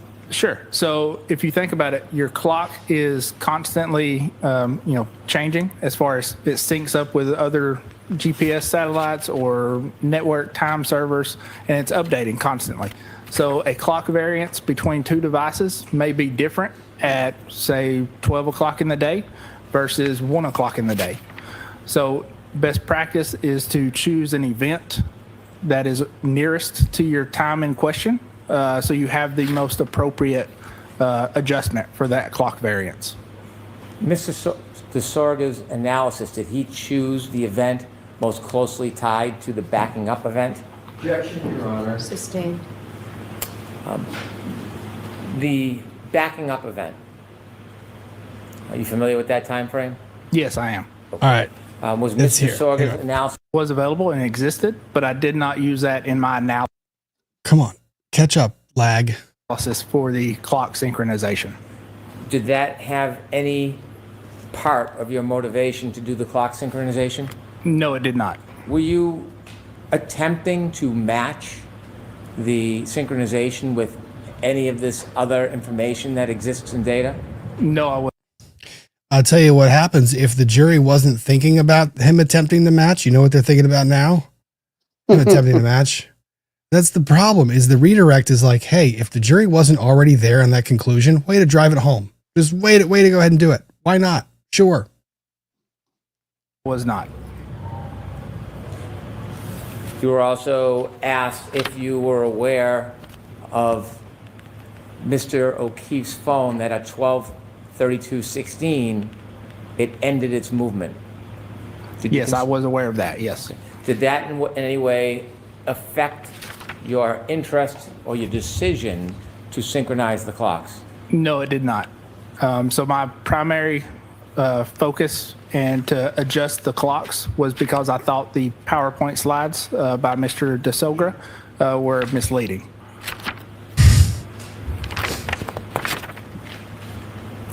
When you were shown Exhibit 190, can we have 190, please?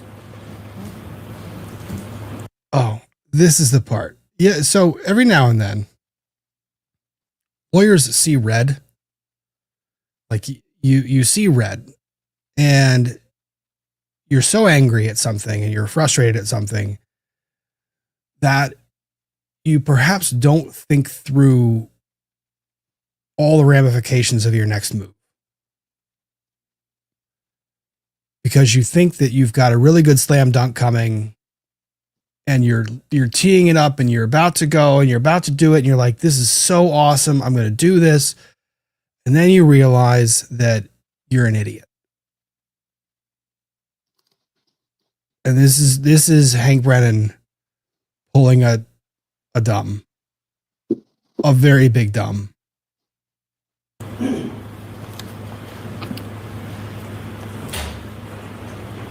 You were shown this chart. Was this the entirety of Mr. DeSorga's report? No, it was not. Was there text information offered by Mr. DeSorga to give his position or explanation of this? Yes, there was. Is that included in this exhibit? No, it's not. Did you get a chance to read Mr. DeSorga's report, including the actual text explaining his analysis and process leading to this chart? Yes, I was. At this point in time, in my brain, when I'm hearing this for the first time, I'm going, cool.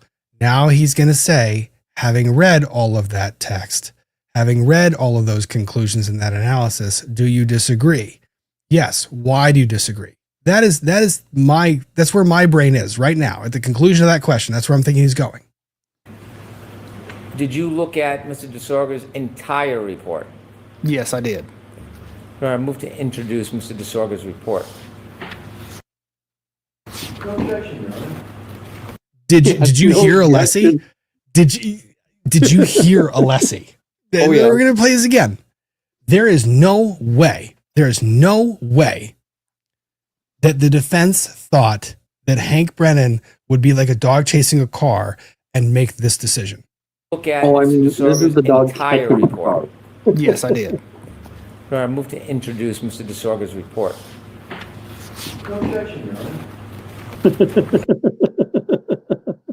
Even Judge Cannoni is like, okay, so we're going to go ahead and mark that and introduce it in evidence. Let me explain why this is the dumbest thing that you could ever possibly do. Because now they get the whole report. They get the whole report. All the words, all the analysis. And they can sit there and go, man, this guy sounds real smart. Everything. Never, ever are expert reports admitted. They are not admitted. I have never allowed a report to come in. I've offered mine, but they've never come in. I make the attempt, just in case the lawyer's sleeping that day. You always make the attempt. But they are 100% hearsay. I've never met a lawyer who's that napping. Well, they are 100% hearsay. They are 100% objectionable. They are 100% improper. You cannot let those expert reports get admitted. I mean, think about that. That takes the place of everything that was testified to. It literally, Alessi didn't object. Alessi did not object. He sounded surprised. He was like, no objection, Your Honor. Like it was one of those like, no way is this actually fucking happening. No way is this happening. And in Alessi's mind, I'm guaranteeing you this is what ends up happening the second Alessi sits down. He's going, he thinks he's going to get his own reports in, doesn't he? He thinks he's going to get his reports in. I think that is the angle he's trying to do, is to get his own reports in. Well, he offers his report. He goes and tries to say, at this point in time, we'd offer the entirety of your report. And Alessi goes, well, I'm not asleep. Sure. Objection. No way that's not coming in. No chance of you getting your own report in. You can take mine. And then Brennan sounds like a kid who just realized that the candy that they tried to pick up off the ground, that was actually, I mean, I don't even know what the analogy is. That was a terrible analogy. That started bad and ended horrible. Delicious road candy. It was road candy. It's actually not that bad of an analogy. It was road candy. I have never, ever seen how dumb. I've never done that. I've never understood.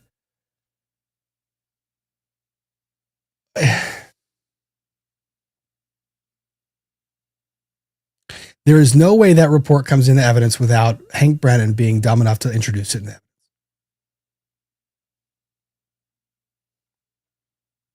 And for anyone sitting here saying, oh, it's a strategy or he made the decision. No, he just saw red and lost his mind.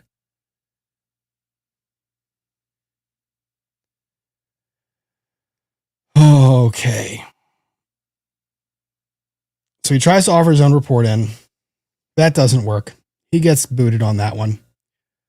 And then he says, well, why don't you tell me what your concerns are? Tries to go through walking through the concerns. It sounds like mumbo jumbo. I can't understand a damn thing he's trying to get out of there. He references Oprah, Steve Jobs as somehow being conclusive. Ian fell off. Ian's interneted. I don't think I've ever seen a redirect go as horribly as that before. I don't think I've seen a cross that brutal. I don't think I've seen a redirect do that much damage. And I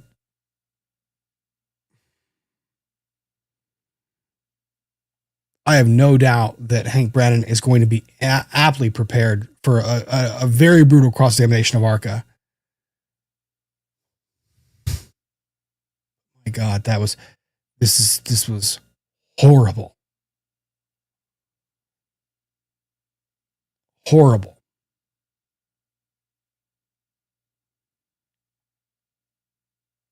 We're going to play a little bit of catch up because I've been realizing we're streaming for 4 hours and I can't go too much longer. And I do want to get to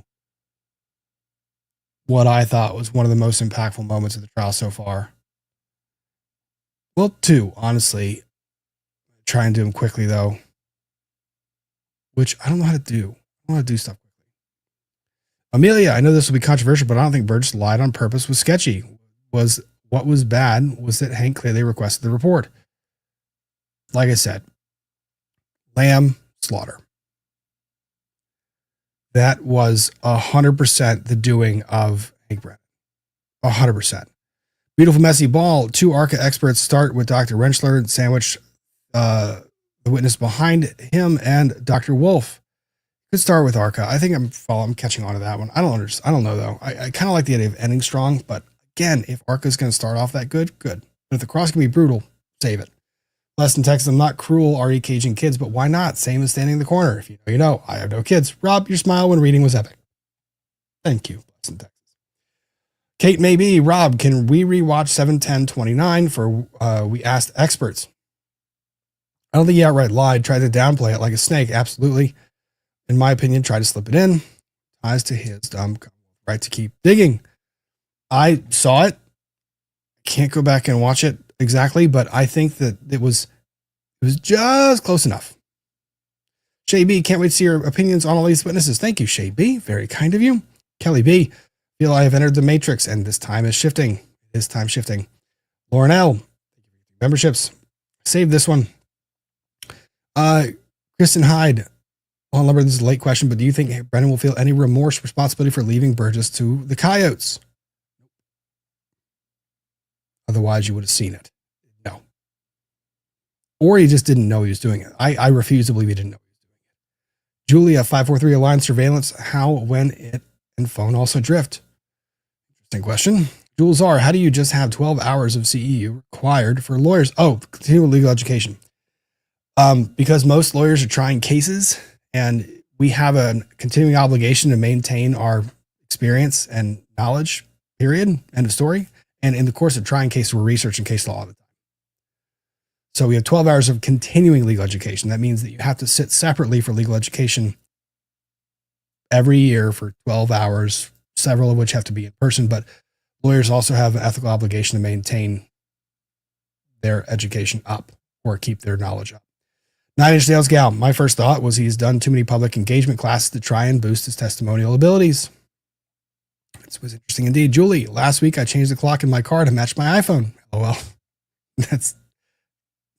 Steve A, what's with the timestamps to the second approximately? That is somehow to a reasonable degree of scientific certainty. Yeah, the use of exactly, approximately, and specifically and scientific certainty, those words are not synonymous. Lauren L, he said he didn't even review the data. John Key's phone, though. He said he didn't. Sergeant Mom, too. Thanks for remember.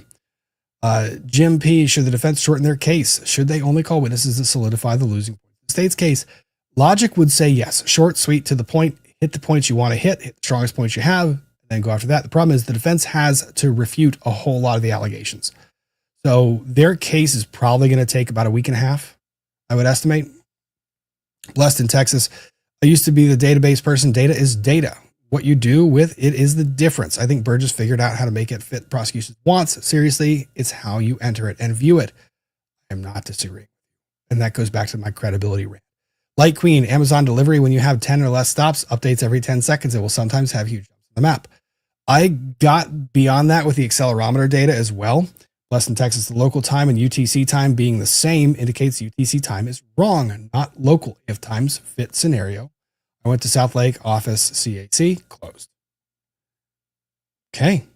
Lori Ross, Rob, how does the defense start questions to Proctor without leading to get what they need? Example, please. No, they're starting leading.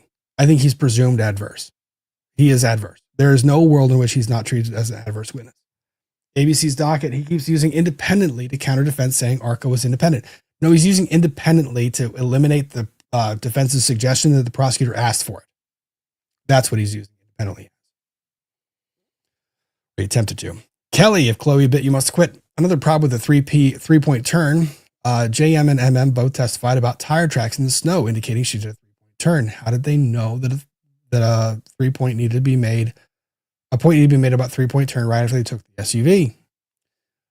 Their testimony and the position of where they were when they're testifying to that, based on the data that they just reported, means that they couldn't have seen what they said they saw. So that you're supposed to use that to infer their credibility should be lessened. CAC from Boston, Texas, Crass Action Consulting in South Lake was bought by Aperture in Dallas. South Lake office closed. Went there myself as I live close by. Burgess was small time until Aperture bought CAC. Interesting. I didn't know that.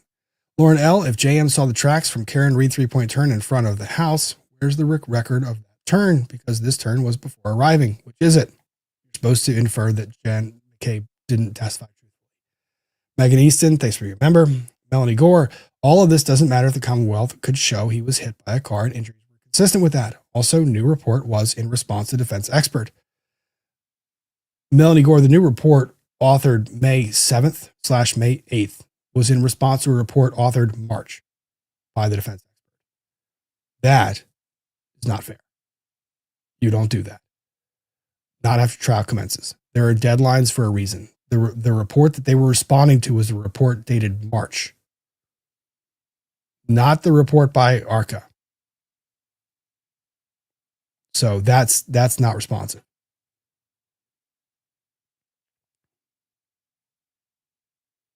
Also, I don't think the Commonwealth can show the injuries are consistent with being hit by a car. That's up to Welcher, though. Tato, he still did get to the bill the hours getting owned, right? To bill the hours. He did get to bill the hours. Fiona W, thanks for getting memberships. Buru Berries, have you seen how absolutely ripped Alessi is? Clark Kent is out here built like John Cena. I have not. Hey, Ian, you're back. And you are silent. Apparently, Alessi looks like a boss. Now you are avatar and silent. And Rob Brennan, also admitted the entirety of your defense expert report during Redact. Have you ever admitted a report to your opposing expert? No, never. Just because I don't know what I would trust the other expert from Aperture after this issue with vetting, and honestly from Burgess. If one staff member is deceitful, why not another? I don't like that particular thought process, but I can see how a juror might think that. So I can see how a juror might make that conclusion. Marley R, one of my sons and family are coming over tomorrow for candle making in resin. That's fun. That's awesome. Ian saying hotel Wi-Fi is insufficient Wi-Fi edge to stream and his cell phone is out of battery. He's texting me that. Thanks for making the effort.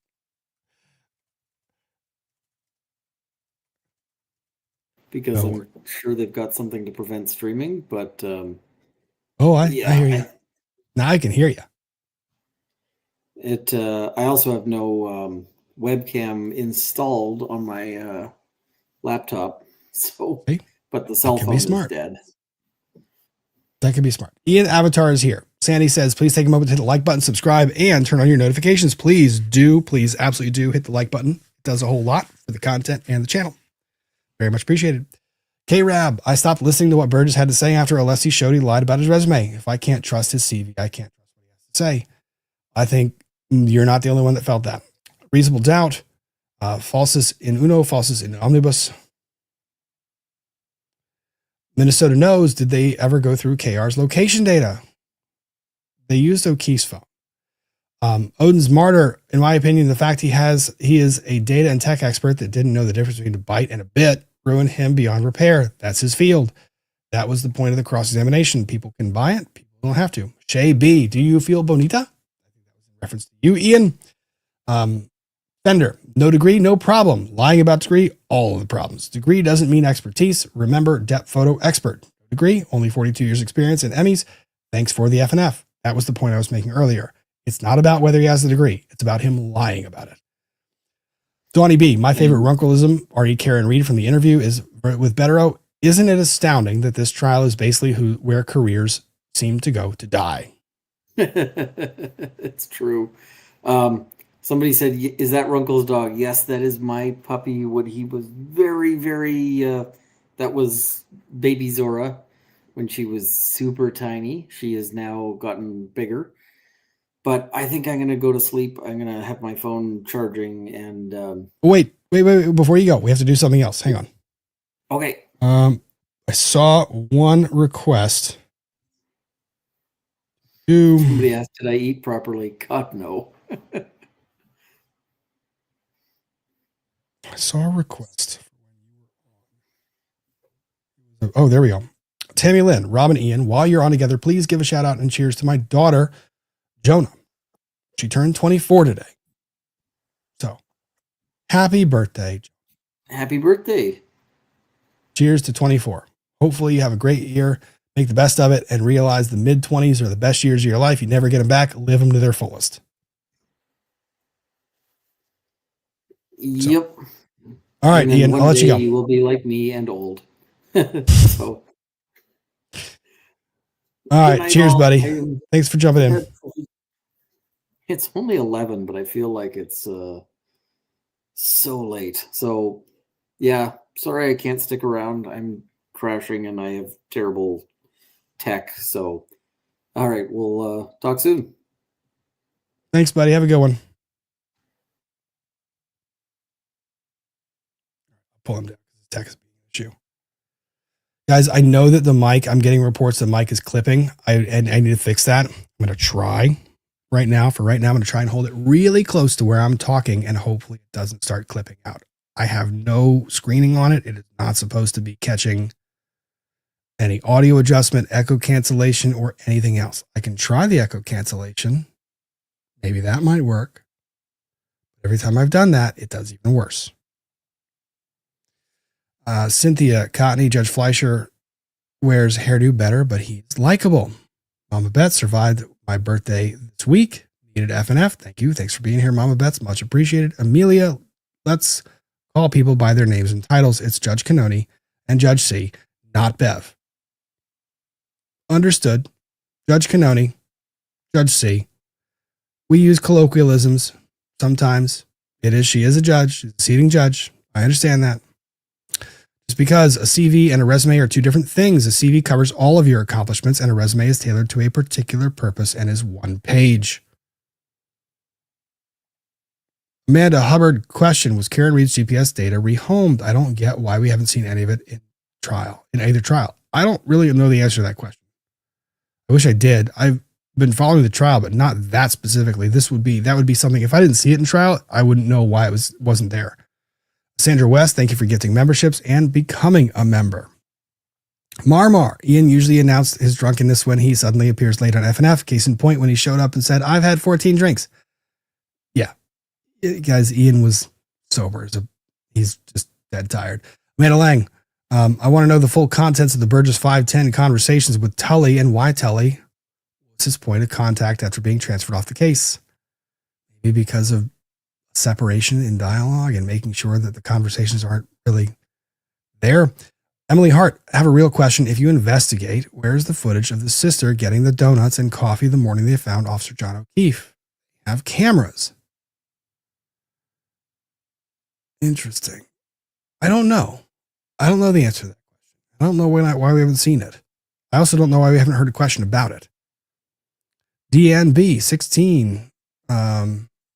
I watch with Andrea. Love when you chime in. I do my best. Donnie B, the slime on Brennan is so thick. Toads are jealous. I really didn't like anything he did the past few days. Canoni, Rue Court. Burgess last attended UAB in 2019. I saw reports of that. Carrie Temple. Do you feel any of this data will come off credible to the jury, or do you think Alessi accomplished his goal of making them not credible? Here's what I'll tell you about this. Certain jurors will view that credibility stuff and hold it to heart. Certain jurors will be very dismissive of the credibility attacks. The defense tactic is not to convince all jurors. It's to convince one to be very firmly grounded in their opinion. There's no way they're convicted. So I think that Alessi accomplished his goal. And again, cross-examination is just countering the case being offered by the prosecution. It's not your opportunity to tell your own case. You have that opportunity when they sit down and when they rest. So the defense case is still coming, and I think the defense case could clear up some questions. I think it might leave more. I don't know. But I'm waiting for a lot of this to go. And the prosecution has two more witnesses, I think, that are going to hopefully bring this matter to a close. I don't know. I really don't know, because I've been kind of confused about where they've been going with a lot of these questions, or a lot of the witnesses in general. Let's see.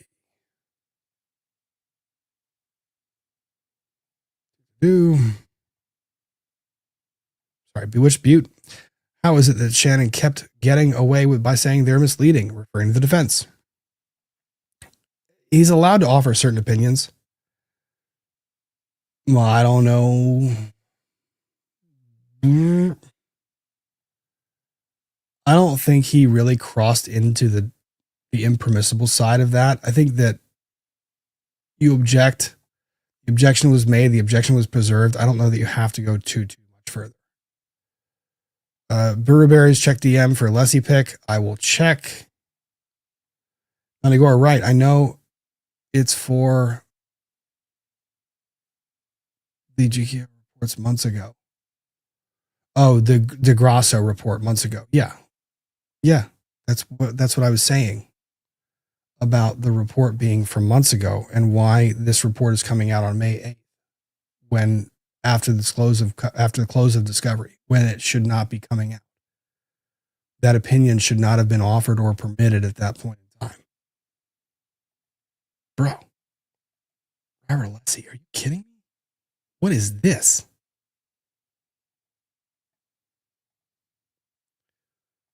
That's not fair. That's just not fair.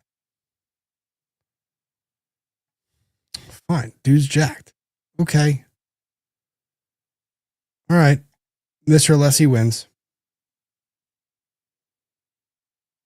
With what time? With what time is he lifting? Someone fill that in for me. With what time is he doing that? Brandon, your mic sounds terrible. It keeps cutting in and out. I'm going to figure this out this week. I'm going to try and figure this out.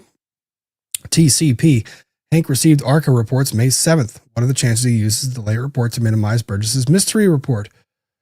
Also, aren't experts sequestered in this trial? I guess they are. I have to go back and read the order, but based on Brandon's representation or his questions at the beginning of redirect, the sequestration order does sequester the experts. Leandra, thanks for bringing abnormal normal Friday nights. In last 5 weeks, nephew passed, mom passed, and job got yeeted. Suing ex-employers, enjoy the little things and be grateful. Leandra, I'm sorry you're going through a rough patch. I trust that it's going to turn around. It's going to get better. Keep your head up. Keep doing the things. Don't forget yourself. Don't forget to eat, drink, relax. We'll get through this as well. Baby Gator is currently pursuing stuff. Baby Gator changed her name to a solid name change and then gifted membership.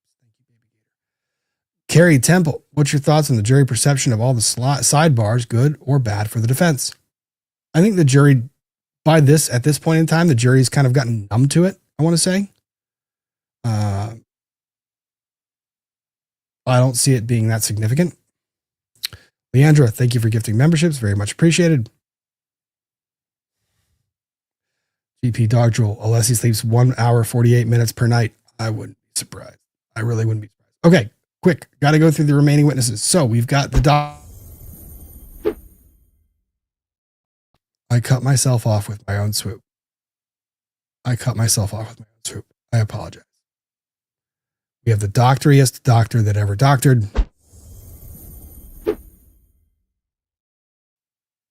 There we go. We did it right that time. We said the words, and then we did the swoop. Oh, baby. All right, we're going to be quick with this one because I need to get the summation done. Residency at the University of Minnesota. And was that in Minnesota?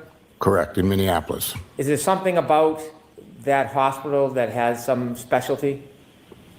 It was one of the #1 training centers for chairmen in neurosurgery at the time.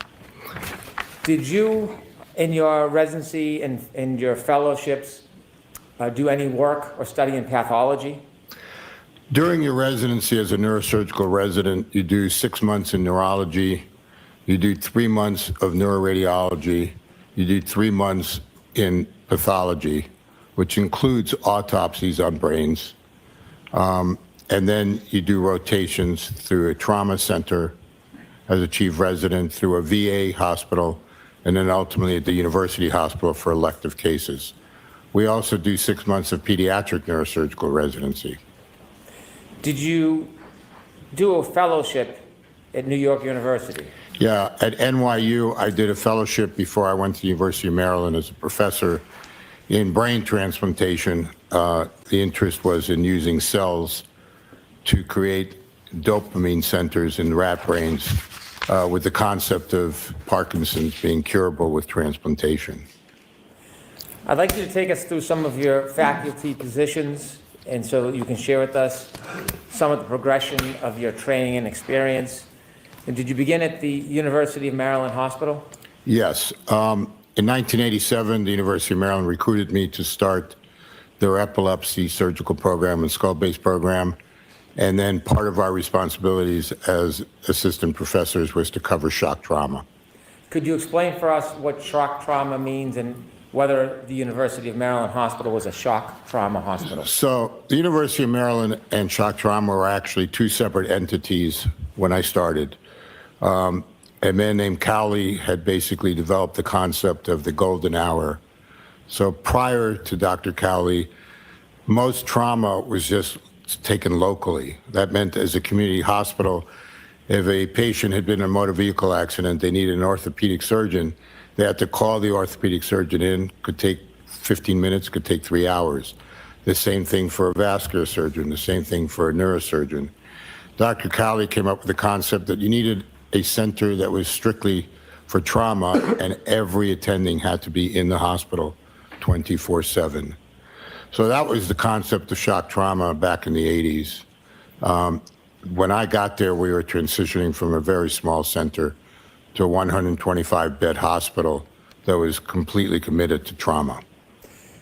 In that experience, in the years you worked there, did you have an opportunity to treat a number of people with brain injuries?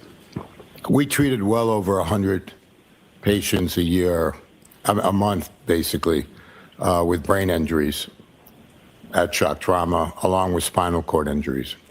Did you perform surgeries in different types of brain trauma and brain injuries? Yes. After Maryland in 1993, did you move to Miami Neuroscience Center? Yes. In 1993, I left academics. I went into private practice in Miami, and I started the Miami Neuroscience Center. We were the first private community hospital to have what's called the Gamma. Okay, we're fast forwarding because the dude goes on. His background, training, and experience is wild. And of course, one of the first questions is, where'd you go to school? Yale. So we're focused on education now, apparently. So, I mean, it's kind of interesting. 2 hours, 21 minutes. All right, let's get to the topics of this case. Your review of specific materials and your opinions in this case, is there a benefit to your clinical experience in studying brain injuries as opposed to the experience you had as a fellow simply with pathology? Well, I think that for the jury to understand is a clinician understands the process from the time the injury occurs till the patient either leaves the hospital or dies.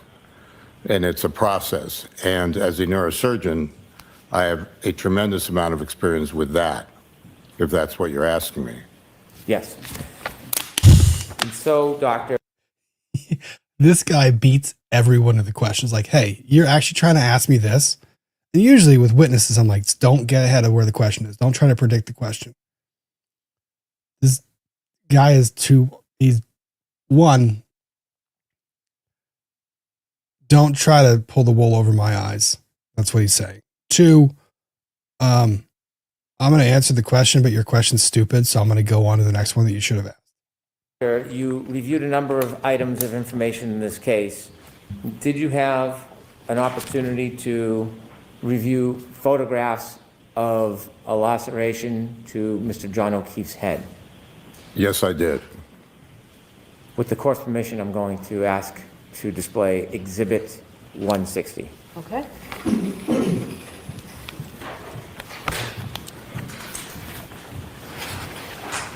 Dr. Wolf, I'm going to ask you to take a look at this photograph. Have you seen this photograph before? Yes.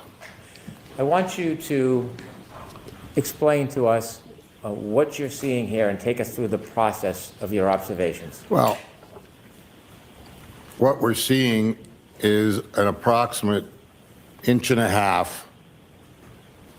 laceration with bridging tissue and contusions and abrasions.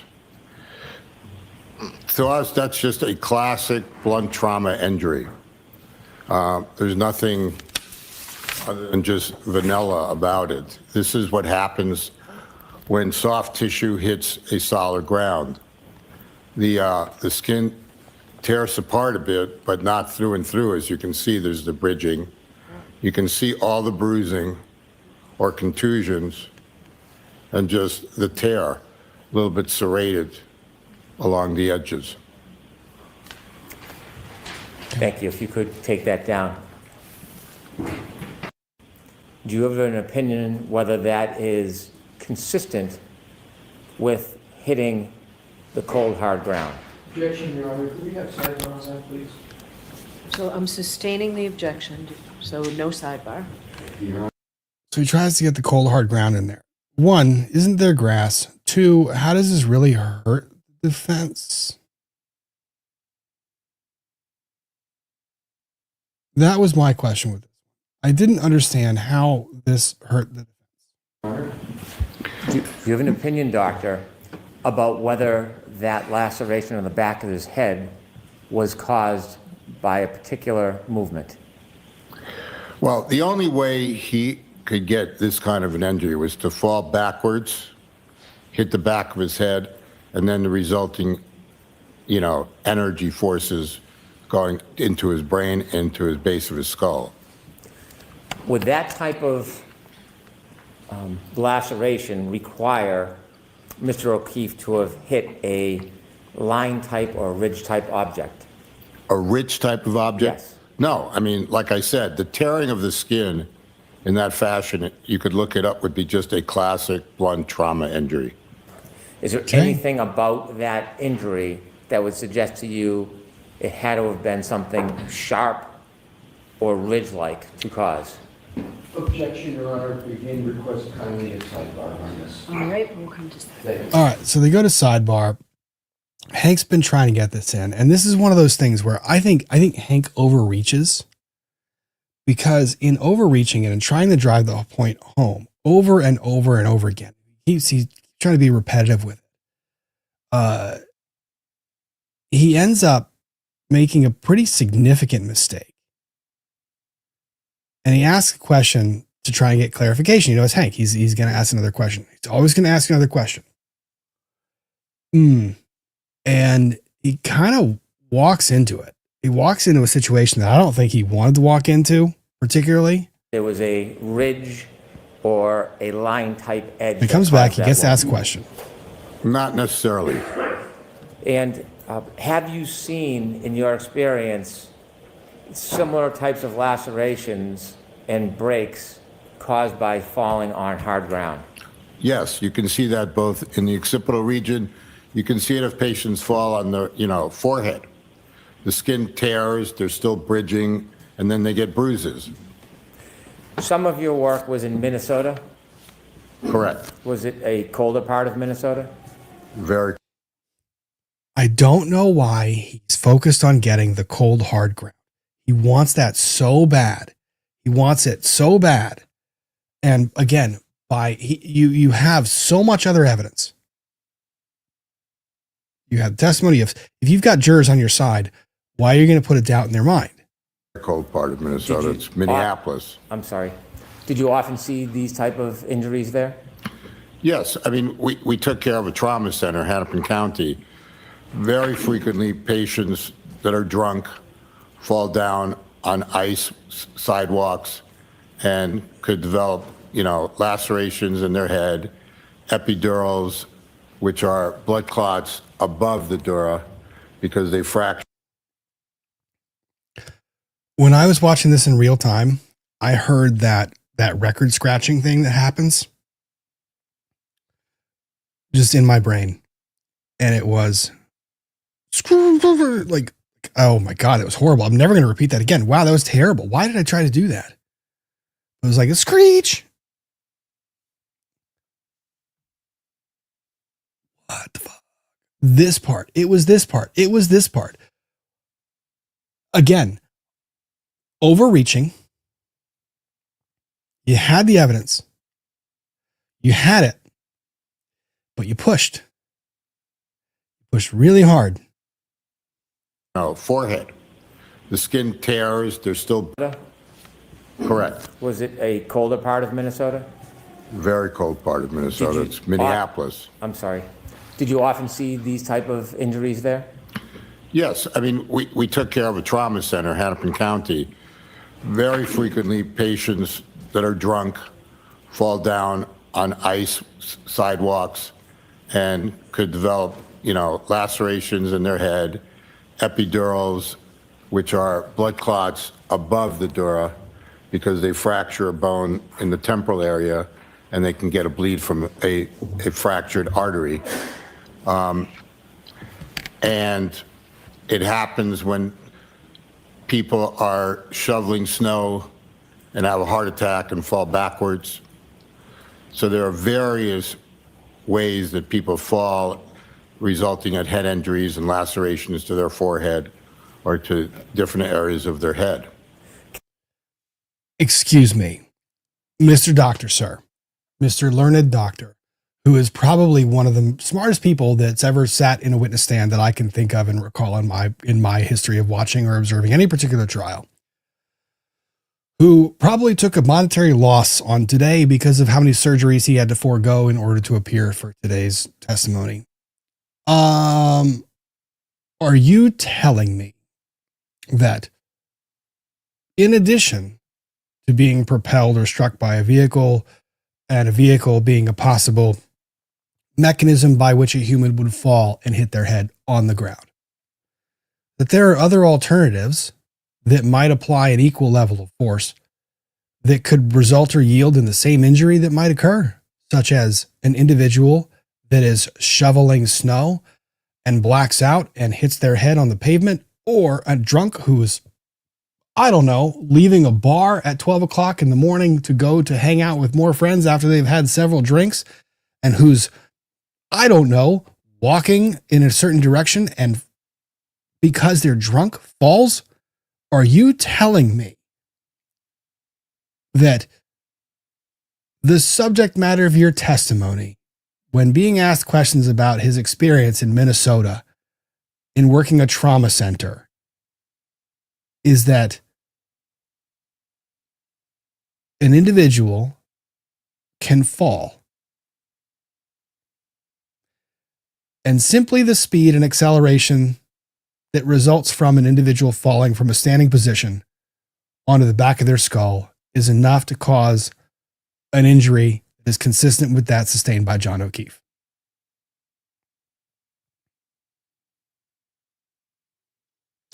I don't need to know whether he went in the house or not at this point in time. I don't need to know anything. This witness just told me. They just told me that it is equally likely, from a medical perspective, if I'm looking at the injury to the brain, it is equally likely that John O'Keefe slipped. And by the way, I wasn't the one that said the cold, hard ground. Notice, Dr. Wolf is the one that said ice, pavement, curb, concrete. You know who's trying to intimate to Dr. Wolf that the cold, hard ground is the one that caused the skull fracture? Hank Brennan. That is what Hank Brennan said. So, you, Mr. Learned Doctor, have just told me that John O'Keefe could have just as likely been walking towards the house after Karen Reed left, and in the process of walking towards the house, slipped because he was drunk, fell on the back of his head, and resulted in the same injuries that he sustained. Now, there's a whole lot of other work I got to do there. I got to understand. I would still have to understand I would still have to understand how the other blood pooling happens on the shirt or the sweatshirt. But are you kidding me? So it's one of two ways. Either I believe the defense theory, which is that the laceration on his eye means that he was struck. Okay. Or I believe the prosecution theory that says the injury could have occurred based on him falling from a standing position to hitting his head on the ground. Okay. But under none of those scenarios did you actually narrow down and eliminate reasonable doubt as to the mechanism of the injury. That part was shocking to me. Can somebody suffer this type of injury simply by falling backwards? Absolutely. And he doubles down. Yeah, I want to know in the chat, did Hank Brennan predict or anticipate that this would be the witness's answer? Tell me. Did he anticipate that the witness, when asked the question of, can someone sustain these injuries simply by falling from a standing position? There's no way. Or to different areas of their head. Can somebody suffer this type of injury simply by falling backwards? Absolutely. There is no way. You had taken us through the process of falling backwards and then talked about what happens to the brain. Can I ask you a couple detailed questions about that?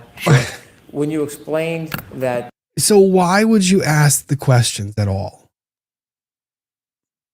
Why call the expert? Why are you calling this expert? I don't understand it. Below your ear and went through and through below your ear and shot through your brainstem. Oh, this is the We sudden understood. death.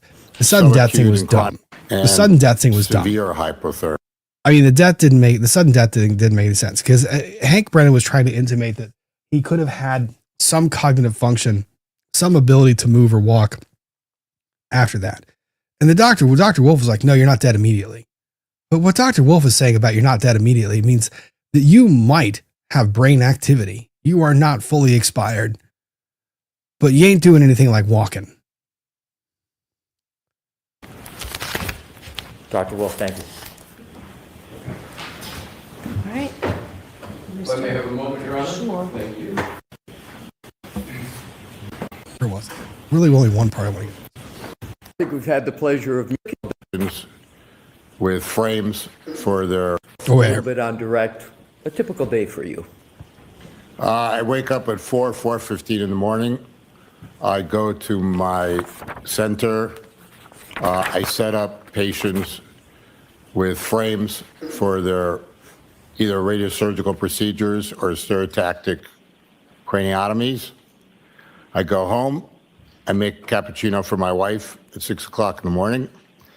And then I get back to work at 6:30 and move on. I have patients.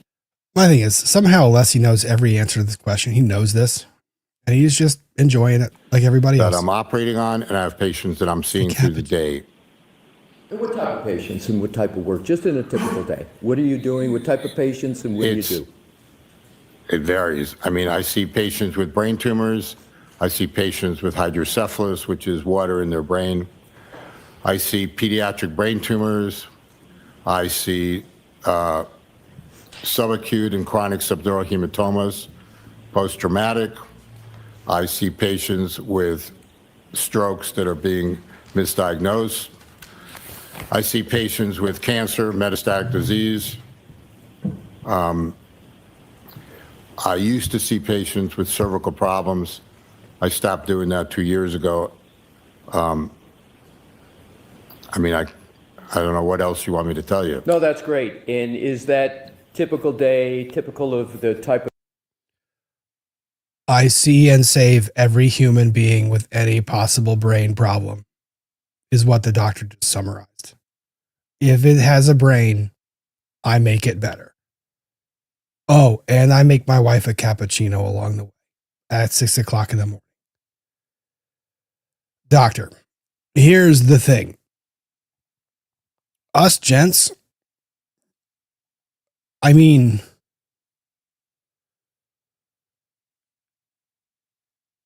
I feel like the bar can get set pretty high for expectations in a person of the opposite sex or same sex that you want to be with for the rest of your life. Sir,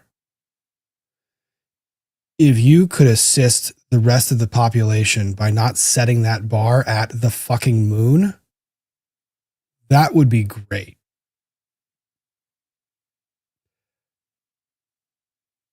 Because This man does more before 8 o'clock in the morning than I do in a full day.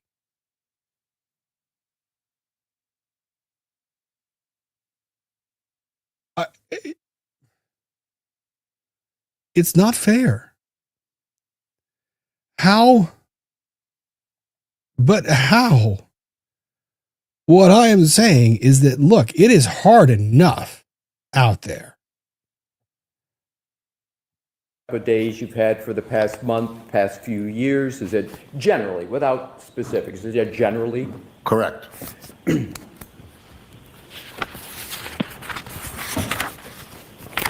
So none of your typical days, none of the past typical months have involved forensic pathology, have they? You haven't acted as a forensic pathologist in... I am, if you could have asked that question, very straightforward. I am not a forensic pathologist. I'm a brain surgeon. Right. Okay. If I am Robert Alessi right now, let me tell you what I have just done. I have about 4 pages of cross-examination. I've just taken 2.5 of them and I've torn them out and said, nope, we're not doing that. Because by this response, this witness has given me an indication by his prior response. He's not going to fight me on questions. Don't play him like he's stupid because he's going to call you on it. And he's going to has the capability to make you look stupid. You're not going to out-expert him.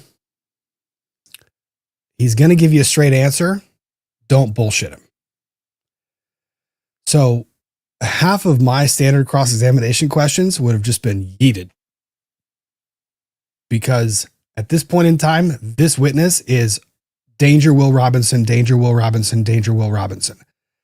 I am now terrified to go any further with this witness. I don't care how smart or intelligent I am, because I am now realizing this witness is going to find a way to hurt me if I let him. So I'm not going to let him. I recalibrate. And I think Alessi does. And you don't perform autopsies, correct, sir? You're a brain surgeon. Correct. In other words, I see more brains than the forensic pathologist. Right. Warning number 2. This is warning number 2. He got that response in without a heartbeat, and it was solid and it was good. Again, Mr. Alessi,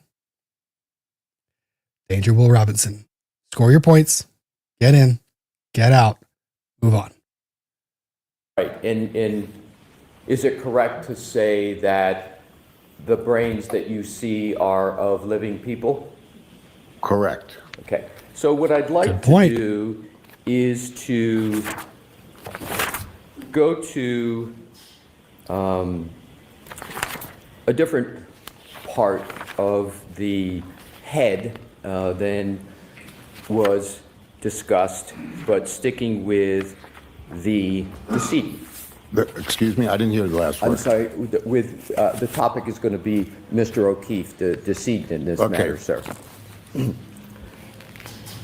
You testified about raccoon eyes. The medical term for that, sir, is ecchymosis, right? Correct. And ecchymosis, raccoon eyes, does not cause a laceration to form on an eyelid, does it? No.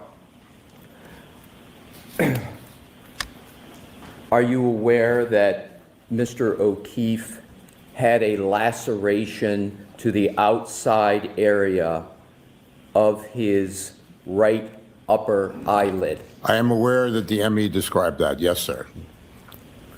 Now, could, Your Honor, I'm going to, with Your Honor's permission, ask to publish what is already in evidence in a moment. Okay. Mr. Wolk, What exhibit number, Mr. Alessi? we're going to, 165, Your Honor? Okay, go right ahead. Thank you. Dr. Wolf, have you seen this photo depiction before today? I believe I have. Is it correct that that injury on the upper right eyelid is caused by the application of force directly to that area of the front of the head, again, namely the upper eyelid? That's possible, yes. Is it more than possible? Is it probable that that injury was caused by the application of force directly to that area of the front of his head? Well, an easy answer to that would be is that that's not part of the periorbital ecchymosis. Thank you, sir. That was exactly going to be my next question. There you go. Alessi got it in. And I see the chat talking about his ego. Let me tell you this. Of all the doctors that could doctor and people that are, maybe I wouldn't even call it ego. I would just call it a properly calibrated understanding of his own intellect and capability. I don't know that there's a single person who would want to go toe to toe on a neurological basis with on the level of this. And that's what I say. A properly ego, call it ego. Go ahead and call it ego. It is a properly calibrated understanding of his intellect and capabilities and specialty when it comes to this subject matter. You ain't gonna outbrain the brain. So, and you're right. I see the chat. Who wants an unsure neurosurgeon? I don't. Cutting into my brain, you better fucking think you know where you're going. The dude was the only witness so far the Commonwealth has put on where I am watching this witness testify and I'm going, holy shit. Holy shit. This person knows exactly what they're talking about. And my God, don't you dare try to question him, because the response that comes back isn't some snide remark that's like picking and nitpicking words. Nah, he just comes back and he's like, no, that's not proper. And by the way, I've seen more brains than any person that's seen any autopsies is done. I was like, oh shit, that's probably fair. My God, you've probably seen them in any number of conditions. But unless he still makes the point. But you see the brains of people that are alive, right? 2 points that had to be made. Honestly, only 2 points had to be made because Brennan made the first point of the 3 that had to be made. Brennan's first point. Could this have fallen? Well, not Brennan's point. The point that Brennan made for the defense. Could this have occurred from a standard fall from an upright position? Yes. Why he made that point, I don't understand. Second point. The laceration in the front of his eye. That couldn't be caused by a fall backwards. Correct. Good. What was I going to say? God, what was I going to say? First point, fall. Second point, eyes. Oh, third point, human brain or a live brain versus dead brain. There you go. 1, 2, 3. Knock him down. Tee him up, knock him down. 1, 2, 3, get in, get your questions answered, and get the hell out of there. Because that witness, whew. Okay, and now for the part of the day that every person was waiting for. I think, God, that witness scared the hell out of me, man. If that was the witness that I was tasked with cross-examining, and that witness gave me responses like that, holy crap.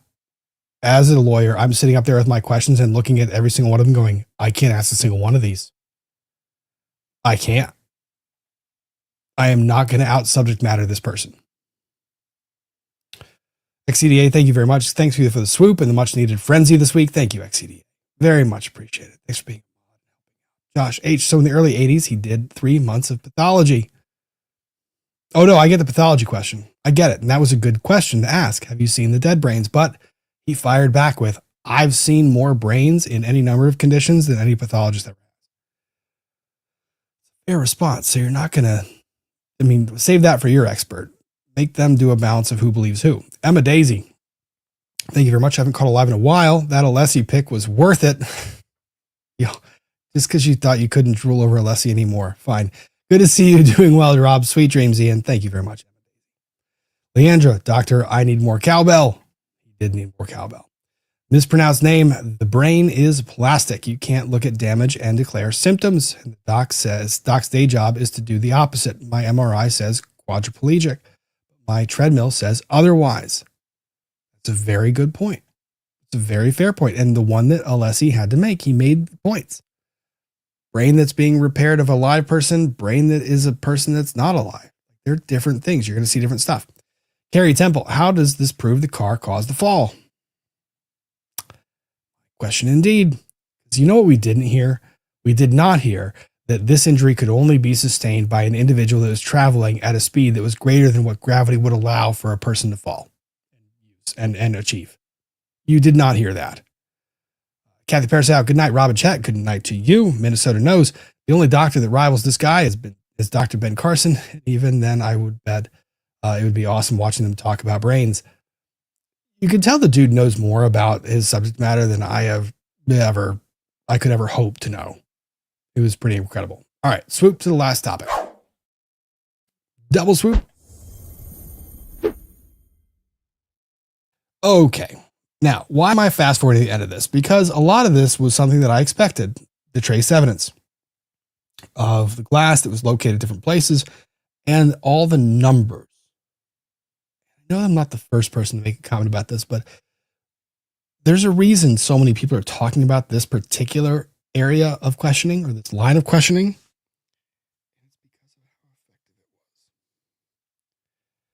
So we are fast forwarding the cross-examination for all the people that are going to yell at me about not giving this person a fair chance. She testified the way I expected her to. There was glass. We identified it. We recognized it. We saw it. It was consistent microscopically and instrumentally. Does that accurately reflect that finding? Oh, I want to go. This document did not make it into evidence last trial, from my understanding.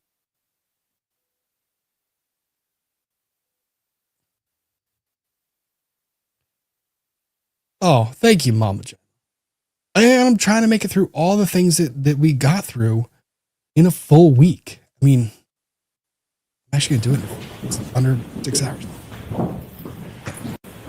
There's an objection about using the document. So I think I gave somebody the copy that I was using. I need a copy. Let me tell you what I think the objection was. The objection was probably foundation, right?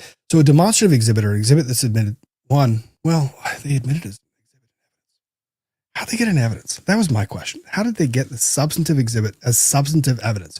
So a demonstrative exhibit is something that is demonstrative of the evidence that was adduced at trial. So there's testimony that says A, you put up an exhibit that explains A, that's demonstrative of the testimony you heard. The demonstrative is not substantive evidence. The substantive evidence is what the testimony was. Very rarely do you get something in admitted as substantive evidence that looks like this. I don't know how he did it. I don't know how the objection got heard. I don't understand. But if it was admitted, it was in as a chalk, but it says it's in evidence. It wasn't there for identification. I don't know how Massachusetts does it. I don't. In either event, I'm very curious. One, it's going to come up in closing. There's no way it doesn't. It was too effective. Where's Aaron?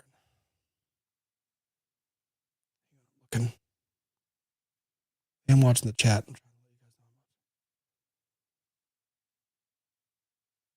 Oh, Aaron, what do you like more, Laura or Lumber? Okay. Well, hey, the hat comes on, hat comes off. Thank you. We shall see. Okay. I like the law. I like the work. This first for identification. Happy to.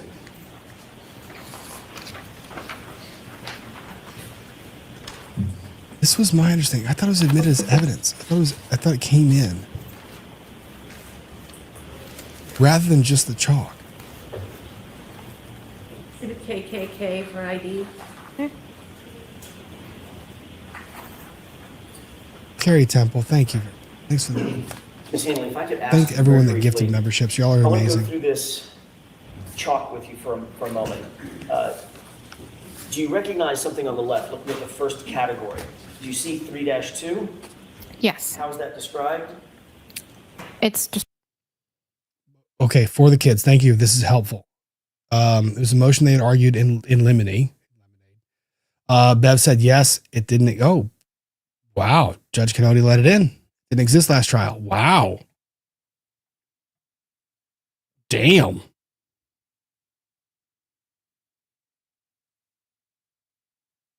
Okay. Guess we'll have to see. described as a cup. Okay, and you see that there's a photographic representation of the cup just above it, correct?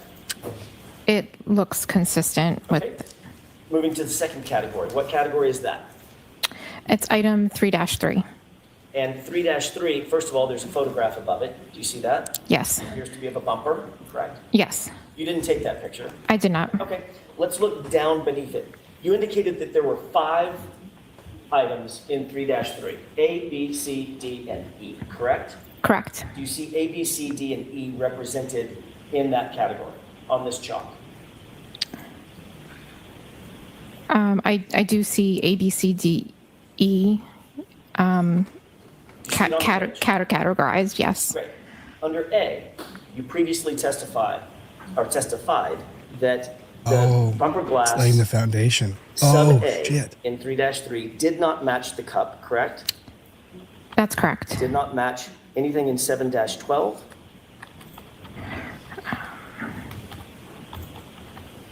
Sorry, just give me one moment.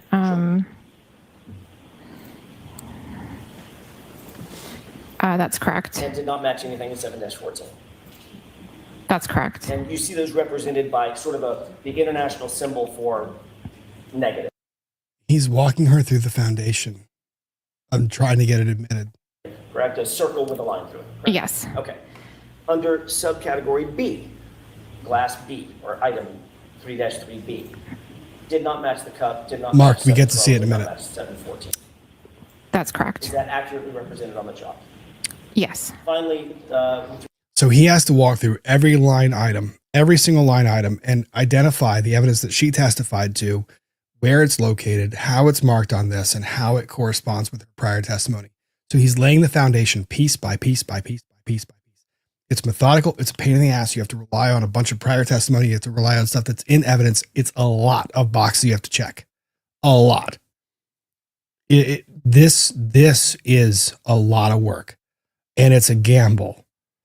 It's tough. You can't guarantee you're going to get there, because if you don't get one piece in, you're not getting the whole thing in. with regard to E as an echo in that same item, 3-3, you see that there is a green indication that glass recovered by Proctor does match, or did match in your analysis, or was consistent with the item in 7-14, correct? It was consistent microscopically and instrumentally. Does that accurately reflect that finding on this chalk? Yes. Okay, now. I know it existed, Category 3. but it wasn't introduced. There were 9 pieces of glass that you looked at, correct? Correct. A through F, I, K, and L. Is that right? If I could just reference my report to make sure. Of course. So those are the K. To confirm with.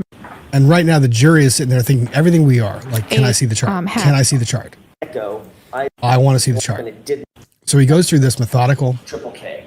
Okay, I'm going to allow it in. Foundation laid, baby. Wow. That's a lot of legwork. 105. Whew. 205? A lot of legwork. Your Honor, the court indicated that it would like to see us before anything's published to the jurors. Okay, come on over for a second. Actually, have those have those been done? It has been done, and I was going to explain the sidebar. All right, then come on over. Yeah. Okay. So now she wants to look at it again. She wants to make sure the objection was properly ruled on, that she's got the ruling on it. That's a lot. You guys don't understand. Like the legwork to get something like that in been marked. Request. You will be strategizing for like a week of how to lay the foundation and how to get the testimony in front of this and how to actually properly get every bit of evidence authenticated that lets you introduce something like this. Permission to publish. Yes.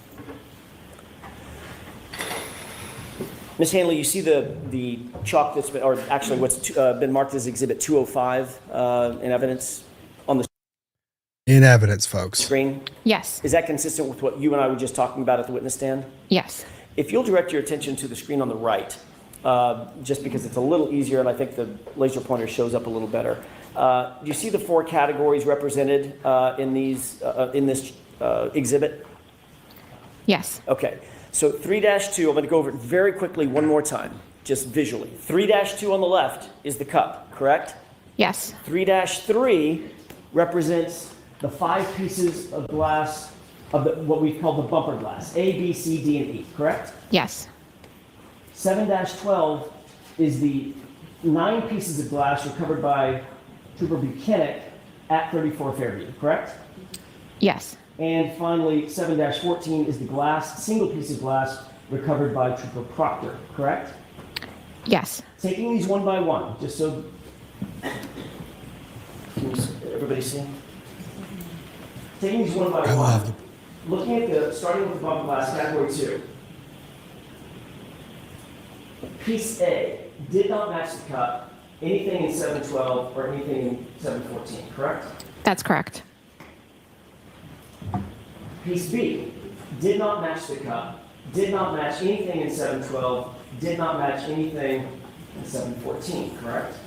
That's correct. And moving over to category 3. Okay, let's pause. Pieces of glass on the bumper. Comparative analysis. First piece. Didn't match anything recovered by Buchanan. Didn't match anything covered by Proctor. Didn't match anything on the cup. Just a random piece of glass. Second piece of glass. No match to cup. No match to Buchanan. No match to Proctor. Okay. There were some matches in these 9 items, 6 of them. A, B, C, D, F, and K, correct? Yes. But what those matched, Ms. Hanley, was the cup. Nothing on the bumper, correct? Correct. And what didn't match the cup. Cup recovered at the scene with glass that matches the cup. Okay. Nothing from the cup matched the glass on the bumper. Were E, I, and L. Is that right? That's correct. Moving back to category 2, however, there was one thing, item E, that did match something in this series of categories. Isn't that right? Not a physical match, but instrumentally there was consistency. All right. And this was an item, the only piece of bumper glass, the only piece of bumper glass to match anything else in your analysis. Matched what? Or was consistent with what? Item 3-3, piece E, was consistent in physical and instrumental properties with the sample that I took from item 7-14. Which is the single piece of glass recovered by Michael Proctor, correct? Yes. But not a single piece of glass, nothing that you analyzed coming from that bumper matched the cup, did it? Nothing. Physical match comparison, there was no physical match comparison to the cup.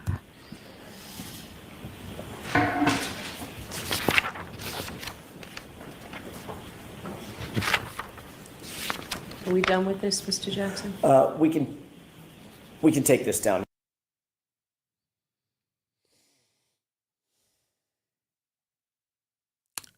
And that is how the jury gets to go. For several days.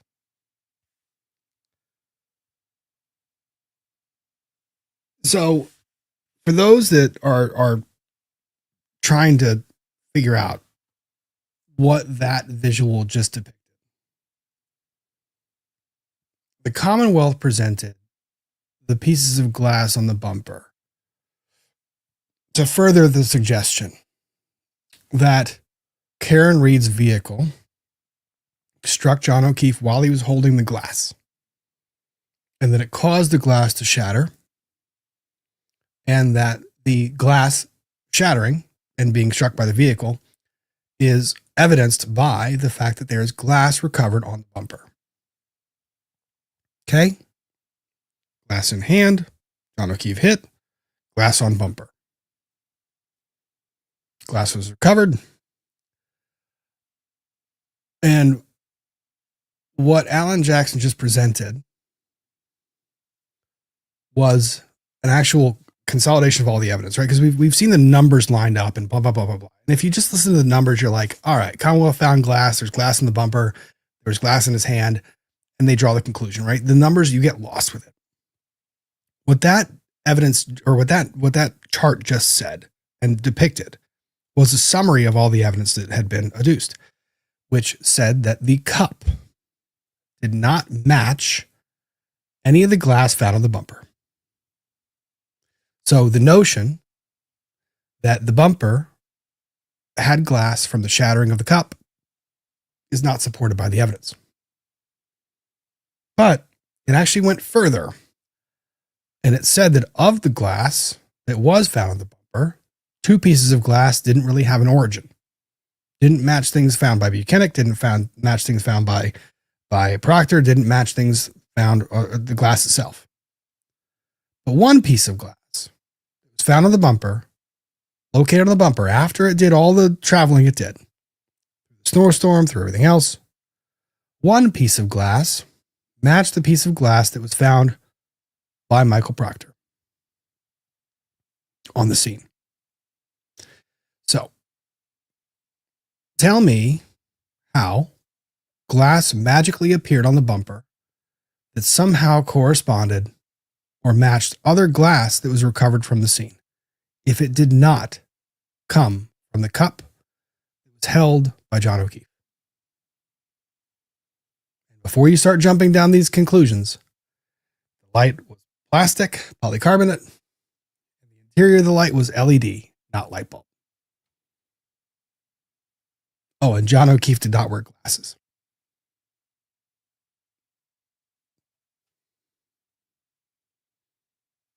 There is no other conclusion. None.